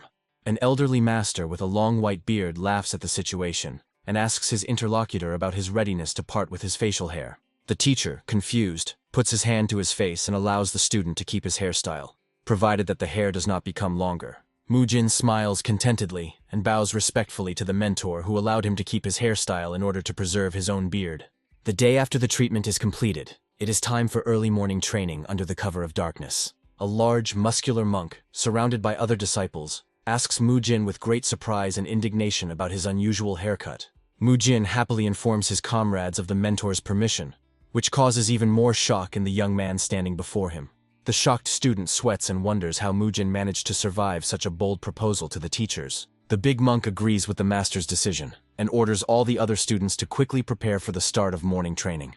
After Mu Jin received official permission from his mentors, other young men also wanted to get similar unusual hairstyles. Despite following the teachings of Buddha, young people remain children and strive to stand out from others or attract unnecessary attention to themselves. Mu Jin's new haircut becomes a real inspiration for everyone else, and a kind of call to decisive action to change their image. One of the students approaches Mu Jin with a smile and asks him to tell him in detail the secret to creating such a hairstyle before shaving his own head. Mu Jin looks at his inspired comrade with doubt, thinking that he won't be able to create the hairstyle even with detailed instructions. The student joyfully raises his fist and concludes that, if the true meaning of Buddhism is to be preserved, shaving one's head bald is not at all necessary. While the young man is thinking out loud about choosing a new haircut, the mentors standing behind him look at him with a stern and extremely displeased look. The enraged master orders his assistant to immediately seize the impudent disciple, and both monks assume a terrifying appearance with blazing eyes. The frightened young man cries out in surprise when someone's powerful hands suddenly grab him by the neck and shoulders, right in the middle of his thoughts. The angry mentor, his eyes blazing, grabs the frightened student and promises to personally trim his hair.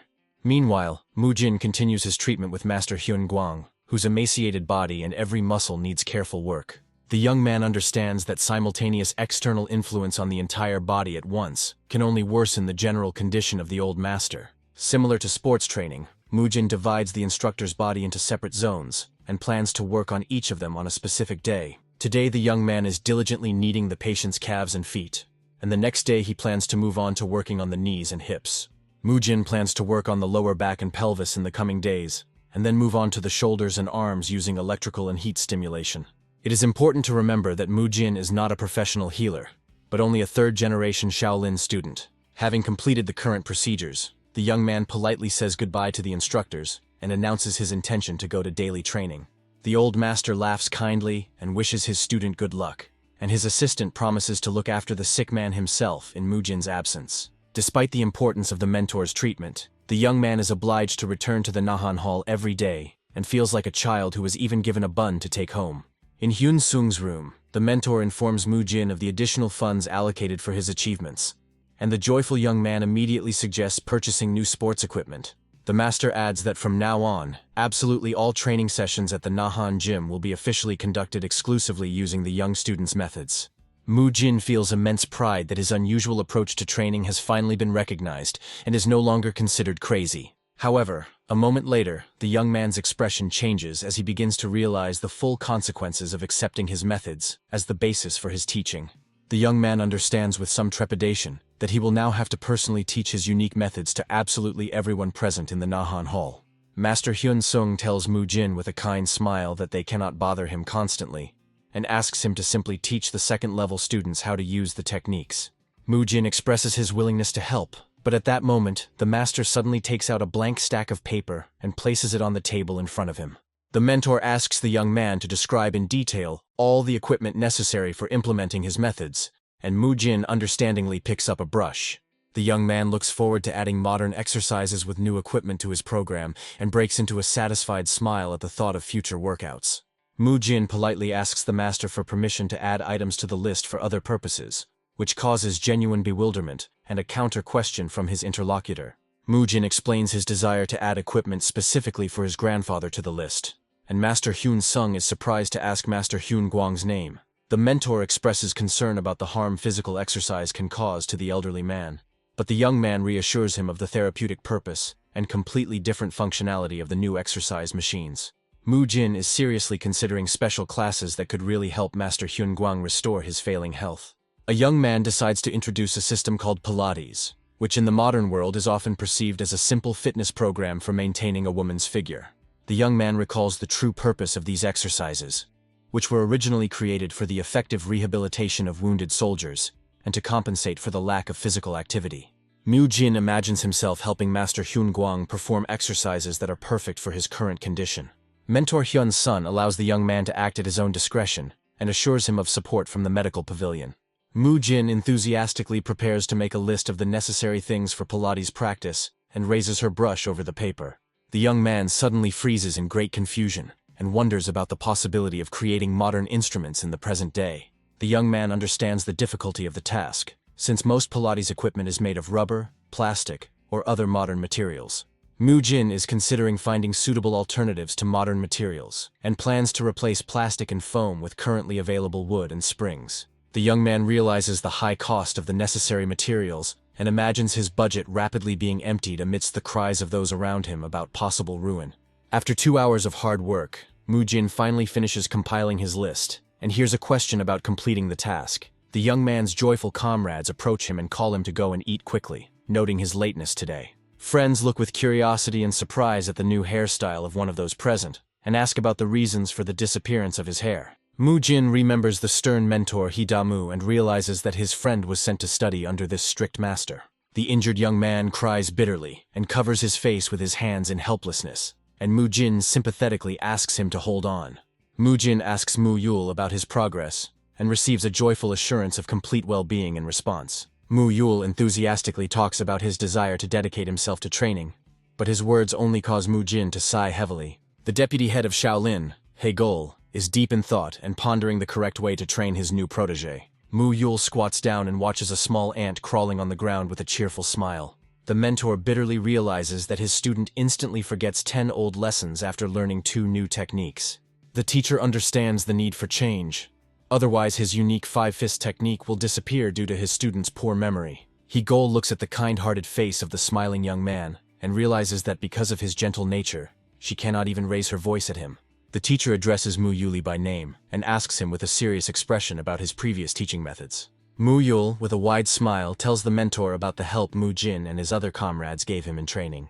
Hai Gol remembers Mu Jin with surprise, as a gifted youth under the patronage of Master Hyun Guang. The mentor descends the stone stairs and reflects on the need to learn the secret training method of this talented student. He Gul invites Mu Yul to accompany him to a meeting with Mu Jin and receives his protege's enthusiastic consent. The mentor suddenly appears before Mu Jin and explains his visit with the information he received from Mu Yul. He Gul invites Mu Jin to visit Master Hyun Guang together after dinner for an important conversation. Mu Jin is very surprised by the mentor's desire to talk to him and tries to understand the reason for such interest. The young man heads to Master Hyun Guang's house and continues to reflect on his role in the upcoming discussion. Mu Jin enters the room and politely greets the old master, who calls him a cheerful boy. He Gul stares at Mu Jin silently and intently, causing the boy to feel very uneasy and think about a possible mistake. Old Master Hyun Guang greets the guests with a laugh and asks the purpose of the visit of such busy people. Mentor.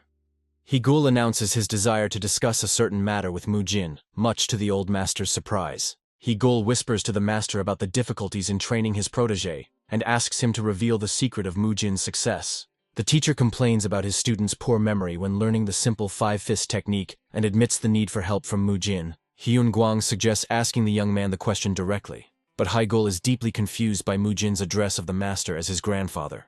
Mu Jin smiles and agrees to the boy's offer to fight, noting that they have had similar fights many times before.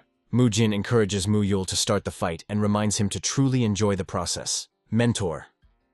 He Gul is extremely surprised by this approach and wonders about the possibility of perceiving training as a simple game. He Gul continues to watch the happy students on the street and cannot understand the essence of training in a game-like form. The teacher crosses his arms over his chest and becomes deeply immersed in thought about the true meaning of the phrase about having fun during classes. Mentor.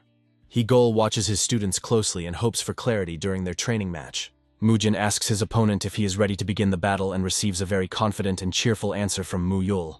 Mu Yul quickly rushes into the attack with a joyful smile and encourages his comrade to have fun during the battle. The ancient Shaolin 5-fists technique was created by the great master Dharma and is based on imitating the habits of 5 different animals. The dragon, tiger, leopard, snake, and crane are the embodiments of these 5 styles and form the fundamental basis of the monastery's martial arts. Unlike other martial arts styles, the Shaolin 5-fists technique places primary emphasis on the student's inner freedom and complete freedom of expression. This teaching is closely connected with the Taoist philosophy of non-action and acceptance of the surrounding world, which allows one to achieve true enlightenment and freedom from suffering. Despite its profound meaning, this school was long considered a deviation from the true path and was in danger of disappearing completely. For a long time, Master He Gul remained the sole heir to this unique technique and a faithful guardian who bore personal responsibility for the transmission of the ancient heritage. The old master watches what is happening carefully and calmly tells his companion that He Gul is completely unnecessarily worried about the current situation. Mu Yul displays incredible agility and talent, making him the perfect candidate to inherit the ancient 5-fists technique. However, the young man's excessive eccentricity and unique movements make his mentor He Gul seriously doubt the correctness of his choice. The old master continues to discuss his companion's fears and mentions his concerns about the possible interruption of the line of succession of the martial art. Suddenly, the training match comes to an end, and one of the participants suggests ending this active confrontation. Mu Jin and Mu Yul happily exchange a friendly gesture and admit to each other that they haven't enjoyed fighting this much in a long time. The old master allows He Gul to take Mu Jin and says that his duty is to help his charges. As a condition of return, the teacher asks to teach Mu Jin the 5-fists technique in the same way that He Gul would teach Mu Yul. This sudden decision leaves Hai Gul and Mu Jin very surprised, while Mu Yul is genuinely happy at the opportunity to train together. He-Gol expresses doubts due to the differences between this technique and classical fighting styles, but the old master reassures him and speaks of the undoubted benefits for the student. The mentor reminds his followers that the true essence of things is always much more important than their external manifestation. Mu-Jin watches his departing mentors and mentally promises his teacher that he will definitely live up to all the expectations placed on him. The next day after all these events, Mu-Jin resolutely heads to the training hall to continue his martial arts training. Mu-Yul smiles as he recalls their past activities together, while Mu-Jin responds to his words with a clear hint of uncertainty. Master He-Gol feels that solving one problem has created a new one, and he does not understand the master's desire to teach Mu-Jin the Five Fists technique. Mu-Jin notices his master's state and admits that the sudden appearance of another student could have greatly confused the experienced master. He-Gol reflects on the old master's wisdom and decides to trust his experience in teaching new students. The mentor officially agrees to teach both young men simultaneously and encourages them to begin training immediately. He-Gol begins demonstrating the famous Five Fists technique and asks Mu-Jin to watch his every move carefully. The teacher decides to start teaching with the simplest style called the crane style and shows the correct position of the hands. He-Gol calls Bo-Hyun for a demonstration of the techniques, and he obediently steps forward in front of the other students. Bo-Hyun tells Mu-Jin that the teacher has already told him everything and asks the young man to watch his movements carefully. The heir to the Five Fists technique begins a smooth demonstration of movements and assumes a special stance on one leg. Bo-Hyun makes a sharp and powerful lunge forward with both palms, demonstrating the high speed of execution of the combat technique. Mu-Jin and his comrade watch the training with amazement and note the clear difference between this style and all other techniques known to them. Mu-Jin understands that the crane style makes the master's body unusually flexible, and the Five Fists technique itself is aimed at perfect control of one's body. Bo-Hyun continues to display the crane pose with a ridiculous expression, causing a feeling of slight irritation in those around him. Teacher. He-Gol covers his face with his hand in despair and laments his heavy karma, while Mu-Jin expresses his complete understanding. Mu-Jin watches Bo-Hyun's movements closely from behind and ponders the reasons for the imperfection of his technique, despite having the necessary strength and flexibility. Mu-Jin approaches his comrade Mu-Yul and asks his opinion on their partner's strange and awkward crane pose. Mu-Yul continues to monitor the training and suggests that the problem lies in the general awkwardness of the movements themselves or in the extremely unstable stance. The young monk is puzzled because his muscles remember everything, but he cannot connect the movements together. He turns to an old master for help, with whom he once learned the basics. The old master himself cannot understand what is going on and does not know how to help immediately. The young man remembers that his grandfather sent him here for a reason, and there must be a reason. In a flashback, his grandfather asks him about the personal fighting style he created based on basic movements. The master praises him for his clever approach, and the young man thanks him for the praise. However, he warns that if you continue to increase your power, your body will eventually not be able to handle it. It turns out that Mu-Jin created his own hybrid technique by enhancing the basic moves. With the help of his internal energy, he created a body that could handle this load.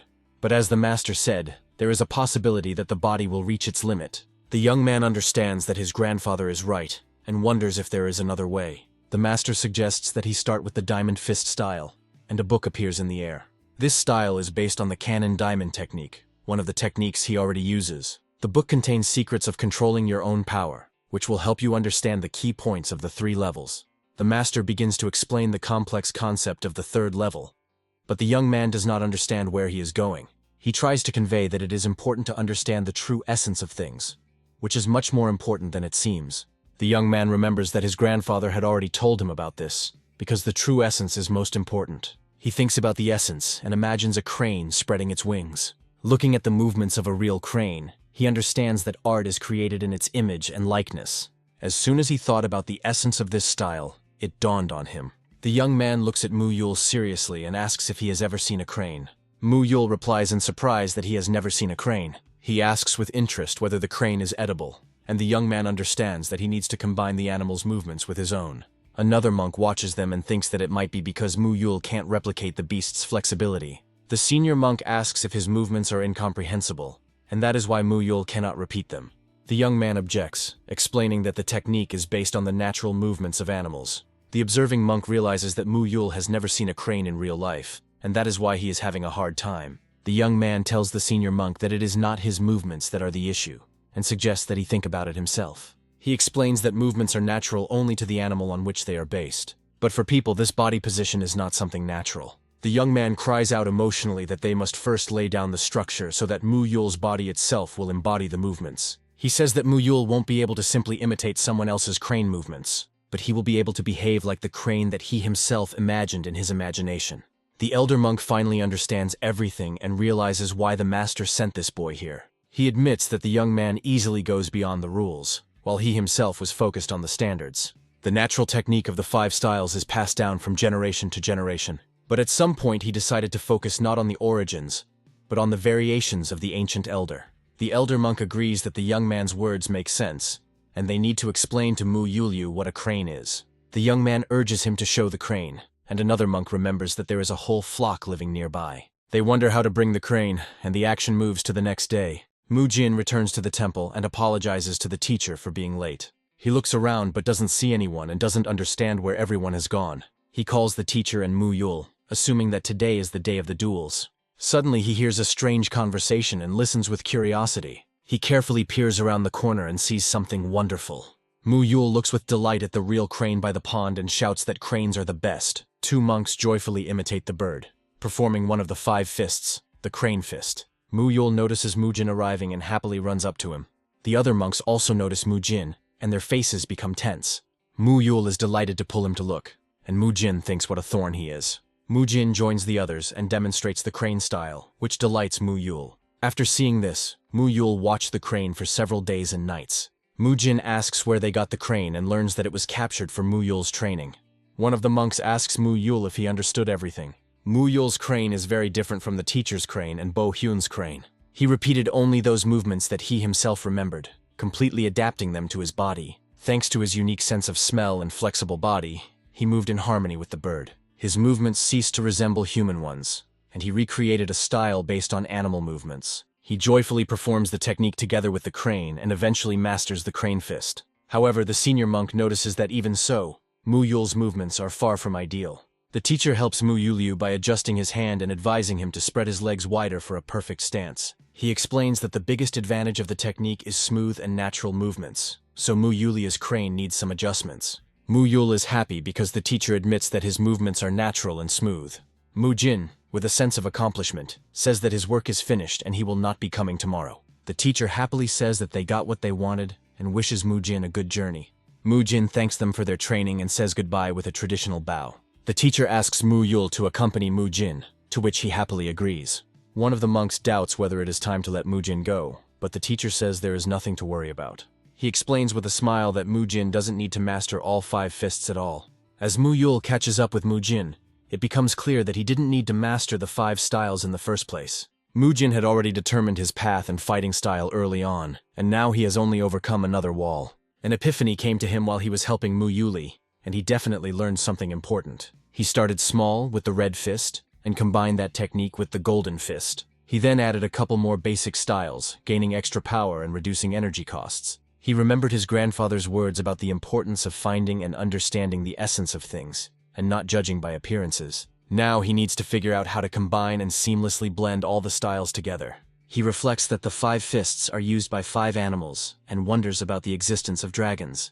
However, he decides that this is already the teacher and Mu Yul's problem, and he doesn't need to think about it. The teacher says that he will probably go and asks to tell Mu Yuli that he can rest today. Suddenly, Mu Jin stops, realizing that Master Hyun Guang had known in advance where this was all heading. The monk is amazed that Mu Jin already understands the intentions of the great master who planned all of this. Mu Jin sits at the table and thinks that he has been treating his grandfather for a month already.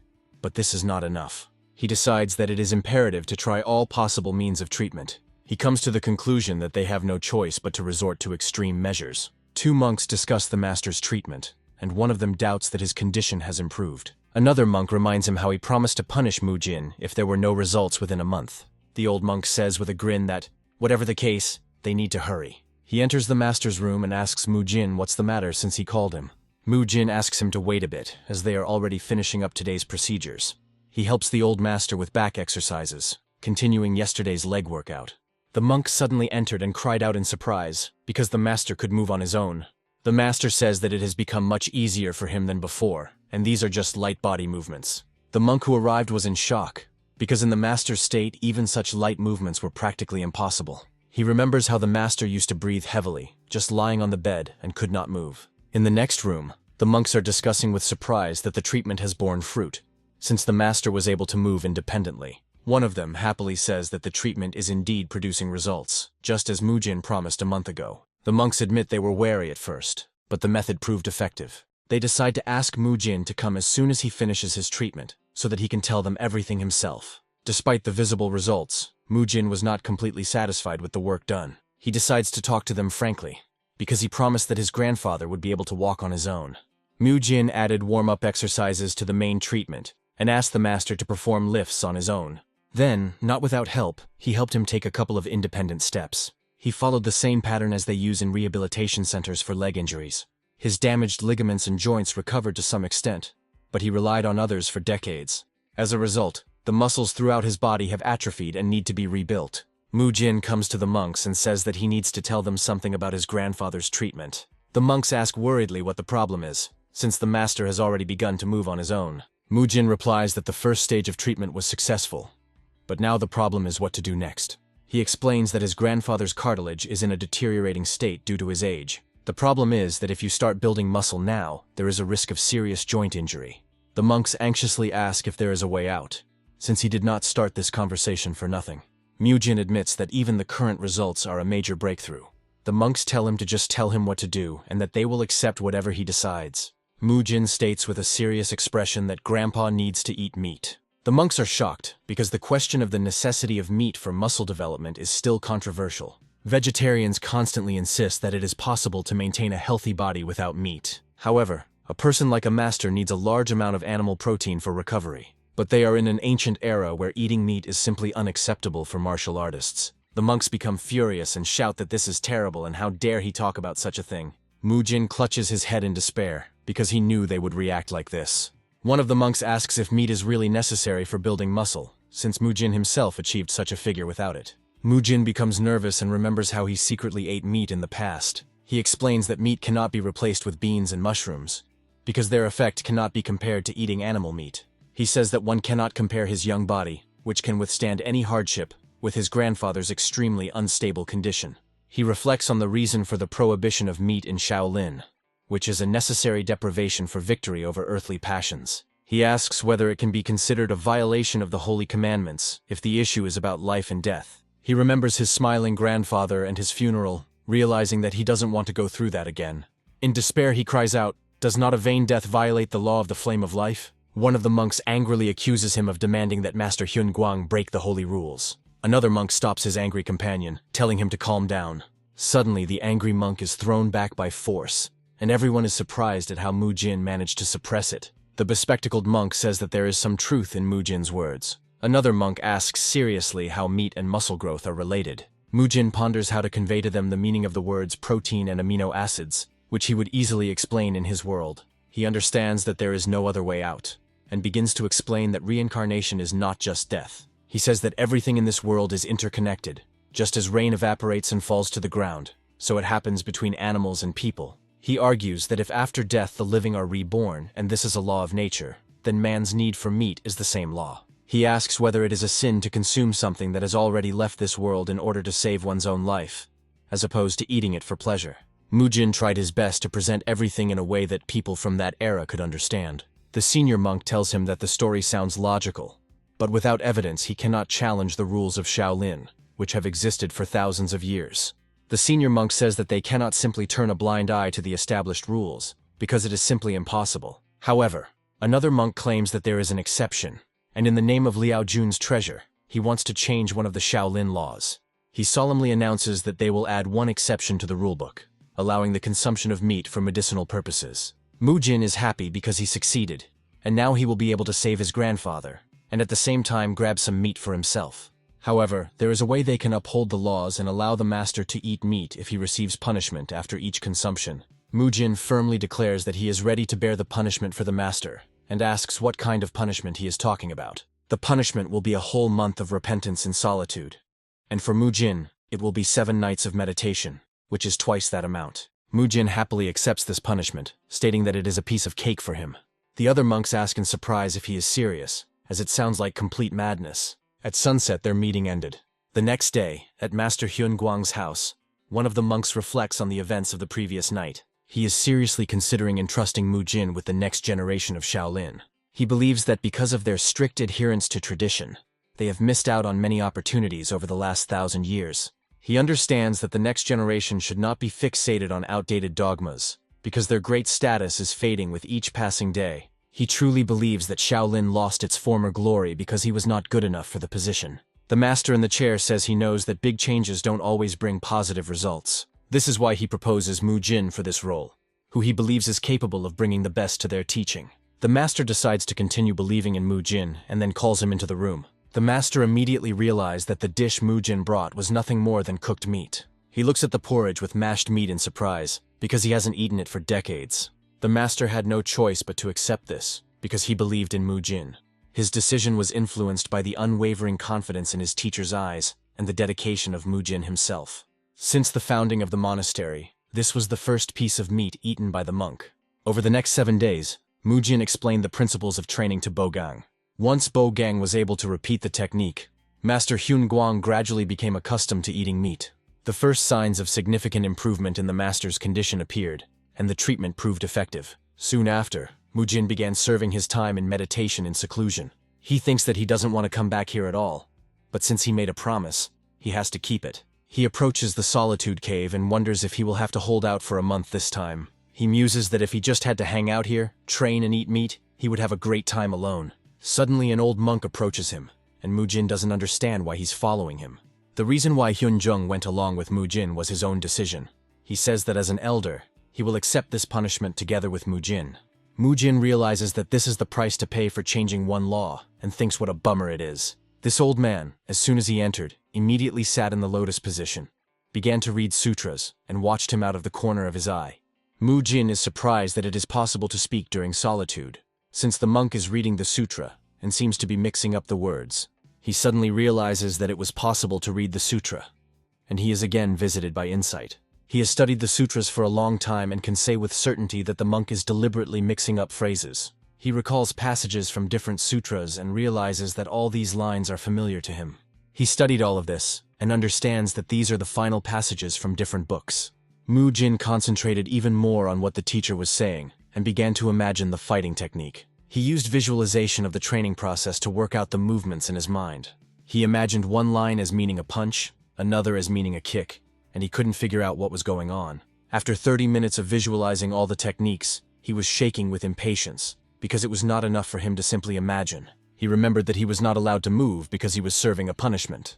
When the teacher began repeating the same lines again, Mu Jin wondered if a motive had suddenly appeared. He wondered if the teacher was doing this on purpose, and if so, why. He decided to take a risk, since he had nothing to lose, and prepared to stand up. Mu Jin was sure that the teacher was in a trance and would not notice his movements. He decided it was time to practice, and started with a quick punch. He then performed a wind throw and followed up with a kick, following the sequence. He was pleased, because it was easier to follow the flow as the teacher continued to repeat the lines. He wondered why the teacher didn't move on to other lines, and thought something didn't add up. He decided to try again, and so his secret training began. Every time he made a mistake, the teacher signaled it by coughing or raising his voice, and those parts that worked well were accompanied by a calm rhythm. It was a tried and true method, taking a little from each individual style. He then combined everything, giving the technique a certain rhythm and performing 32 combos. Such secret training continued until sunset. Mu Jin was tormented by only one question. Why did he decide to train him in such a strange way? The teacher thinks that he has already taken up a lot of Mu Jin's time by asking for help with the master's treatment. He promises to return in full all the time he took away from the training process. Suddenly another monk comes to them and brings water with beneficial herbs. Mu Jin is relieved to think that he almost got caught, because he didn't expect someone to suddenly show up. He understands that the teacher warned him with a cough, and now he is absolutely sure that he is training him. Completely exhausted, he falls to the ground and realizes that he can't take it anymore and needs to go outside. The old monk thinks that it is quite difficult for Mu Jin to remain idle, and it is inconvenient to train in such a narrow cave. However, Hyun Chung had no idea that Mu Jin had actually left the cave not for training, but to get some protein. Meanwhile, Bogang tells the teacher that because he was focused on the treatment, he did not notice any improvements right away. The master had indeed changed greatly, and his condition had improved considerably thanks to meat and exercise. The first muscles began to appear in his emaciated and weakened body, showing the difference between before and after. And thanks to these muscles, the master was able to move without Bogang's help. Bogon tells the other monk that it's time, and he will go prepare today's lunch. Looking at his muscles, he realizes that he has changed beyond recognition, and all this is because of his selfishness. He recalls how the abbot blamed himself for following traditions, but only now did he realize that he was wrong and understand the full depth of his torment. Nothing has changed since he took office. He realizes that he was as limited and blind as his predecessor. He recalls saying in a didactic tone that the true essence of things is much more important than they appear at first glance. And only now, having managed to stand firmly on both feet, did he truly understand this. He wonders why he blindly followed the Shaolin traditions and became fixated on asceticism. The old master recalls the fateful day when an enemy attack left him unable to walk or fight. The painful memories of his students' support could not drown out the bitterness and despair that was tearing his heart apart from the inside.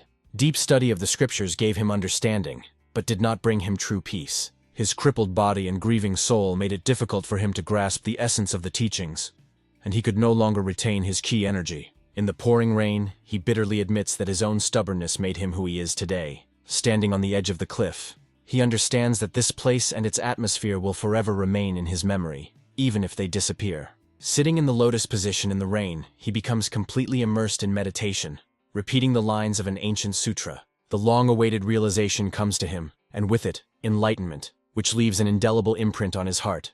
Like Buddha, he reaches the heights of truth and complete enlightenment, attaining immeasurable perfection. The endless streams of energy in the world require a strong body, and he remembers how Mujin treated him in preparation for this moment. Another master senses Hyun Guang's changed energy and tries to stop the incomprehensible flow of qi. A powerful stream of energy emanates from the top of the mountain, and the monk realizes in horror that its source is the teacher. Energy overflows the teacher's body, and the monk cannot believe that Hyun Guang is at the limit of his abilities. Master Hyun Guang shines with golden light, having realized the truth and reached the highest state of nirvana. A powerful column of light strikes the sky from the top of the mountain, and all the monks look at this phenomenon in amazement. The rain suddenly stops, and the monks, looking at the light, unmistakably recognize the powerful qi of their master. The presence of Master Hyun Guan's incredible energy was felt by everyone, and everyone understands that something great has happened. The bright column of warm light was an inexplicable phenomenon, but its energy did not evoke fear, only awe. With their hands folded in prayer, all the monks realize that the great Master Hyun Guang has attained nirvana. With a peaceful smile, he realizes that he has merely allowed his heart to accept what his mind has long since realized. One of the monks asks with surprise why a master who has attained nirvana does not strive for final enlightenment. The floating master explains that unfinished business prevents him from leaving yet, and thanks Mujin for his transformation. The great master confidently walks towards his students, and first of all asks where Mujin is now. He is informed that the young man and his mentor are undergoing purification through meditation, and the master nods in understanding. A messenger comes to the meditators in the cave and asks the teacher and Mujin to immediately complete their prayers and return to the temple. The mentor notes with displeasure that there are still 10 whole days left until the end of their punishment. The monk messenger adamantly conveys the order to immediately stop the meditation, which causes amazement in the teacher. The old mentor indignantly asks who dared to interrupt the sacred process of repentance, not knowing the full importance of the situation. The messenger reveals that this is an order from Master Hyun Guang himself, leaving Mujin and the master in complete shock. The old man cannot believe what he has heard, and anxiety creeps into his heart at the thought that something bad could have happened to the master. Returning to the temple, the excited young man shouts at the teacher, but he calmly replies that he can hear him perfectly well. The mentor looks at the master's meal with bewilderment, but he only explains that he is trying food that is beneficial for the body. The old monk doubts whether one who has attained nirvana should care about the flesh, but the master points to the muscles that have appeared thanks to food. As he leaves, the mentor assumes that Mujin didn't like the food, but the young man assures him that that's not the case at all. The cunning mentor jokingly suggests that this is why the young man locked him in the cold cave, but Mujin sheepishly denies it. They are met by another student, and Mujin notices that he looks suspiciously cheerful and happy. The young man admits that the urgent call made him worry, but now he sees that their concerns were in vain. Mujin enters the room, and the mentor is perplexed by what is happening, judging by the master's good mood. The young man's gaze falls on the sumptuous feast, and he asks whether such worldly pleasures do not hinder the attainment of enlightenment. The wise master at the table makes it clear that he will say no more, and invites Mujin to join the meal. Mujin screams in despair, trying to understand what kind of madness is happening around him. The satisfied face of Master Hyun Guang, who claims that he is simply taking care of his health, gives the young man an eerie feeling. The mentor suggests that the master explain everything himself, preferring not to interfere in this strange conversation. The old master proudly shows off his muscles, pointing out the benefits that eating meat has brought him. He explains that he ordered them to be taken out of the cave because he believes that they have nothing to repent for, and that imprisoning benefactors in a cave is a bad thing. Having learned about everything that happened, Mu-jin completely stops understanding anything, wondering how one can achieve nirvana and gobble up meat like that. Bogong reminds him of his unfinished business and says that he has obtained all the tools he asked for. He announces that from now on, Mu-jin will be able to continue his training right here in the temple. The young man looks at the newly created gym in amazement, not believing that such a thing is possible in this era. Confused, Mu-jin happily agrees to explain to the other monks how to use some of the exercise equipment. He looks back on his modern gym and realizes that sometimes you have to go back to basics. Another monk asks Mu-gyun and Mu-yul why Mu-gyun is not with them and learns that he is in extra training. Mu-gyun complains that Mu-jin has already been released from captivity, but another monk asks him not to say that. Mu-jin approaches them and enthusiastically asks them to explain how to use the incomprehensible exercise machine. It turns out it's a tire, or as Mu-jin called it, a sangyoryong, combining the words rubber and wheel. With a sly grin, he offers to show how to use this equipment for training. He wonders if they took steel and wood as a base and then melted natural rubber on top. The young man easily lifts a heavy tire and rolls it, demonstrating the exercise. He explains that the tire apparently weighs about 150 kilograms, and this type of training distributes the force evenly. Mu-gyun looks at him doubtfully, and Mu-jin suggests that he try it himself since he asked. Mu-jin warns Mu-kyung not to use his internal energy, threatening to hit him on the back of the head 10 times. A joyful Mu-yul runs up to the young man to ask him his own question. The young monk explains that he was simply having fun on the new playground, as he did not know the purpose of the exercise equipment. Mu-jin watches in amazement as Mu-yul easily jumps onto the 3-meter-high horizontal bar. The young monk's incredible flexibility and acrobatic feats demonstrate that he has fully mastered the 5-fist technique. Mu-yul's movements are reminiscent of a monkey, and Mu-jin can't remember a similar style among the 5 fists. It becomes clear that Mu-yul himself comes up with everything that he lacks for perfection. Besides wheels and horizontal bars, there was a lot of other stuff on the site, including even special equipment. This equipment is more suited for CrossFit than a regular gym, but it is quite sufficient. Mu-jin feels a surge of strength and understands that now she will be able to keep her body in excellent shape. The young man builds his career in Shaolin step by step, hoping to soon become a master. Changes also appear in the master's treatment, and Mu-jin examines the new bar with interest. The modern name for this tool, a massage roller, is used for Pilates and warm-ups. Using a roller, you can massage the inner and outer thighs, as well as the pelvis. Grandpa is in severe pain, but Mu-jin explains that it is a muscle-stimulating treatment. At first your muscles will hurt, but if you practice these exercises constantly, the pain will gradually go away. The master decides that all students should try this instrument on themselves to experience its benefits. The old master asks Mu-jin how his own training in martial arts is progressing. The young man demonstrates the increased control over his internal energy that he developed in the cave. Mu-jin rejoices at the results of his training, and the wise master watches him silently and thoughtfully. Mu-jin looks with concern at the weakened master, who seemed to have foreseen this outcome. Suddenly the young man is handed a mysterious map and a letter, leaving him completely bewildered. The master recalls his recent study of the 5 fists, when the boy first learned the art of combining styles. The master's creepy grin and his abruptly changed character make Mu-jin wonder if the meat is to blame. In a cruel memory, the defeated student begs his mentor for mercy, but he remains adamant. The merciless teacher, standing over his fallen students, shouts that without severity they will never learn anything. The sinister grin of He Guang, the leader of the Demon Slayer squad, does not bode well. Having achieved stability through grueling training, Mu-jin focuses entirely on his internal energy. The young man takes the letter from Master Hyun Guang and heads towards the Demon Slayers without hesitation. Despite the many trials he has gone through, the boy is nervous, remembering the creepy leader of the Demon Slayers. Before the huge gates of Shaolin, Mu-jin is tormented by doubts about who this mysterious He Guan really is. The stern mentor warns his men that he has not brought them here for a warm-up, and demands their full commitment. The demonic grin and the order to bite everyone leave no doubt about the seriousness of his intentions. In a furious fight, one of the fighters does not have time to react to the enemy's lightning-fast attack. An unexpected blow from behind catches the monk off guard, leaving him no chance. The fighters whirl in a deadly dance, demonstrating incredible agility and skill. Surprise and fear are visible on the monk's face when his staff is stopped a centimeter from the target. The powerful fighter unleashes a barrage of impossible-to-dodge blows on his enemies. An entire group of monks is defeated with one swift and precise movement. Looking at the mountain of fallen bodies, the winner realizes with disappointment that he will have to deal with them all. Charged with a blue aura, the monk delivers a crushing blow to the ground.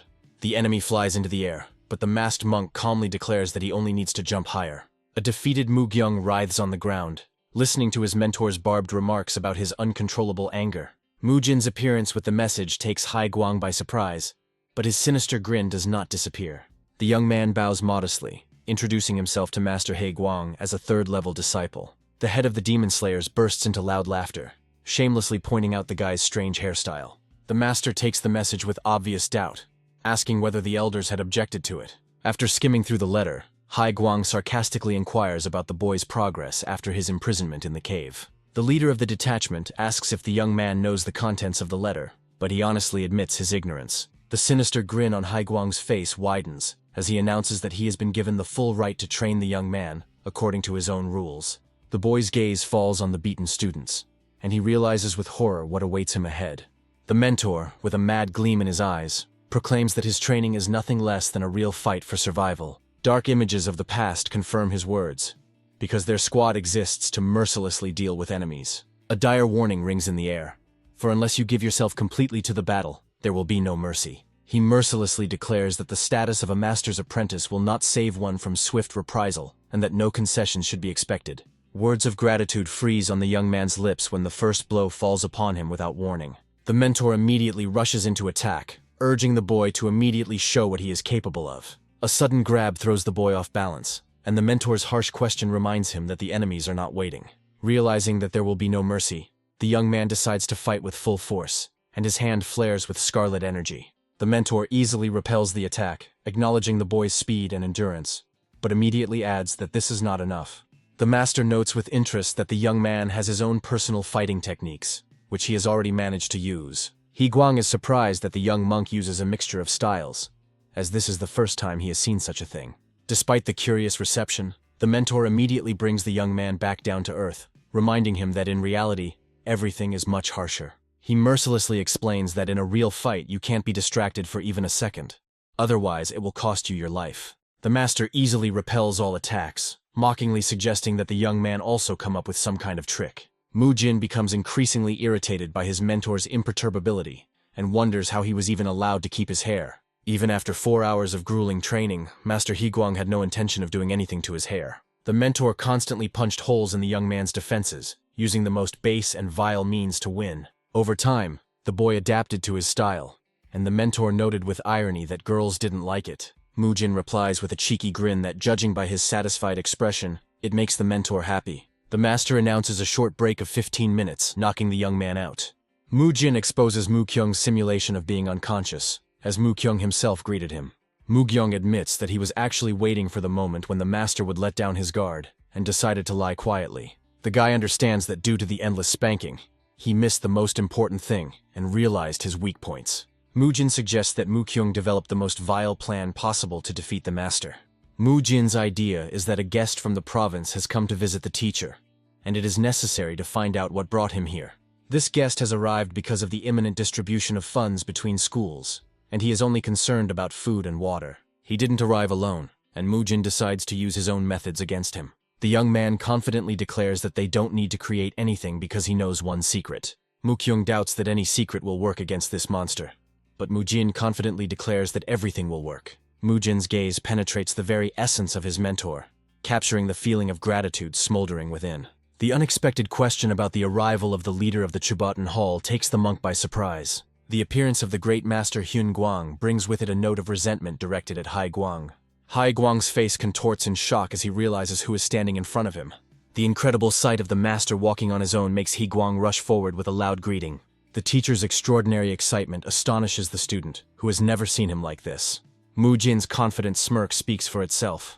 It's unlikely that a monster like Hai Guang would humiliate himself in front of anyone else. Everything happens exactly according to Mu Jin's cunning plan, and a stunned Mu Kyung realizes that it was a trap.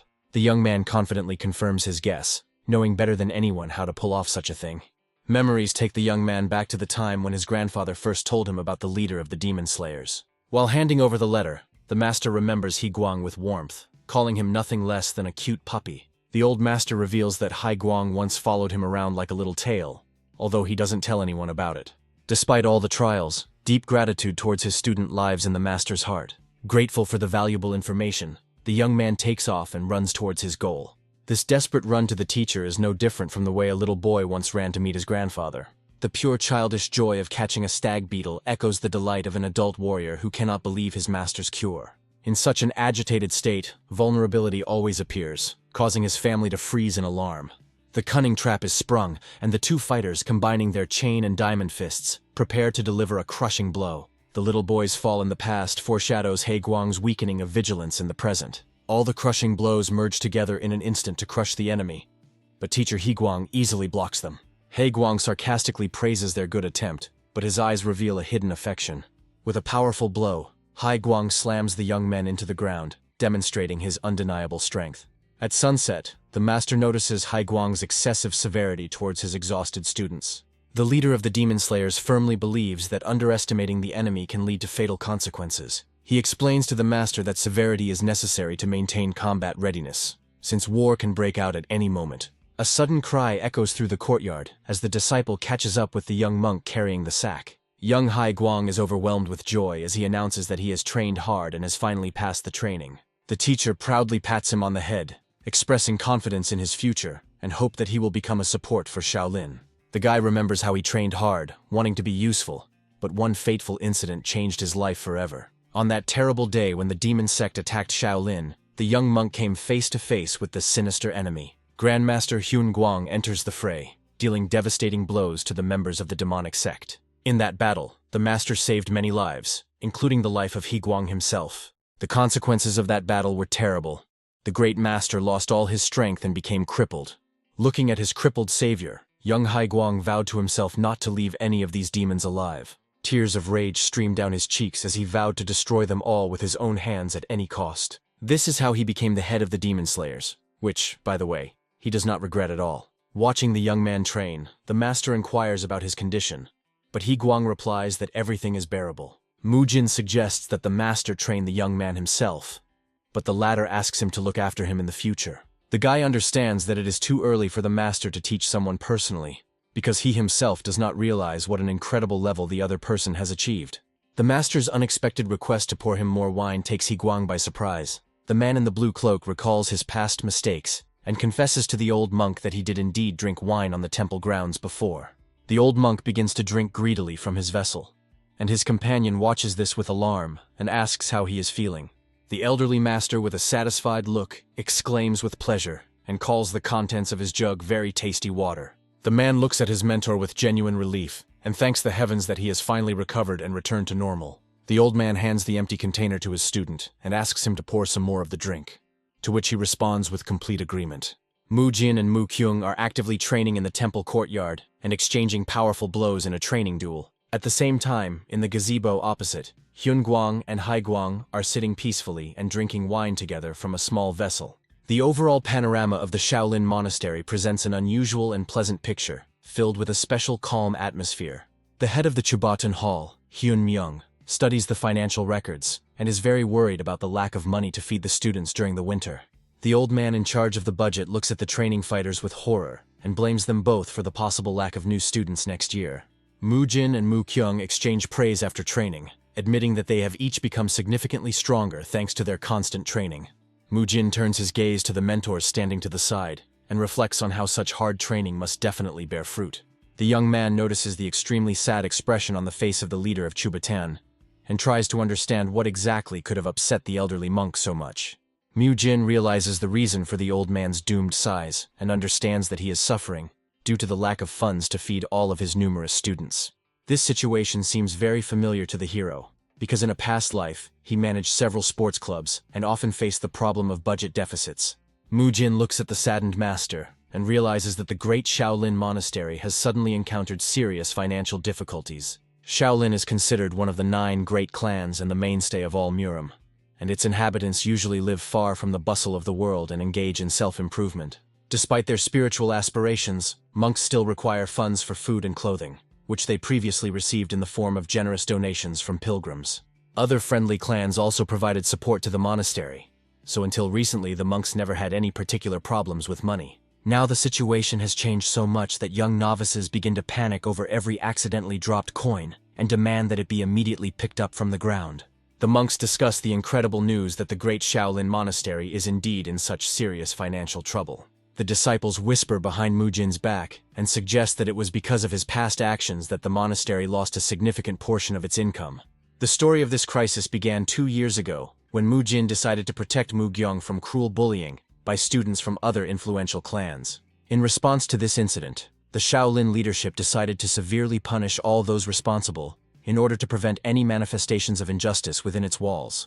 Mugyong's offenders had their chi centers completely destroyed, forever depriving these people of the ability to continue training and practicing any martial arts.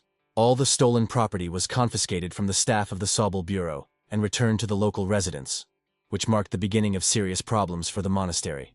The outer clans began to become very worried about the closure of the Sobel Bureau and the possible punishment from Shaolin for their dark deeds. These clans were extremely unhappy with the fact that Shaolin decided to interfere in worldly affairs and dealt harshly with their allies. Many influential patrons quickly turned their backs on the monastery and decided to defect to other powerful war clans. Former supporters stopped donating money, which is why Shaolin eventually lost almost half of its followers and was left without funds. The situation was complicated by the expensive yoga and Pilates equipment that had been specially ordered for Hyun Guang's training. The Chubotan gym took on all the enormous costs of purchasing modern sports equipment for Mujin's daily training sessions. Those around him began to consider Mujin a real money grubber, and the young man himself understands perfectly well that the other monks are not at all happy to see him. Mujin considers this attitude unfair, because thanks to his efforts, training became much more effective, and his grandfather was able to fully recover. Mujin explains his arrival as the will of his grandfather, but the teacher orders him to leave the role of a doctor and begin living the life of a simple Shaolin student. Mujin learns of his new daily routine, which includes early rising, studying sutras, grueling training, and mandatory cleaning of the monastery grounds. The young man begins sweeping the yard with a large broom and muses out loud that he has effectively been demoted from an honorary physician to a mere novice. The other students are genuinely surprised to see Mujin working, and the hero himself understands the need to fulfill common responsibilities in order to get closer to his peers. Numerous pilgrims begin to arrive at the temple grounds, where the monks politely greet them and direct them to the appropriate places for prayer. Mujin greets the guests with a wide smile and decides to communicate with them as casually as he once did with his clients at the gym. Mujin suddenly hears a strange sound and looks around in surprise, trying to figure out its source. The young man informs his comrades of his intention to go down for a short while and quickly heads towards the exit of the temple. Mujin notices an elderly woman who is struggling to climb a steep stone staircase and clearly needs assistance. The hero politely greets the pilgrim and learns that she has come a long way to pray in one of the monastery's halls. Mujin happily offers to carry the old woman to the Dian Hall on his back to ease her heavy climb to the shrine. Mujin demonstrates his strength and asks the old woman not to worry about his fatigue, inviting her to quickly climb onto his back. The young man confidently climbs the stone steps with the pilgrim on his shoulders and introduces himself by his real name, which greatly surprises the woman. For the protagonist, sincere respect for elders is not just a matter of morality, but a deep inner sense of duty to those around him. Mujin remembers his childhood with his grandparents, which is why the sight of elderly people in the prayer hall evokes a particularly warm feeling in him. The young man's face becomes serious as he realizes his deep affection and compassion for all the old people who need his support. Mujin carries the elderly woman on his back and is surprised to note that she feels incredibly light to him. The young man notices clear signs of problems with his companion's knees and back, and is genuinely perplexed as to how she was able to climb so many stairs on her own. The pilgrim very quickly finishes her prayer and thanks the young man for his help, after which she slowly walks away from the monastery gates. Tongfeng County, Hanyang Province, is home to many magnificent mansions and temples belonging to the Shaolin Monastery and a large trading company. The most luxurious and richest estate in this prosperous area is owned by a famous trading company called Heavenly Stream. Inside the rooms of a wealthy estate, servants discuss the pressing business and suspicious activity of gangs from Sichuan province. Lu Zhiguang is the head of the Heavenly Stream Trading Company and is considering the need to increase the number of people in his Cheongumdae division. A man feels very tired from endlessly studying paper reports and decides to take a short break from his tedious job.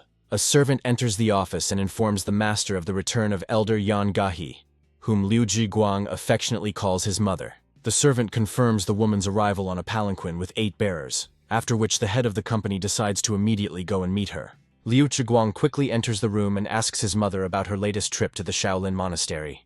The son expresses great concern about his mother's poor health and asks her not to make such tiring journeys anymore.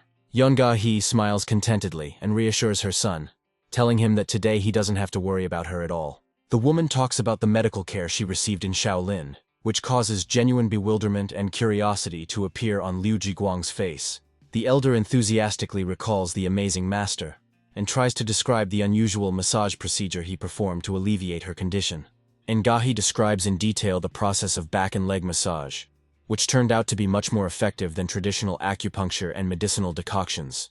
Liu Zhiguang listens to her mother's story with obvious disbelief and doubts the possibility of such a quick healing from simple manipulations. The man carefully examines his mother and notices the healthy color of her face and the absence of the usual trembling in her legs. The head of the trading company is amazed by the young man's talent and decides to personally go to Shaolin tomorrow to meet this disciple.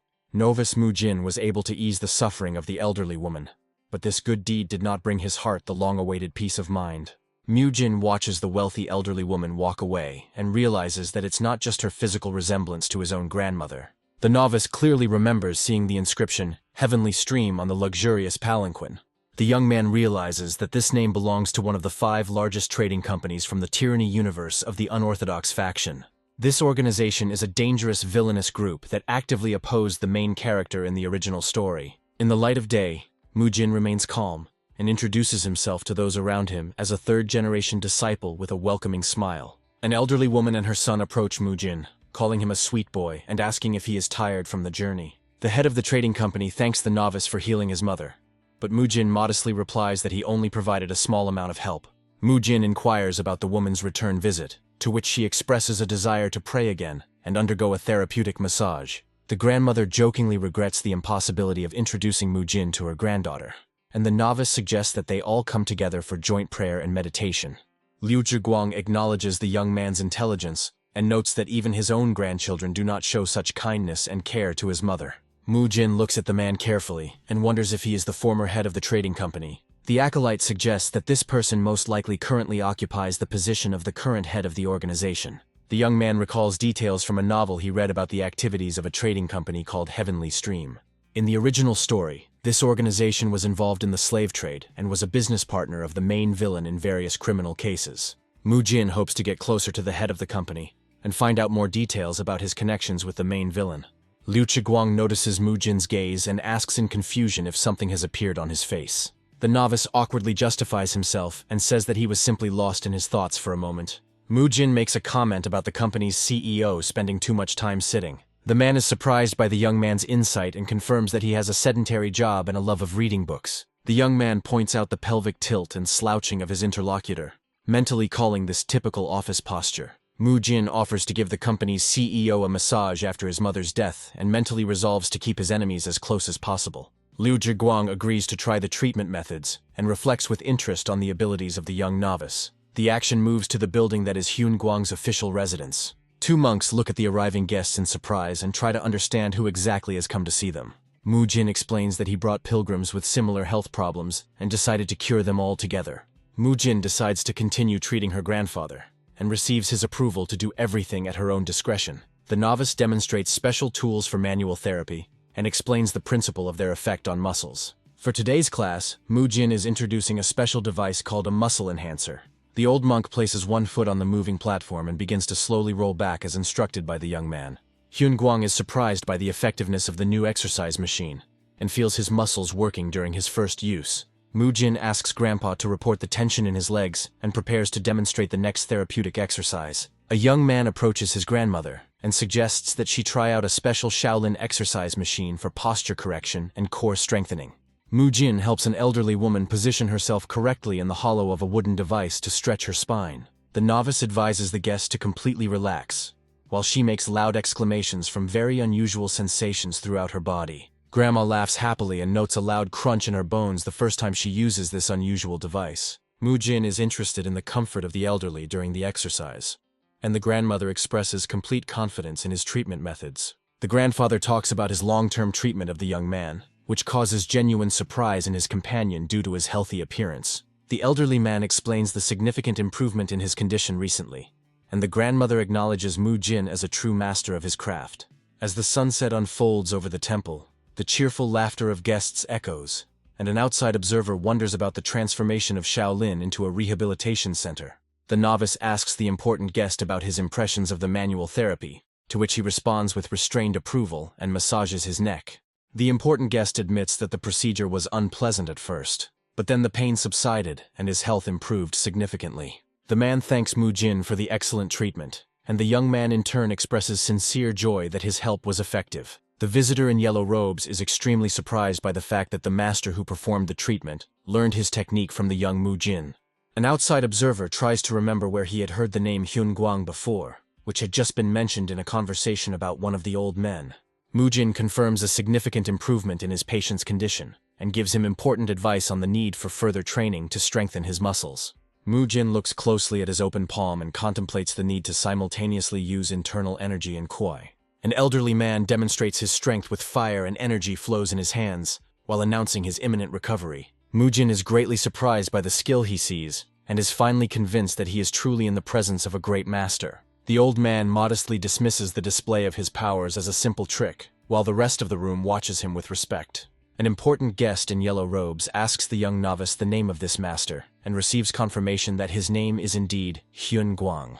The man in expensive clothes sweats profusely from excitement, and realizes that only a few outstanding martial artists possess such a technique. He recalls the legendary and unrivaled martial artist named Hyun Guang, who is known as the Divine Monk of Shaolin. The guest reflects on the fact that absolutely everyone knows the legend about this great man, and wonders about the authenticity of the old man's identity. The man recalls the time when Liu Jiguang was 40 years old, and the fact that the history of the aftermath of the demonic cult's invasion remained a mystery for a long time.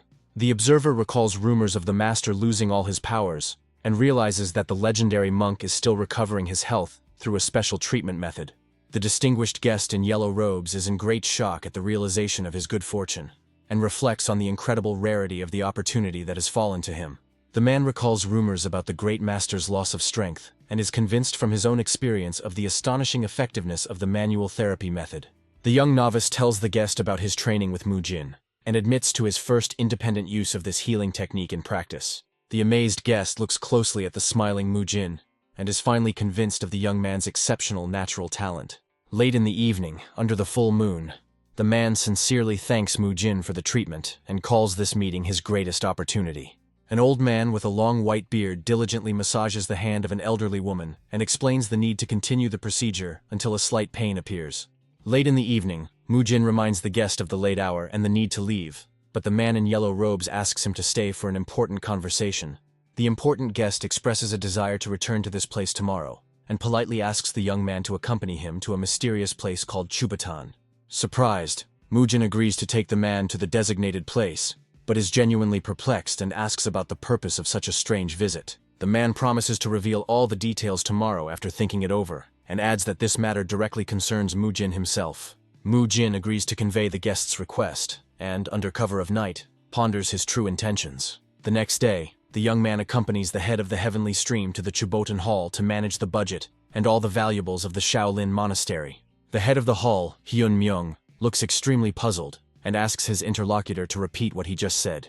An important guest calmly pours tea into cups and prepares to voice his business proposal to the head of the financial department. The man suggests that Hyun Myung combine the powers of the heavenly stream and Mu Jin's talents to open a large health resort. Hyun Myung looks at the boxes containing 100 gold bars and is amazed that the donation amount exceeds the annual budget of the entire Shaolin Monastery. The noble guest confesses his desire to give even more gold and thanks her for healing his mother, which the best healers in the Celestial Empire could not cope with. The head of the financial hall asks his interlocutor to explain in more detail the true purpose and necessity of opening a joint health resort with Mu Jin.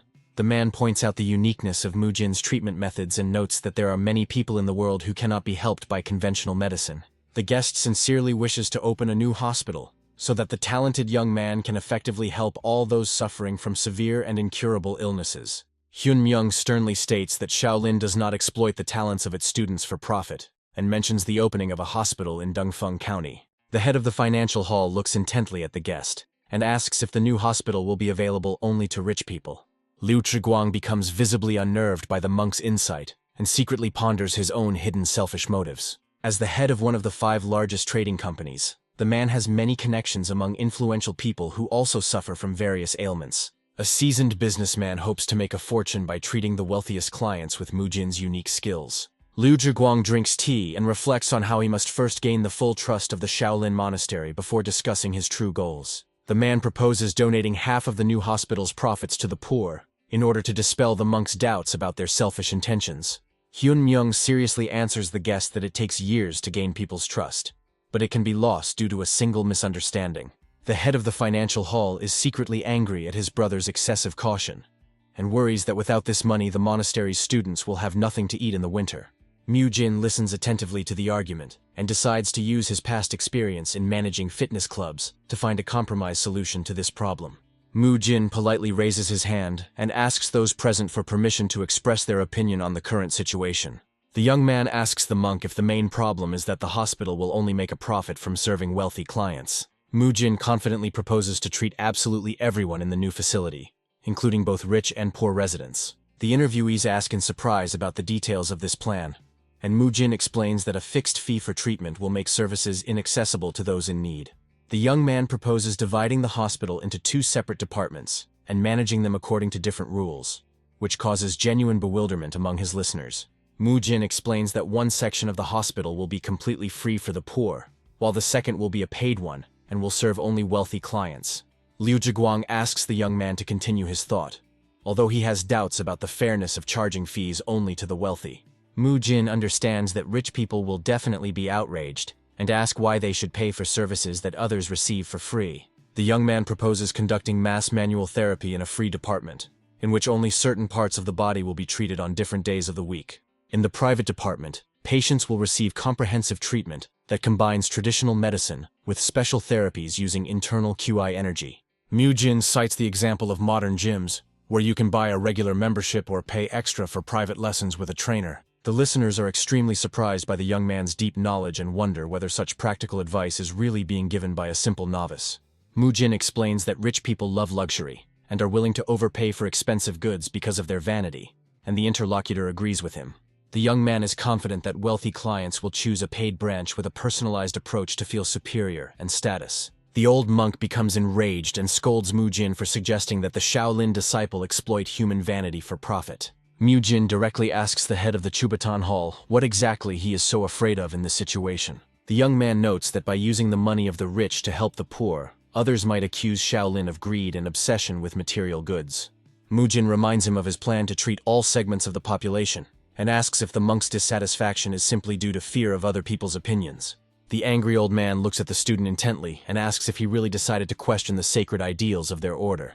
The young man accepts the possibility of losing trust when using wealthy people for selfish purposes, and acknowledges that his mentor is right. The old monk admits to his deep concern about public opinion and the current reputation of their holy order. Mujin expresses grave concern that due to foolish prejudices, many people in need may be left without vital assistance. The young man, smiling, recalls the noble goals of Shaolin and speaks of the absolute superiority of sincere intentions over any formal rules. The head of the hall unexpectedly admits that his student is right, which causes the young man genuine surprise and instant confusion. The old man reports the need to obtain the abbot's permission and promises to announce the final decision only after a collective discussion of this important issue. The man in yellow clothes joyfully exclaims about success and sincerely thanks his interlocutor for the help provided. Mujin reflects on the fact that he has managed to persuade the master, but the man's true intentions still remain a mystery to him. The young man decides to closely monitor the actions of his new acquaintance, regardless of his possible affiliation with the hostile faction. The protagonist hopes to use this man to find out the truth about what is happening, and get to the true enemy in the northern branch of the trade guild. Late at night, Hyun Myung tells Hyun Jung in detail about the event that happened and the decisions made during the day. The interlocutor expresses full approval of the proposed idea and shows a thumbs up as a sign of his agreement. The old monk calls Mujin the man to guide Shaolin to the true path, and is happy to have the opportunity to help many people with the money he receives. The abbot with a long white beard listens attentively to his assistant and thinks about the need for a worthy reward for the young student. One of the masters asks about a specific method of reward, and suggests giving the young man a special pill for his outstanding achievements. The old man, with a slight smile, clarifies the type of medicine and hints at the well-known valuable reward for the best followers of the order. Will the young man really receive that legendary gift that is rumored? The sudden appearance of the mentor takes the young man by surprise. The old man hands his student the greatest reward for his labors. The sight of the legendary Sowadan causes a real shock to the guy. What appears before the young man is not just a pill, but the legendary Huadan from ancient legends. The tiny pill contains concentrated ki energy that can grant unprecedented power. In the hands of the master is the Shaolin Sowadan, one of the greatest and rarest treasures in the world of martial arts. The mentor's warm smile confirms that the boy has earned this incredible award. A secret conversation among the elders reveals that a special, but not the most powerful gift has been chosen for the young warrior. The student's slight grin is met with the master's sudden irritation, revealing his stinginess. The question of the future hangs in the air, and the answer to it is hidden in the power of a mysterious artifact. The decisive moment arrives, and the master's stern gaze leaves the guy no choice. He needs to act now. Any doubts disappear, giving way to pure delight at the coming transformation. The master begins a crucial lesson about the colossal difference between meditation and the absorption of pure power. Instead of a slow, controlled flow of energy, the pill promises to infuse the body with a frantic, explosive torrent. The young man realizes with horror that he will have to tame all this raging energy in one instant. A dire warning sounds. The slightest error in breathing control threatens to turn into a catastrophe for his body. The unprecedented seriousness in the mentor's eyes makes the student understand that this is a test between life and death. The power of Seowadan crashes into his consciousness, causing his body to vibrate with overwhelming energy. In the midst of the raging stream, the realization comes that to tame this force, that very special technique will be required. The warrior's consciousness reaches its peak, launching the legendary Great Perfection technique. The incredible power of the pill begins its journey, penetrating into the very essence of the young man. Finally, the boy understands why legendary heroes were willing to die for this bit of power. The master's order to absorb as much as he can comes to mind, but the instinct for self-preservation screams of danger. 30 minutes of agonizing struggle, and the body is ready to surrender under the onslaught of indomitable power. The guy understands that all his knowledge is useless. The power of the pill surpasses any control techniques. His own limit becomes obvious. The vessel of his body is bursting at the seams, demanding immediate release of the excess. A nosebleed is the first warning sign that makes you remember your mentor's life-saving advice about exhaling excess energy. The young man focuses on the rhythm of his breathing, turning it into the only tool for taming the storm within. Meditation becomes a battlefield where the only weapon is measured breathing. The golden glow in the eyes is a sign of an incredible breakthrough. But the mind refuses to believe that this is only a third of the total force. New power is felt in every vein, but the thought of lost strength does not give rest. The young warrior has difficulty admitting his defeat to his mentor, feeling that he has let him down. Even the wise master is amazed by the true, unpredictable power of the legendary pill. The crushing truth hits the boy. His body contained not a pitiful part, but the entire boundless power of Sowadan.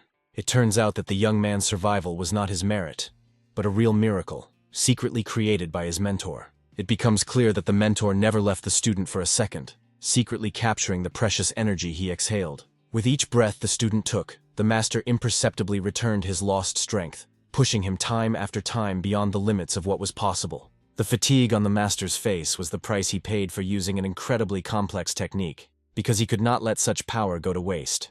The acquired power turns out to be not a gift, but a curse.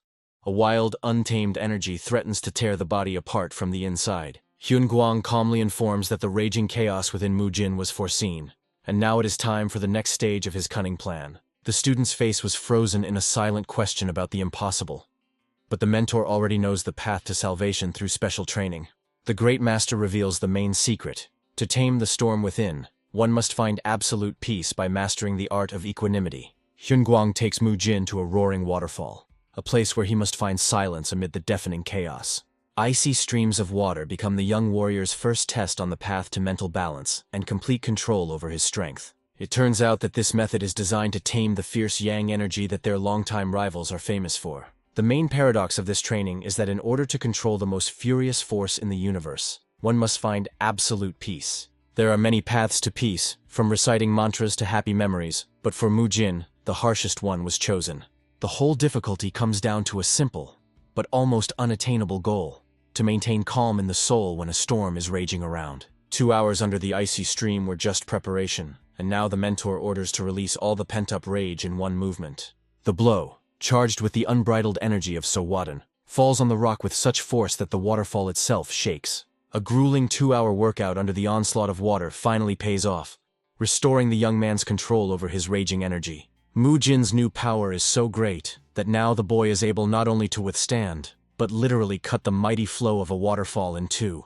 The student's proud gaze meets the master's, and at that moment, words become unnecessary. Behind the mentor's stern exterior lies genuine joy and pride for his incredibly gifted student. A silent connection arises between them, stronger than any vows or promises. After 2 days of silence, the air is once again filled with tense anticipation. A new, even more serious test lies ahead. The young man must set out on a dangerous journey, but he will not be alone. 2 experienced monks will become his faithful companions and protectors. Meanwhile, a conspiracy is brewing in the shadows, and mysterious figures are preparing their own plan, directly related to the organization of the heavenly stream. The elder's instructions sound like both a blessing and a command. The time has come to show the world what their best student is capable of. Mujin vows to his teachers that he will return victorious to save all those in need together with Shaolin. His eyes glow with unshakable confidence that his mission will be the key to saving all of Shaolin.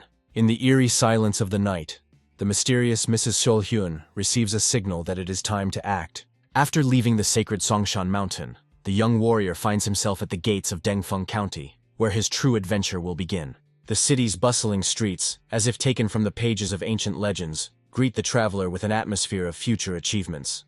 Images of heroic deeds flash through the boy's head, from clashes with bandits to fights in noisy taverns. The imagination conjures up the rescue of a beautiful stranger and the decisive battle with evil, fueling the thirst for adventure. Finally, reality exceeds all expectations, and the young man delightedly realizes that his own story is just beginning. The week flies by, and intriguing rumors begin to spread throughout the city, attracting everyone's attention. Local residents are surprised to hear the news about Shaolin monks who suddenly opened a hospital in the city. Bewilderment gives way to suspicion. Have the ascetic monks really decided to engage in worldly affairs for the sake of profit? The interlocutor's grin dispels any doubts. Of course, Shaolin's help is free, and this opportunity can't be missed. A friend's caustic remark about the sudden inspiration at the word free only egged on the cunning traveler. Tired legs from carrying an endless load becomes the perfect excuse to personally test rumors about miracle cures. The strange treatment system, where each day is dedicated to a specific part of the body, only heightens curiosity and fuels interest. Mujin's cunning plan begins to take shape, dividing aid into something accessible to everyone and something exclusive to a select few.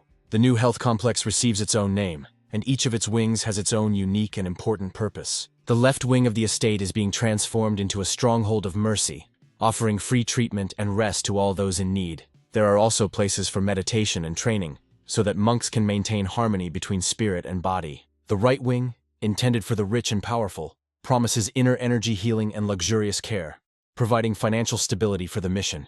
The whole difference between helping the poor and the rich was hidden only in the glitter of gilding, while the essence of the healing technique remained unchanged. The young monk, hiding his true power, humbly introduces himself to the first patients, ready to begin his mission. The whispers behind his back do not escape the warrior's sensitive hearing, but he only holds back a grin, not showing it. Ignoring the idle gossip, Mujin gets straight to the point, demonstrating his professionalism. The patient's eyes show skepticism towards a new method that promises healing without the usual needles and decoctions. The very first touch brings not relief, but piercing pain, causing the man to cry out in shock. Mujin calmly explains that the hellish pain is just a mirror reflecting the true, neglected state of his muscles. The young man promises that the torment will soon give way to relief as soon as the tense muscles and fascia are released. Although the method seems barbaric, the doctor's unwavering confidence makes the patient grit his teeth and endure. The excruciating pain really does subside, and it is replaced by a new, even more intriguing stage of treatment with the magic bar. Simple yet precise instructions help the patient use the roller correctly, initiating a deep healing process. With each movement, the stiffness disappears, and the man is amazed to realize how this simple, yet ingenious technique works. An incredible feeling of lightness and warmth spreads through the legs, exceeding all expectations and eclipsing the effect of acupuncture. Surprise gives way to admiration, because no one could have imagined that Shaolin monks possessed such unusual techniques. In the eyes of the healed man, Mujin transforms from a simple monk into a great master, who came down from the mountains to help ordinary people. Gratitude grows into a sense of duty. The world must learn about the generosity and incredible gift of this noble healer. The satisfied old man becomes a living advertisement, and rumors about the wonderful hospital spread throughout the city with incredible speed. Word of the free miracle attracts crowds of sufferers, thirsting for healing, to the health complex. The fame of the hospital reaches noble gentlemen who, not wanting to be left behind, immediately head to the private department. The only difference between luxury and simplicity was the rug. But this ingenious move worked flawlessly, satisfying both rich and poor. The arrogance of rich clients, who demand special treatment even in small things, only evokes a contemptuous smirk in the young monk. The slight difference in service created the illusion of fairness, and the hospital flourished without a single complaint.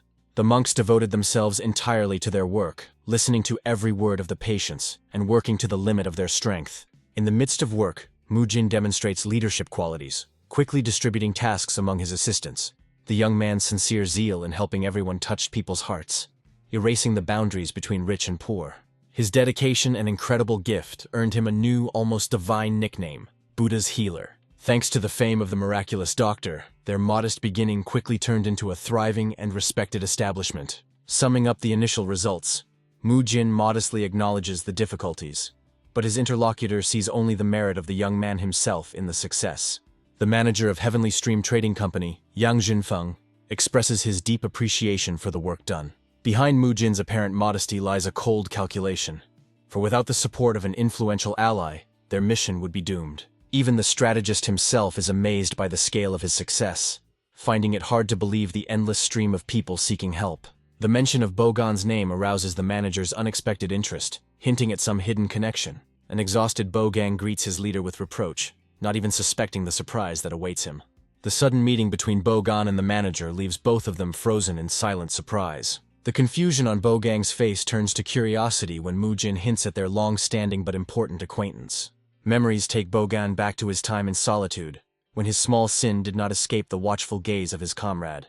It turns out that Bogang did a noble deed that day by rescuing the company boss's daughter, who was lost in the mountains. The image of that same girl by the fire flashes in Mujin's memory, and the disparate details of the past suddenly come together to form a single picture. Realization dawns on the young man. The modest little girl he saw was the heiress of an influential clan. The manager's words about his daughter's imminent arrival make Mujin realize that the chain of random events is about to come to a close. The long-awaited appearance of the mysterious guest makes Mujin's heart skip a beat in anticipation of the coming changes. The universal respect surrounding the stranger speaks of her incredibly high status, striking the young man to the depths of his soul. The timid question finds its confirmation, and reality begins to surpass all the guesses of the young monk. The name of Ryu Seolhwa, the headman's youngest daughter, comes as a bolt from the blue, linking the past and the present. An incredible revelation pierces the young man's consciousness. The same crying girl from his past is now standing right in front of him. The servants' greetings and the atmosphere of reverence only serve to highlight the gulf between the simple girl from the memories and the current mistress. The appearance of an important person causes a wave of whispers, because it's not every day that you see someone who is the stuff of legends. The secret of her identity is revealed. Before them is the heiress of the founder of the hospital, Mrs. Ryu Solwa herself. The girl's real image is completely different from how it was imagined, causing slight disappointment in the crowd. Careless words about unfulfilled expectations regarding the lady's appearance reached Mujin's ears, creating an awkward pause. The elderly people from the free ward greet their savior with sincere warmth and care, calling him Buddha's healer.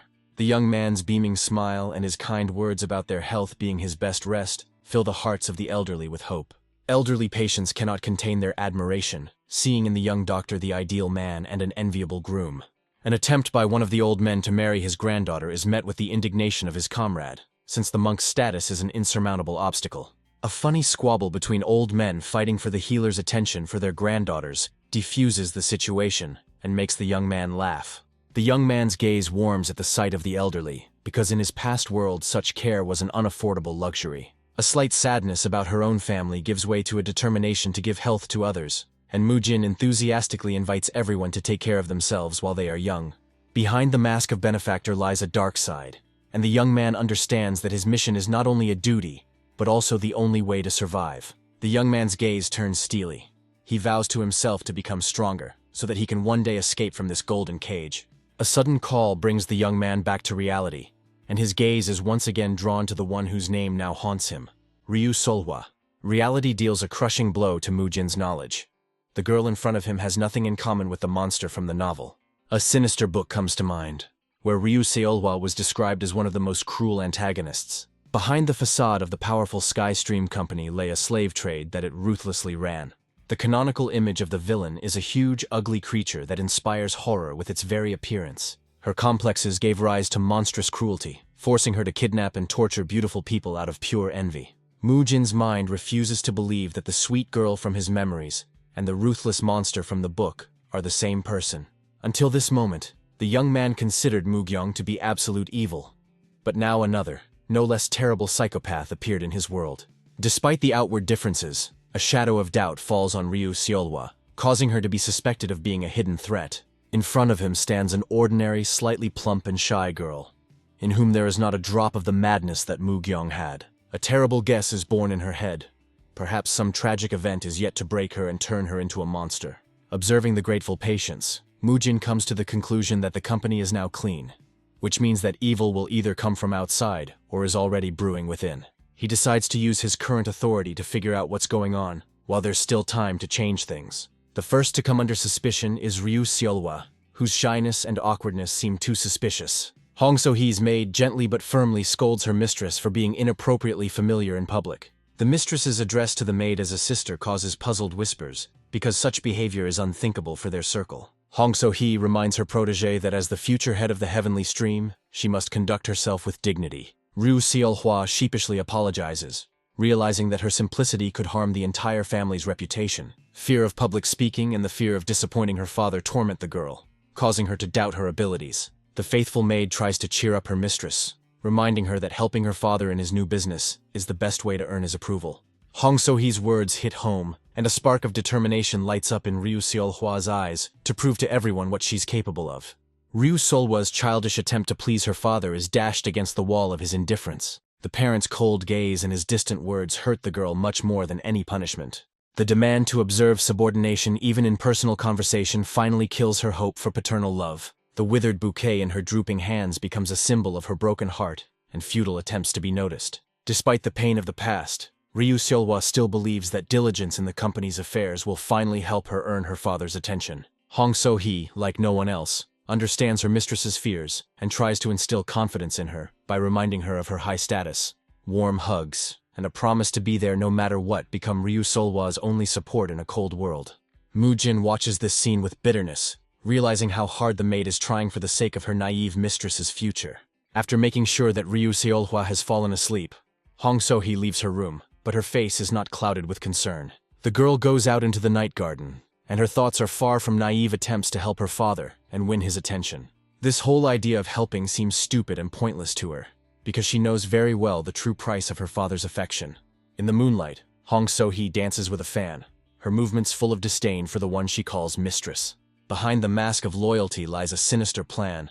Ryu Seolhwa's naivety is merely a cover for a secret operation, and the staged loss in the mountains was all part of the game. Hong So-hee eagerly awaits the moment when the masks will be dropped, anticipating the despair on the face of the one who considered her a sister. A sinister grin and a letter in her hands reveal her true intentions. She is using her mistress as bait for a night meeting. A dark figure, like a shadow, glides across the rooftops, heading towards the place where the next act of this performance is about to unfold. A familiar face hides behind the ninja mask. Mujin, following Hong So-hee, falls right into a trap. A conversation between a manager and a subordinate reveals the tragic story of Ryu Seolhwa, who grew up in the shadow of loneliness. The death of her mother during childbirth and her father's constant busyness left the girl in the care of servants, depriving her of parental love and care. The grief of losing his beloved wife made Mr. Ryu cold and indifferent to everything except work, turning his daughter into an invisible shadow in her own home.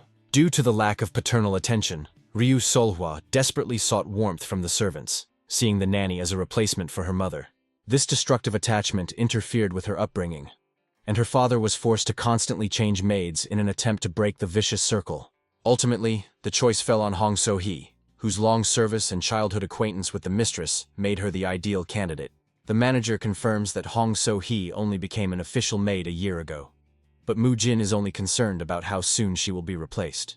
The certainty in the interlocutor's voice that Hong So-hee will stay forever makes the young man realize that his knowledge from the novel is beginning to falter. The image of that same villainess who reveled in the suffering of others because of her own inferiority comes back to mind. Her monstrous appearance prevented her from personally administering justice, and she found pleasure in watching torture from the sidelines. All the dirty work was done by loyal servants, and she was one of the most cruel executioners. The truth hits Mu-jin with renewed vigor.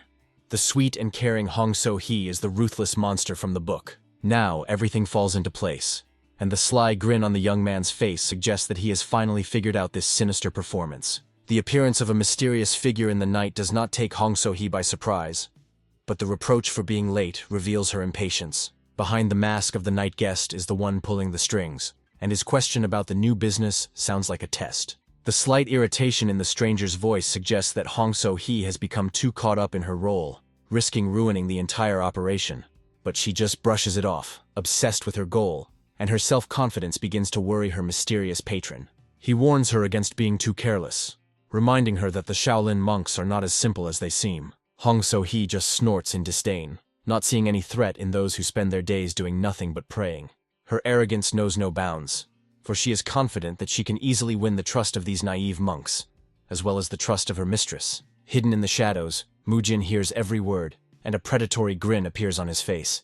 He learned everything he needed to. The whole game is revealed, and now the young man knows who is really hiding behind the mask of a devoted servant. Now, as an experienced Go player, he is ready to make his move, because without his intervention, the heavenly stream is doomed.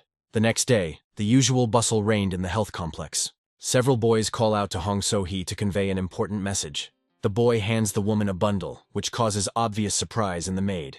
The children explain that they received a message from a mysterious stranger dressed in black. After thanking the children, Hong So-hee unfolds the note, and a sinister grin appears on the maid's face. As a reward, the woman gives the boys a coin, which causes wild delight in the children.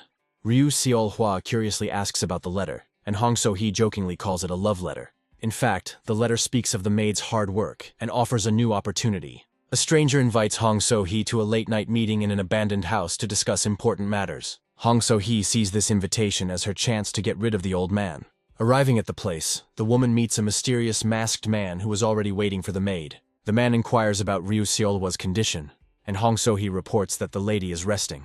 The stranger demands a report from the woman, and the maid quickly takes it out. While handing over the papers, Hong So-hee complains about the difficulties and asks about the future method of communication. The man reports that a new person will soon appear in the organization's ranks and become their liaison. This news shocks Hong So-hee, who doesn't understand why a new person is needed, since the maid is perfect for this role. Realizing that the careless question was a mistake, the girl understands that she is in trouble. There is horror in Hong So-hee's eyes, because the maid thinks that they are going to get rid of her. A stranger, without warning, delivers a powerful blow to the woman's face. Hong So-hee, surrounded by dark energy, is sent flying backwards from the crushing blow. Rising from the ground, Hong So-hee is shocked to recognize her attacker. Mu-jin takes off his mask and the maid angrily asks how the monk knew about this place. The young man calmly confirms that he deliberately lured her here to talk. When asked about the secret code by Mu-jin, he is surprised and replies that he already knows everything about her. It turns out that the young man got all the information about Hong So-hee from the novel The Story of the Warrior Emperor Sado. Realizing that her secrets have been revealed, the woman prepares for battle, because she cannot let him go alive. Hong So-hee's face contorts with anger, and she charges with a scream. Mu-jin only smirks, suggesting that she see for herself the difference in their strength. The battle begins, and the young man is glad to finally have the opportunity to test his new strength.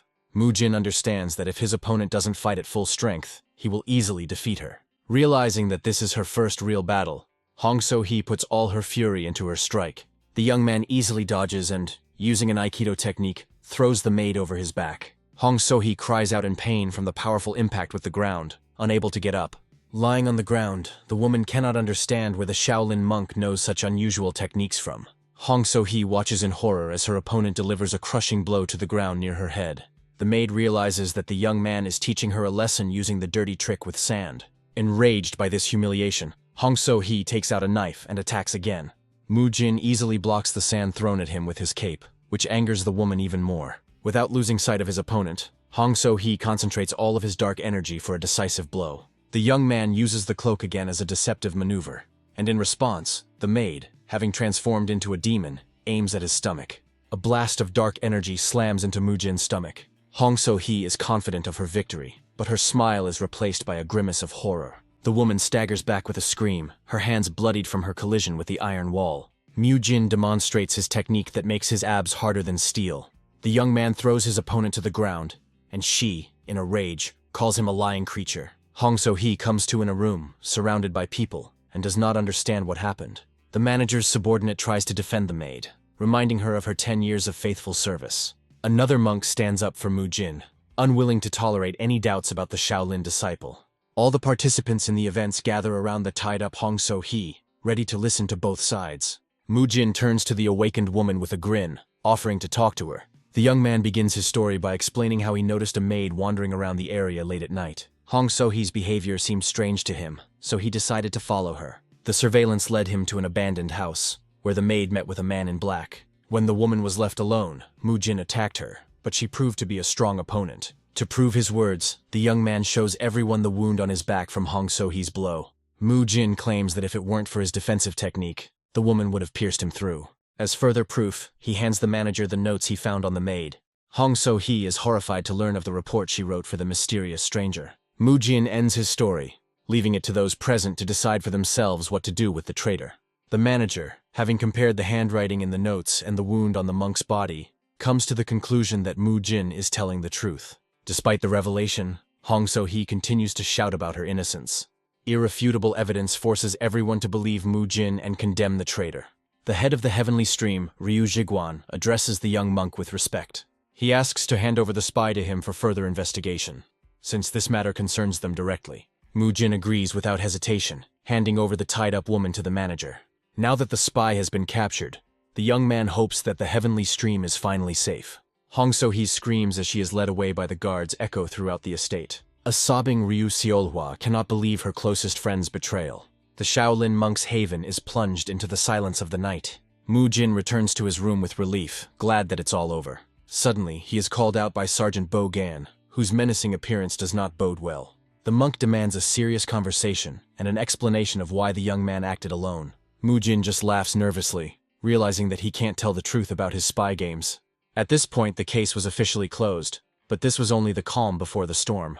In a dark dungeon, the manager approaches the exhausted Hong So-hee to interrogate her personally. The man removes the gag, and the woman, barely coming to her senses, again begins to scream about her innocence. The maid claims that Mu-jin staged the whole thing by pretending to be the man in black. An unexpected question about the secret code that was in the notes makes Hong So-hee fall silent. Realizing that she has let slip secret information, the woman understands that her lie has been exposed. The manager reminds her of the 3 main rules of spies, including committing suicide if discovered.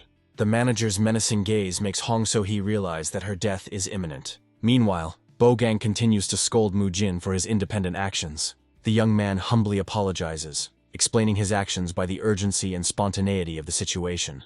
But this is not what angers the sergeant, and he grabs Mu-jin by the shoulders with force. Bo-gan explains that this world is much more dangerous than it seems at first glance. It is full of strong and cruel people, a collision with whom could be the last. The monk shouts in rage that if the spies had turned out to be martial arts masters, the young man would not have left alive.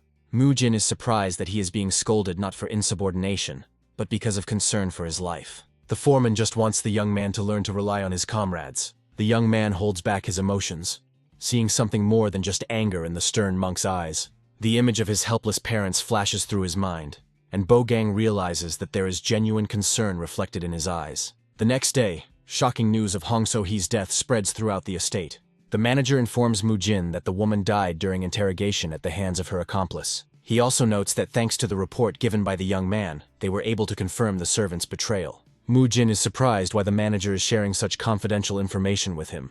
Ryu Jiguan, for his part, doesn't understand why the monk doesn't see a more serious problem here. The manager is confident that Mu-jin is not just a genius, but a person who is able to see the essence of things. Amazed by the young man's wisdom, Ryu Jiguan decides to trust him completely and tell him everything. He admits that cooperation with Shaolin was dictated not only by business interests, but also by another, more important reason. That was why the manager called Mu-jin again to reveal his true motives. The manager begins his story about the second reason that led him to cooperate with Shaolin. Even before the hospital opened, Ryu Jiguan, while reviewing reports, felt that something was wrong. While checking the documents, he noticed that the data from different departments generally matched. However, one detail bothered him. The price of one of the items was greatly inflated. Suspecting something was wrong, the manager ordered his men to secretly investigate the matter. The strange behavior of the local branches led him to the idea of collaborating with Shaolin.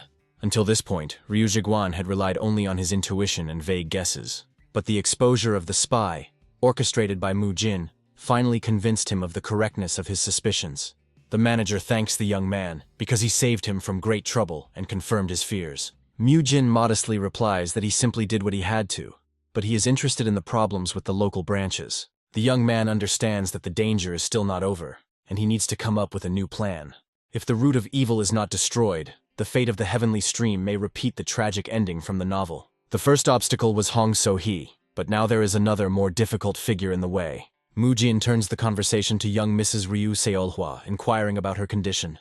The manager reports that the investigation began immediately after Hong So-hee's exposure. But so far no evidence linking the girl to the conspiracy has been found, and she is under house arrest. Mu Jin agrees that Ryu Seolhwa must be punished for her carelessness. The young man comes up with a new plan and proposes his idea regarding the lady to the manager. Mu Jin reminds that after the recent incident, a serious problem has been discovered at the hospital. While treating one of the patients, he realized that they had only been treating men up until now. Mu Jin explains that even in today's world, a coach's touching of a woman can be misinterpreted. In their world, where there is a strict separation of the sexes, this becomes a serious moral issue. The elderly woman was able to undergo treatment only because she was old enough to be Mu Jin's grandmother. But if the conversation turns to the treatment of a young and noble lady, everything could turn into a scandal. An imaginary scene in which a husband catches a monk treating his wife clearly demonstrates the possible consequences. The enraged husband, without understanding the situation, is ready to pounce on the scoundrel. Mu Jin understands that the consequences for him could be unpredictable. The manager agrees that such a situation will scare off all women from high society. Ryu Zhiguan looks at the young man with hope, because he hinted that he already has a solution. Mu Jin offers to teach his healing methods to Mrs. Ryu Solwa herself. He is confident that house arrest is the perfect time for training that will solve their problem. The main argument is that Ryu Solwa is the daughter of the manager himself. This way, the secret treatment technique will remain within the company and will not be shared outside of it. The manager is delighted with the ingenious and simple solution proposed by the young man. He immediately gives the order to bring his daughter, Ryu Solwa, to him. Seeing her father and Mu Jin together, the girl timidly apologizes for her confinement. The manager asks the monk to explain to his daughter the essence of their new plan. Mu Jin invites Ryu Seolhwa to learn his methods and become a healer for women. The girl is shocked by such a sudden proposal, because she is still under house arrest. But the young man insists that the time of his arrest is ideal for starting his studies. Mu Jin tries to convince Ryu Seolhwa that she will learn everything quickly, since the girl has already observed him at work. Suddenly, Ryu Solwa recognizes the young man as the same little monk from his past. Mu Jin explains that the main thing in this business is a sincere desire to help people. He invites her to join their mission, promising his full support. The girl doubts her abilities, afraid of making a mistake due to lack of knowledge. The manager is also not sure that his daughter can cope with such a difficult task. Mu Jin is convinced that now is the best time to study. He explains that due to constant humiliation from Hong So-hee, the girl has very low self-esteem. The young man is confident that intensive training will help Ryu Solwa gain self-confidence and secure the support of wealthy patrons. On the first day of training, Mu Jin explains to the girl the basics of therapy and the effects of exercise on the body. He also talks about a protein diet and its effect on muscle growth. The young man tries to explain complex things in simple language, using metaphors and examples. Free from prejudice, Ryu Seolhwa quickly grasps the information, but one question puzzles her. On the 5th day of training, they move on to studying manual therapy and the basics of Pilates. Since students are allowed to leave the temple for educational purposes, they can study at the infirmary. Ms. Yan, one of the patients, decides to help with the training by acting as a model. Since Mu Jin can't directly touch Ryu Seolhwa, the old woman volunteered to help teach her granddaughter. The girl turns out to be a very diligent student and quickly masters even acupressure. The praise from her mentor and the recognition of her abilities make Ryu Solwa smile shyly. On the 9th day, Mu Jin notices that his student has a new goal in life. Mu Jin understands that Ryu Seolhwa is pursuing her goal not for her father or the company, but for herself. He decides not to discuss her weight and simply watch her transformation in silence. The girl diligently jumps rope, remembering Hong So-hee's constant reproaches about her appearance. Mu Jin skillfully disguises the difficult training as studying healing methods, and the girl carries them out with enthusiasm. The young man notices that Ryu Solwa is determined to lose weight and supports her in this endeavor. He hopes that the girl will be able to become who she wants to be, and not turn into a villain from a novel. By the 20th day of training, Ryu Solwa had already mastered the basics of manual therapy and Pilates. Although her knowledge is still inferior to Bogan's, The girl is already ready for serious practice. Her diligence is amazing. She trains even in rare moments of rest, completely immersing herself in the process. Mujin is confident that if Ryu Seolhwa doesn't give up, she will definitely achieve her goal. The young man admires her perseverance, because even adults find dieting very difficult. He notices that he is not the only one who admires the girl's transformation. Ryu Jiguan, touched by the change in his daughter, secretly thanks Mujin for his work. But the young man misinterprets the generous reward, taking it for an attempt at bribery. He happily accepts the money, thinking about how much protein he can buy with it. Mujin suggests to the manager to expand their business and open branches in other provinces. He is confident that the opening of new hospitals will help even more people. And for him, this will be a chance to gain more freedom and track down the conspirators. They begin to discuss where it would be best to open the first branch. Mujin, with a sly smile, suggests Nanchang in Jiangxi province, as that is where the next clue lies. The manager is surprised by Mujin's choice, and asks why Nanchang. The young man explains that this territory is neutral, and does not obey either Shaolin or other clans. Ryu Jiguan admires the monk's knowledge of geography, but suspects that the city has its own nuances. Mujin confirms that this is better than opening a branch in a foreign territory, since Nanchang is the closest neutral city to them. In fact, the young man had another more compelling reason, because he had not yet met the real villain. According to the novel, it is in Nanchang that a demonic sect will rule in the future. The Path community was the very sect that did all the dirty work for the heavenly stream. Drug production and human trafficking were their main source of income, and turned the company into a villainous organization. Chief Bogong wonders who will run the hospital in Dongfeng during Mujin's absence. The young man proposes Bogong himself for this role, since he had been in the shadow of his mentor for a long time. Even though Grandpa always felt guilty towards Bogong, he knows Mujin's methods better than anyone else. The young man is confident that the time has come for Bogong to shine and show what he is capable of. Mujin is already looking forward to going to Nanchang alone and finally eating his fill of meat. But his plans are not destined to come true. The abbot cannot let him go alone, but he has a suitable candidate. Hearing their conversation, Abbot Hyunchong gives his consent with a smile. Grandfather Hyun Guang also doesn't mind, because he is confident that Bogong can already take care of himself. The teacher blesses his student, sending him to help people and spread knowledge together with Mujin. All the preparatory details were agreed upon in advance, not without the help of Mujin's experience in managing fitness clubs. As he bids farewell to Ryu Solhwa, the young man humbly apologizes for his teaching abilities. The girl sadly learns that he is leaving for Nanchang tomorrow morning. Mujin regrets how little time he got to spend with Ryu Solhwa.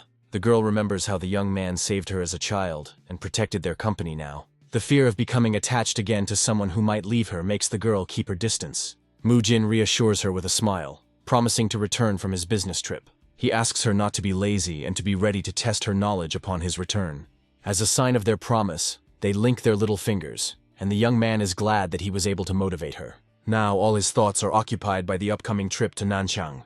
The horse-drawn carriage is ready, and the driver promises to deliver them in 4 days.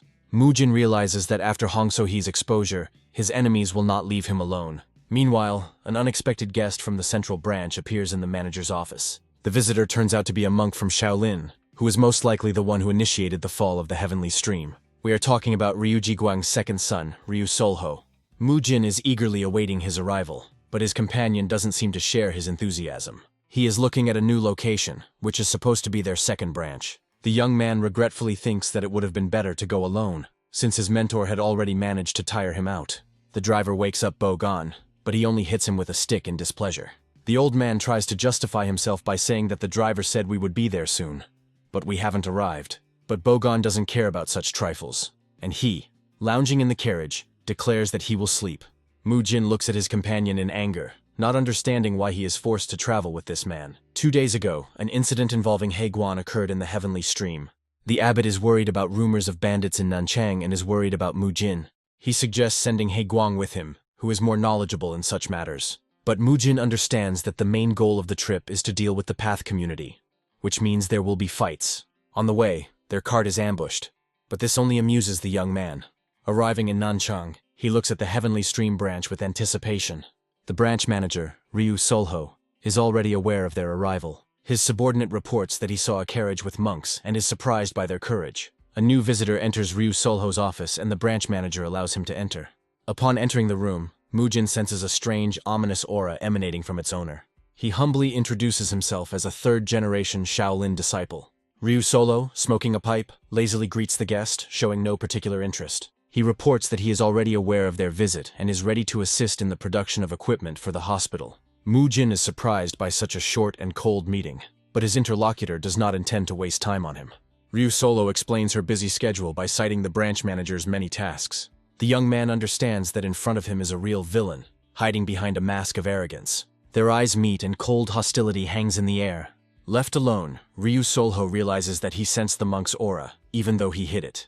He realizes that his father was right to praise this young man so much, and that he cannot let things slide. The head of the branch decides to test the uninvited guest first. He orders his subordinate to start gossip in the streets to test the monk's reaction to the rumors. In the courtyard of the branch, Mu-jin meets a stranger who helps him with his luggage. The man introduces himself as Mage Jicheok, the head of the Free Clan False Path.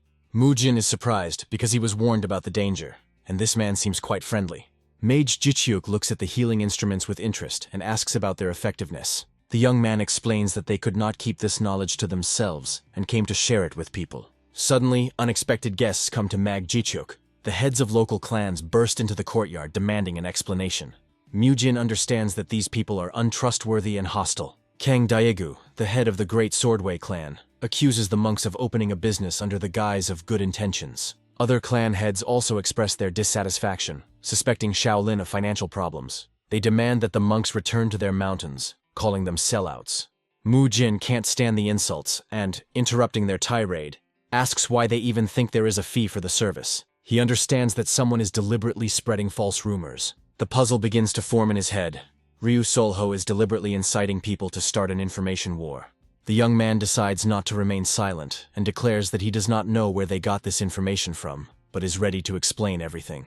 He says they came here with a pure heart, prepared to be accused of greed. Mu-jin looks at the clan leaders defiantly, not letting them get a word in edgewise. He asks directly whether they want to deprive the residents of Nanchang of the opportunity to get healthy. The young man looms over the assembled group, demanding an answer and calling them Ryu Solo's lackeys. One of the clan leaders, unable to withstand such pressure, turns around and leaves.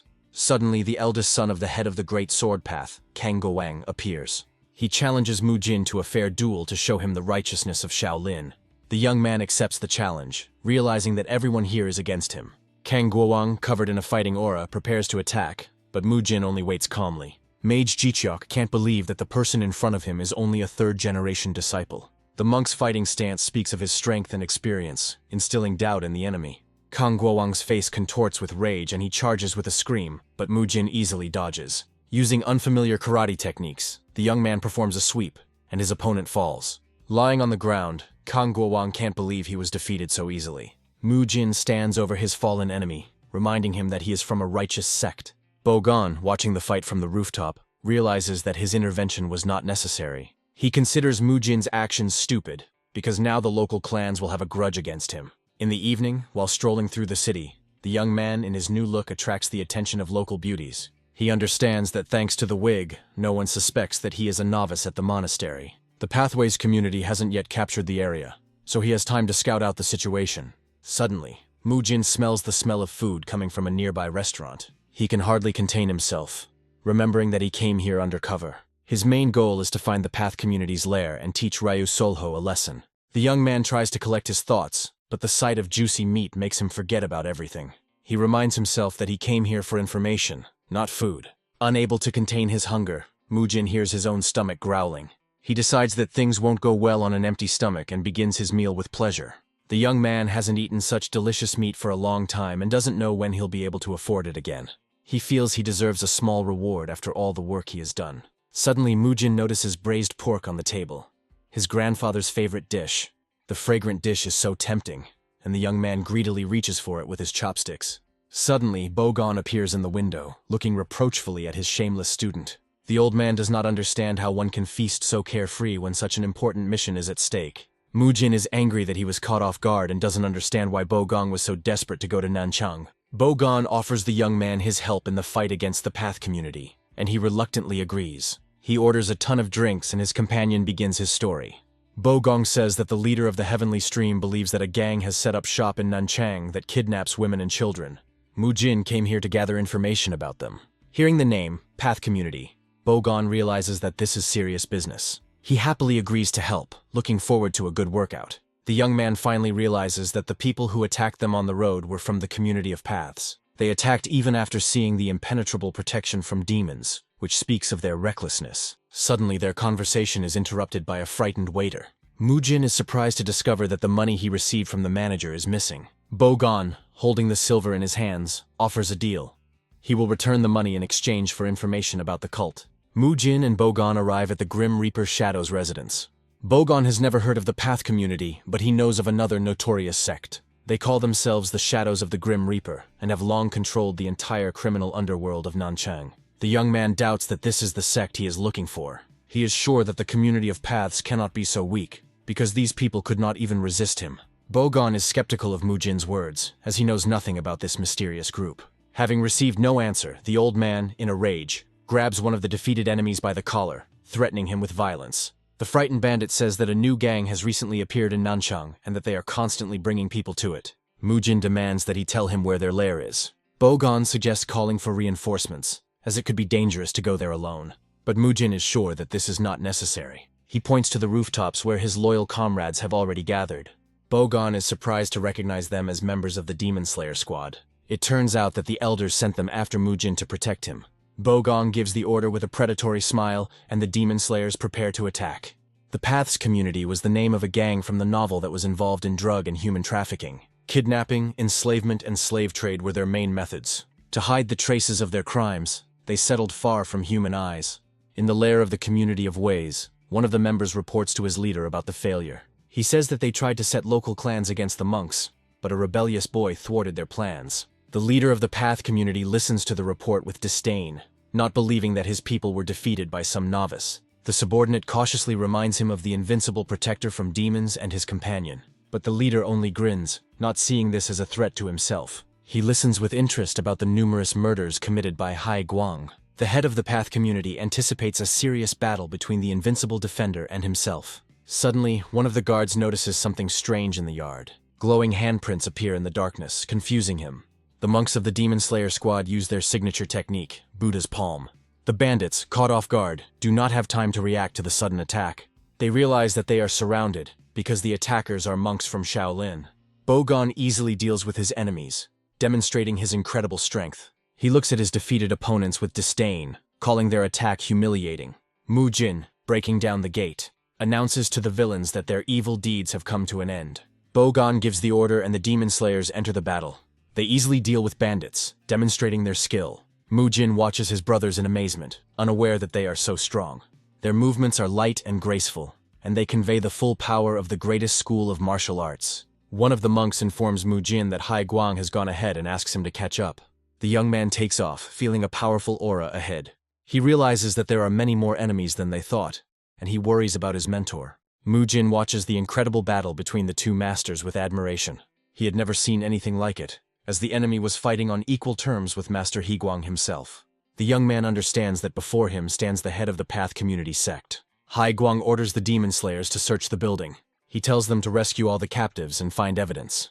The leader of the sect tries to stop him, but the monk easily repels the attack. Hai Guang counterattacks, but his opponent dodges. Mujin is amazed by the strength of the sect leader, who easily stands up to his mentor. The young man doesn't understand why Hai Guang enjoys fighting and wants to help him, but the mentor stops him, saying that he called for reinforcements for a reason.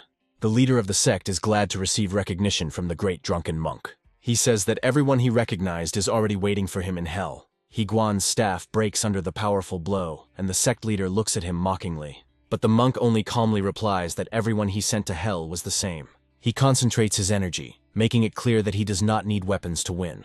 The leader of the sect only laughs in response, not believing in his powers. He lunges at her, but Haiguang easily blocks his blow. The monk delivers a crushing blow with the demon's smashing fist. The leader of the sect falls to the ground, unable to believe such incredible power. Mujin realizes that he underestimated his mentor. The defeated cult leader can't believe he was defeated by some crazy monk. Hai Guang suddenly turns to Mujin, announcing that it is time for class. He pushes the young man towards the enemy, ordering him to defeat him by any means available. The monk explains that in a critical situation, Mujin's powers must be revealed. The young man starts running in panic, not understanding what his mentor has planned. He compares the situation to being thrown off a cliff. A sudden battle between Mujin and the head of the Path community begins. The sect leader can't believe he's being forced to fight some student. He feels that he is not worthy of being Hai Guang's opponent, and this offends him.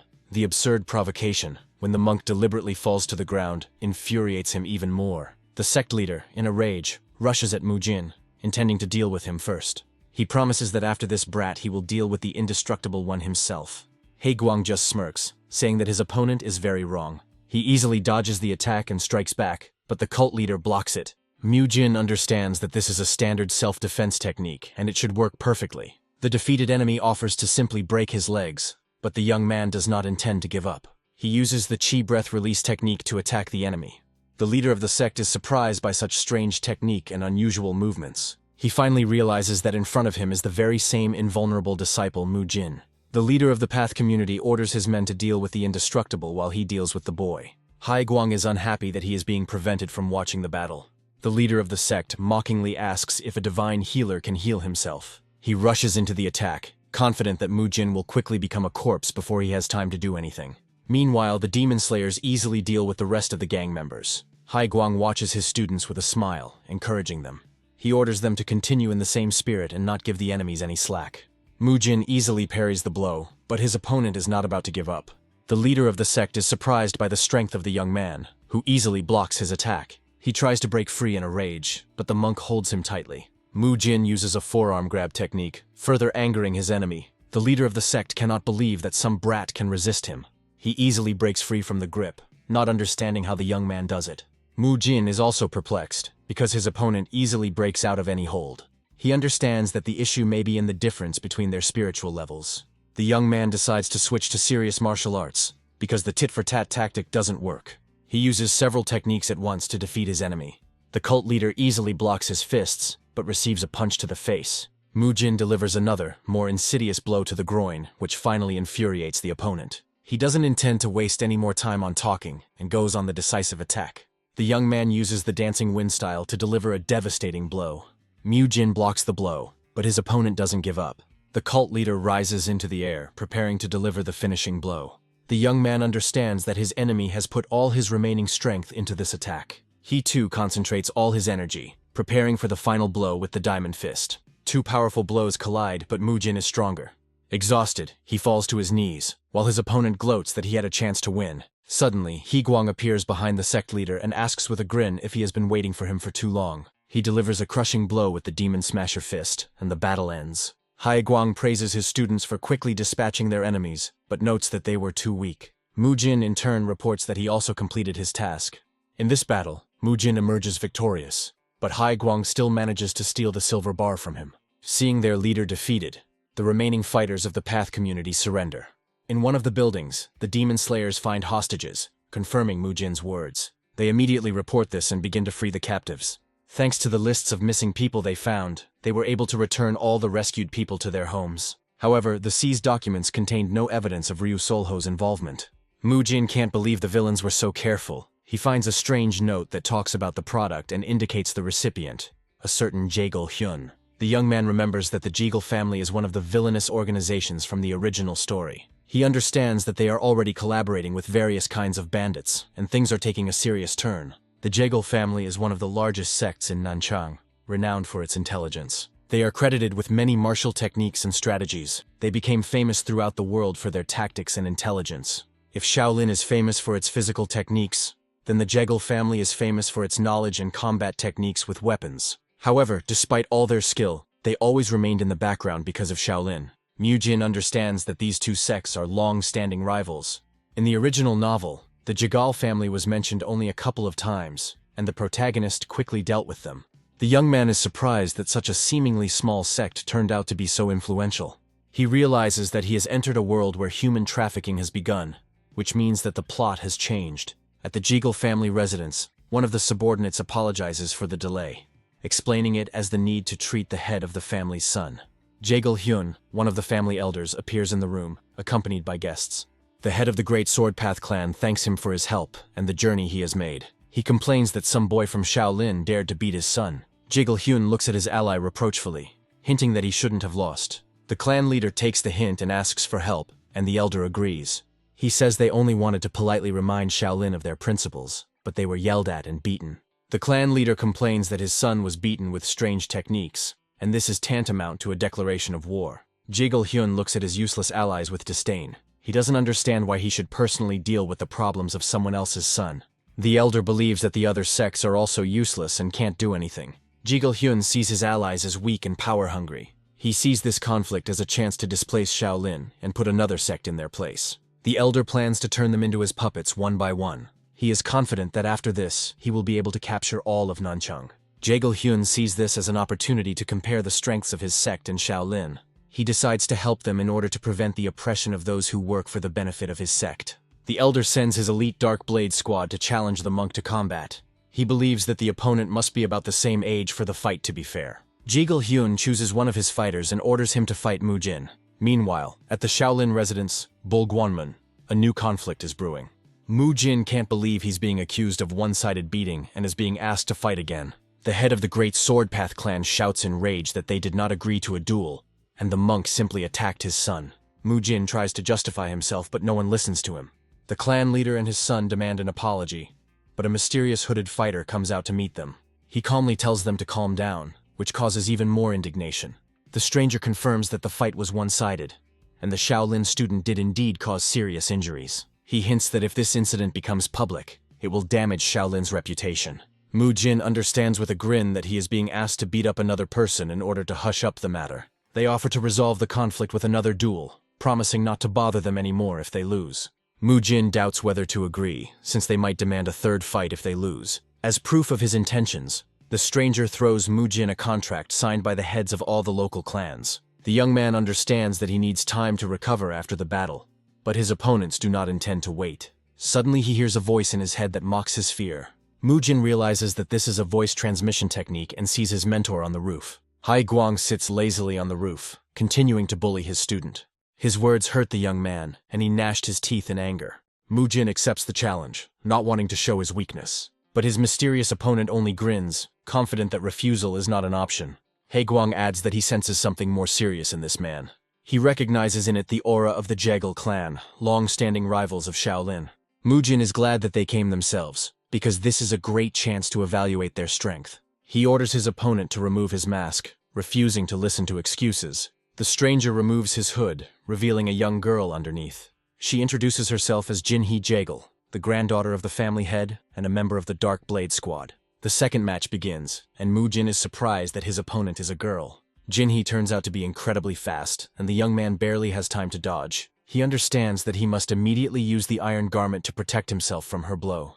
Mu Jin is shocked by the girl's strength, which easily breaks through his defense. Hai Guang comments on the fight with a grin, calling Jinhee a beauty. He warns his student that despite her fragility, she is much stronger than him.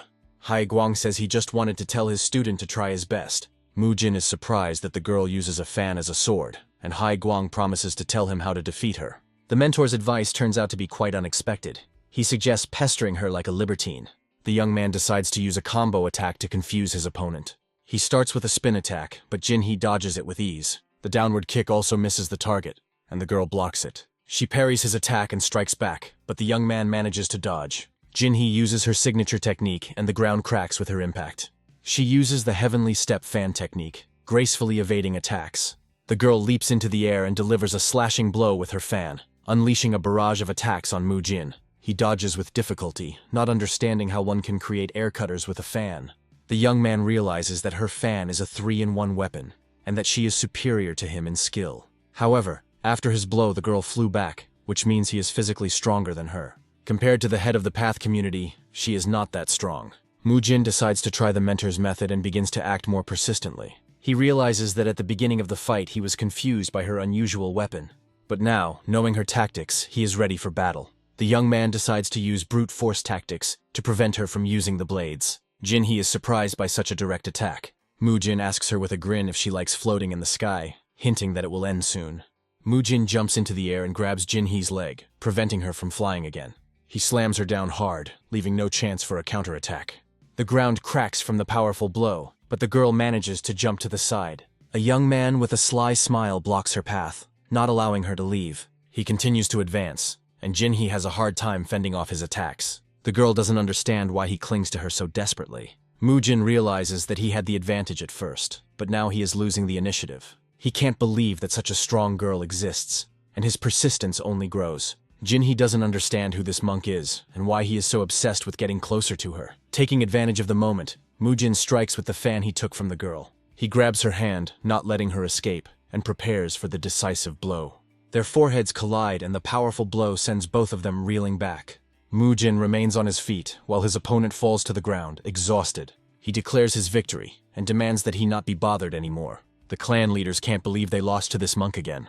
Jigal Hyun looks at the scene in anger, not understanding why they can't win. This concludes the second duel, and the Nanchang sects no longer interfere with the work of the hospital. The Jegal family who challenged them now even helps them with their work. Rumors reach Mujin that they have begun to purge the lower clans. He understands that their attempts to restore his honor are pathetic, but he accepts their help, remaining on guard. After a long search, the Bone and Muscle Wellness Complex is finally ready to open. Mujin, satisfied with the work done, announces that it is time to set up the equipment. After a month of preparation, everyone is eagerly awaiting the long-awaited moment. The hospital has finally opened, and its founders look at their creation with pride. Jinhee watches Mujin with a smile, happy that she found him. She is fascinated by his strength and beauty and cannot take her eyes off him. In her dreams, she already sees them together, and nothing can separate them. She imagines him confessing his love to her, and her heart skips a beat with happiness. The girl understands that this was a confession, and admires his strength and determination. She decides to approach him, but is stopped by a rude call. Jinhee looks at the one who dared to talk to her like that in anger. Suddenly, Haiguang appears and says with a grin that he has caught her. Mujin feels awkward and tries to get dressed, but the girl stops him. She looks with admiration at his muscular body, hardened in battles. The girl understands that this is where the secret of his strength and experience lies. She trained all her life for the sake of her family, but completely forgot about spiritual development. Jinhee feels like a frog in a well, realizing how little she knows about the world. She asks Mujin directly what he thinks of her. The young man doesn't understand what she's talking about, and the girl clarifies that she's interested in his opinion of her skills. Mujin honestly admits that he was impressed by her techniques with the iron fan. Jinhee sadly realizes that she lacks experience in real combat. Mujin praises her improvisation skills, noting that it is not due to a lack of experience. He says that she was able to dodge or block all of his attacks. The young man's praise takes the girl by surprise, and she covers her mouth with her hand in embarrassment.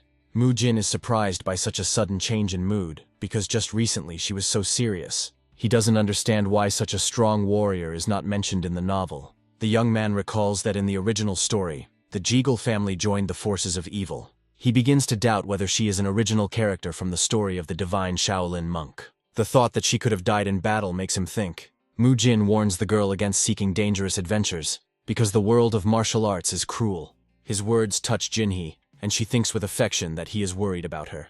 She turns away in embarrassment, saying that she is not so weak that she needs to be worried about her. Mujin realizes that meeting a member of the Jegal family could be useful to him. He asks if she has come to find out the reason for her defeat. The young man invites her to train together while he is here. Jinhee takes his proposal as a declaration of love. She happily agrees, much to Mujin's surprise. He offers to teach her his unique gymnastics in exchange for her techniques. After this, they begin training together.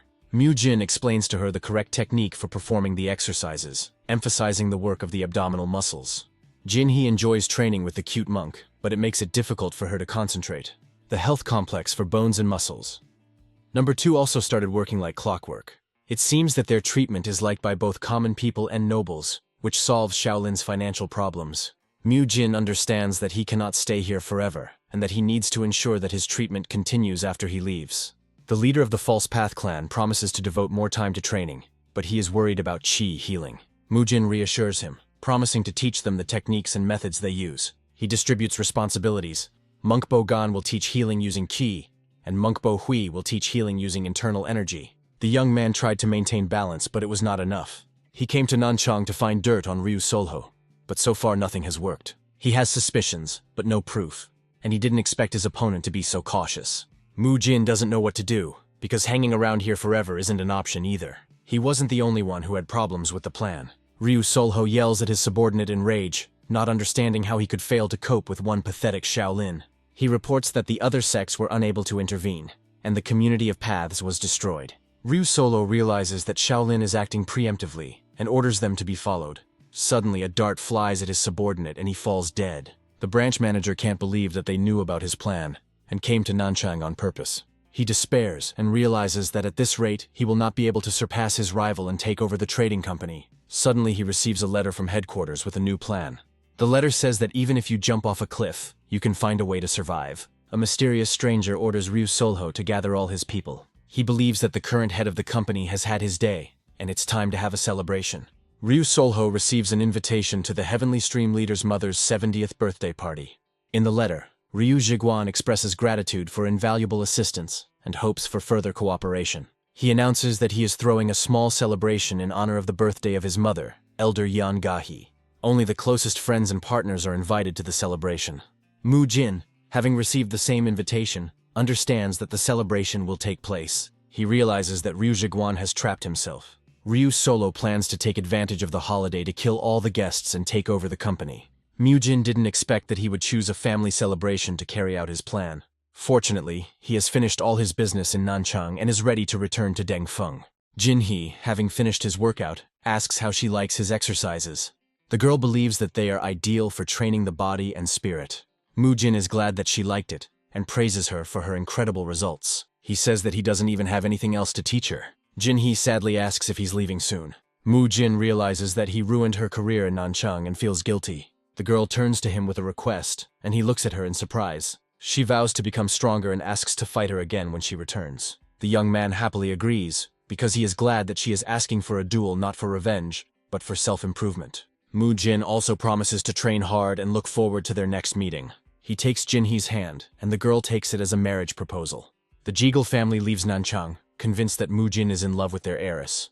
The young man thought that the girl would be sad, but she, having received a new goal, looked happier than ever. Jin He says goodbye happily, her face glowing with happiness. Mu Jin says goodbye to Bogon, saying that he still has some things to finish before leaving. He thanks the foreman for his excellent work and returns to Shaolin. The young man inquires about his grandfather's health, which surprises Bogon. He says with a smile that the old man is in excellent shape, and even does the exercises himself. Mu Jin is glad that there is no trace left of the former feeble old man. Suddenly he realizes that if his grandfather is completely healthy, then his strength has returned. He was once known as the strongest martial artist, and his appearance at the festival could be of great help. Mu Jin asks Bogon to deliver a letter to his grandfather when he returns to Shaolin. Bogon has a bad feeling about this, but he agrees to fulfill the request. A few days later, at Hyunguang's monastery, Bogon delivers the letter. The old man happily accepts the news from Mu Jin, putting his training on hold.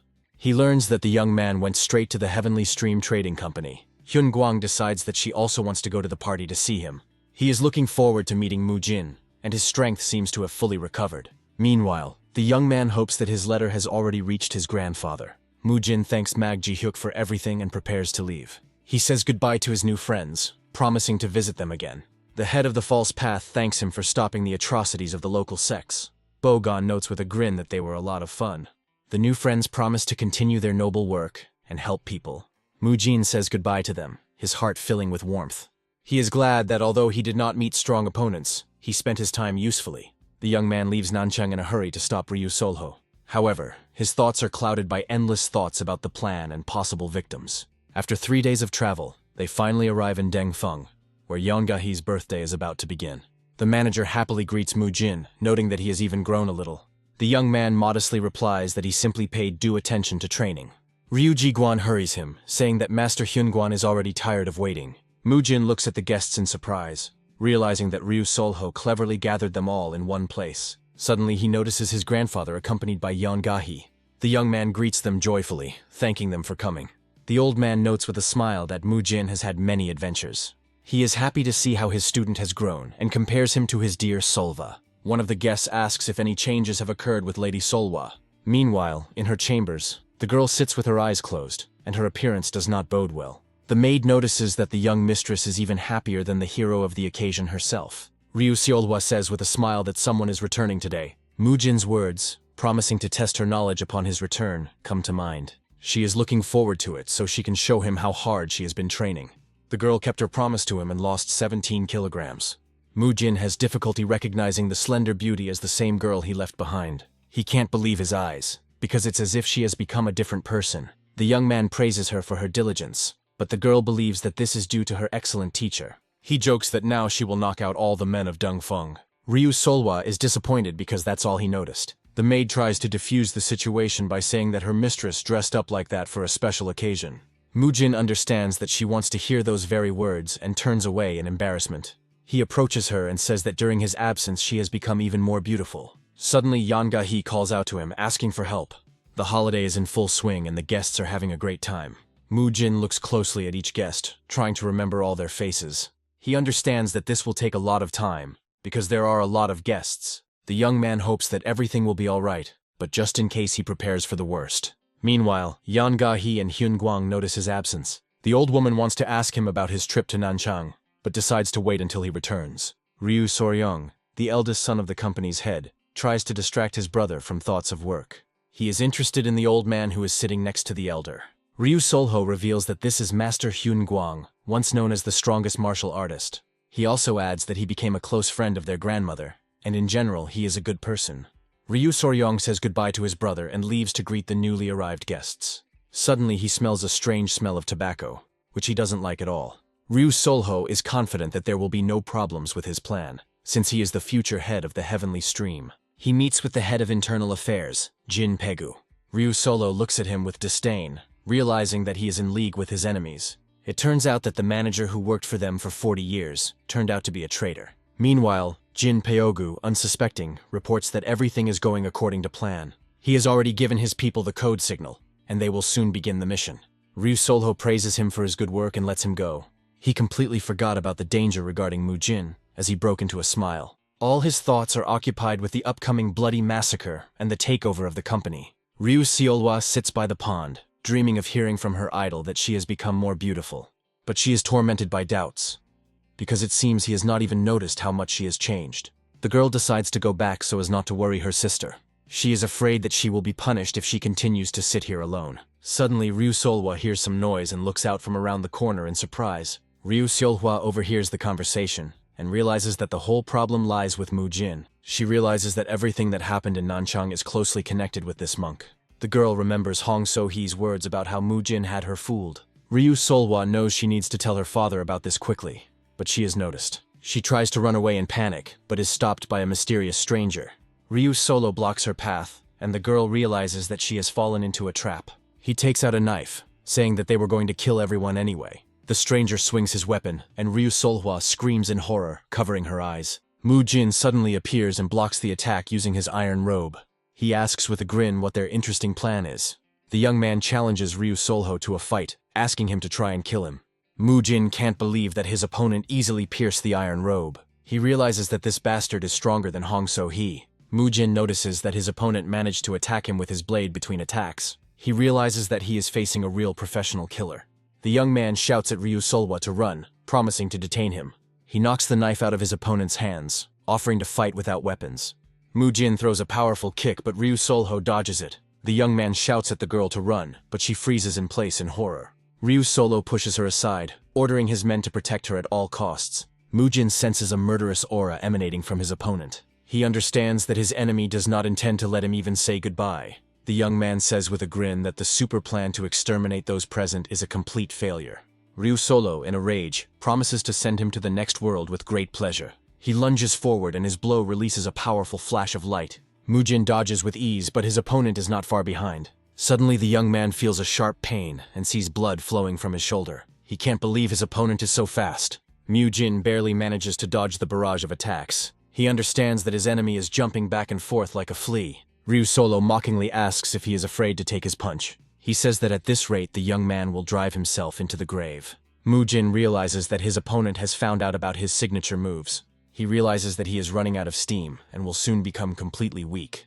The young man understands that he must restrain him, otherwise Lady Solwa will be in danger. He decides to stop him at any cost and rushes into attack. Mujin tries to solve the issue with distance, but his opponent is too fast. He realizes things are bad and his enemy strikes again.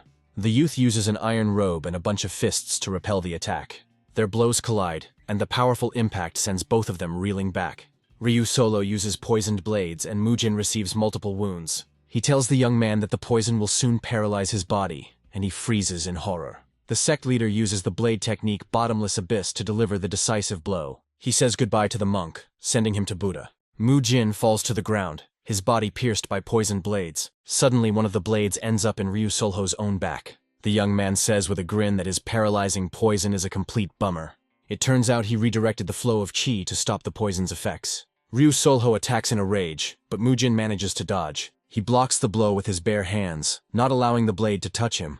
The young man asks him defiantly if he understands poisons, hinting at his invulnerability. He uses the Nahan palm technique to deflect the attack. Mujin applies a power grab, preventing the opponent from escaping. He lunges at him, preparing to apply a chokehold. The technique worked, but the young man had almost no strength left. He understands that if he drags on, it will be the end for him, and decides to finish with him.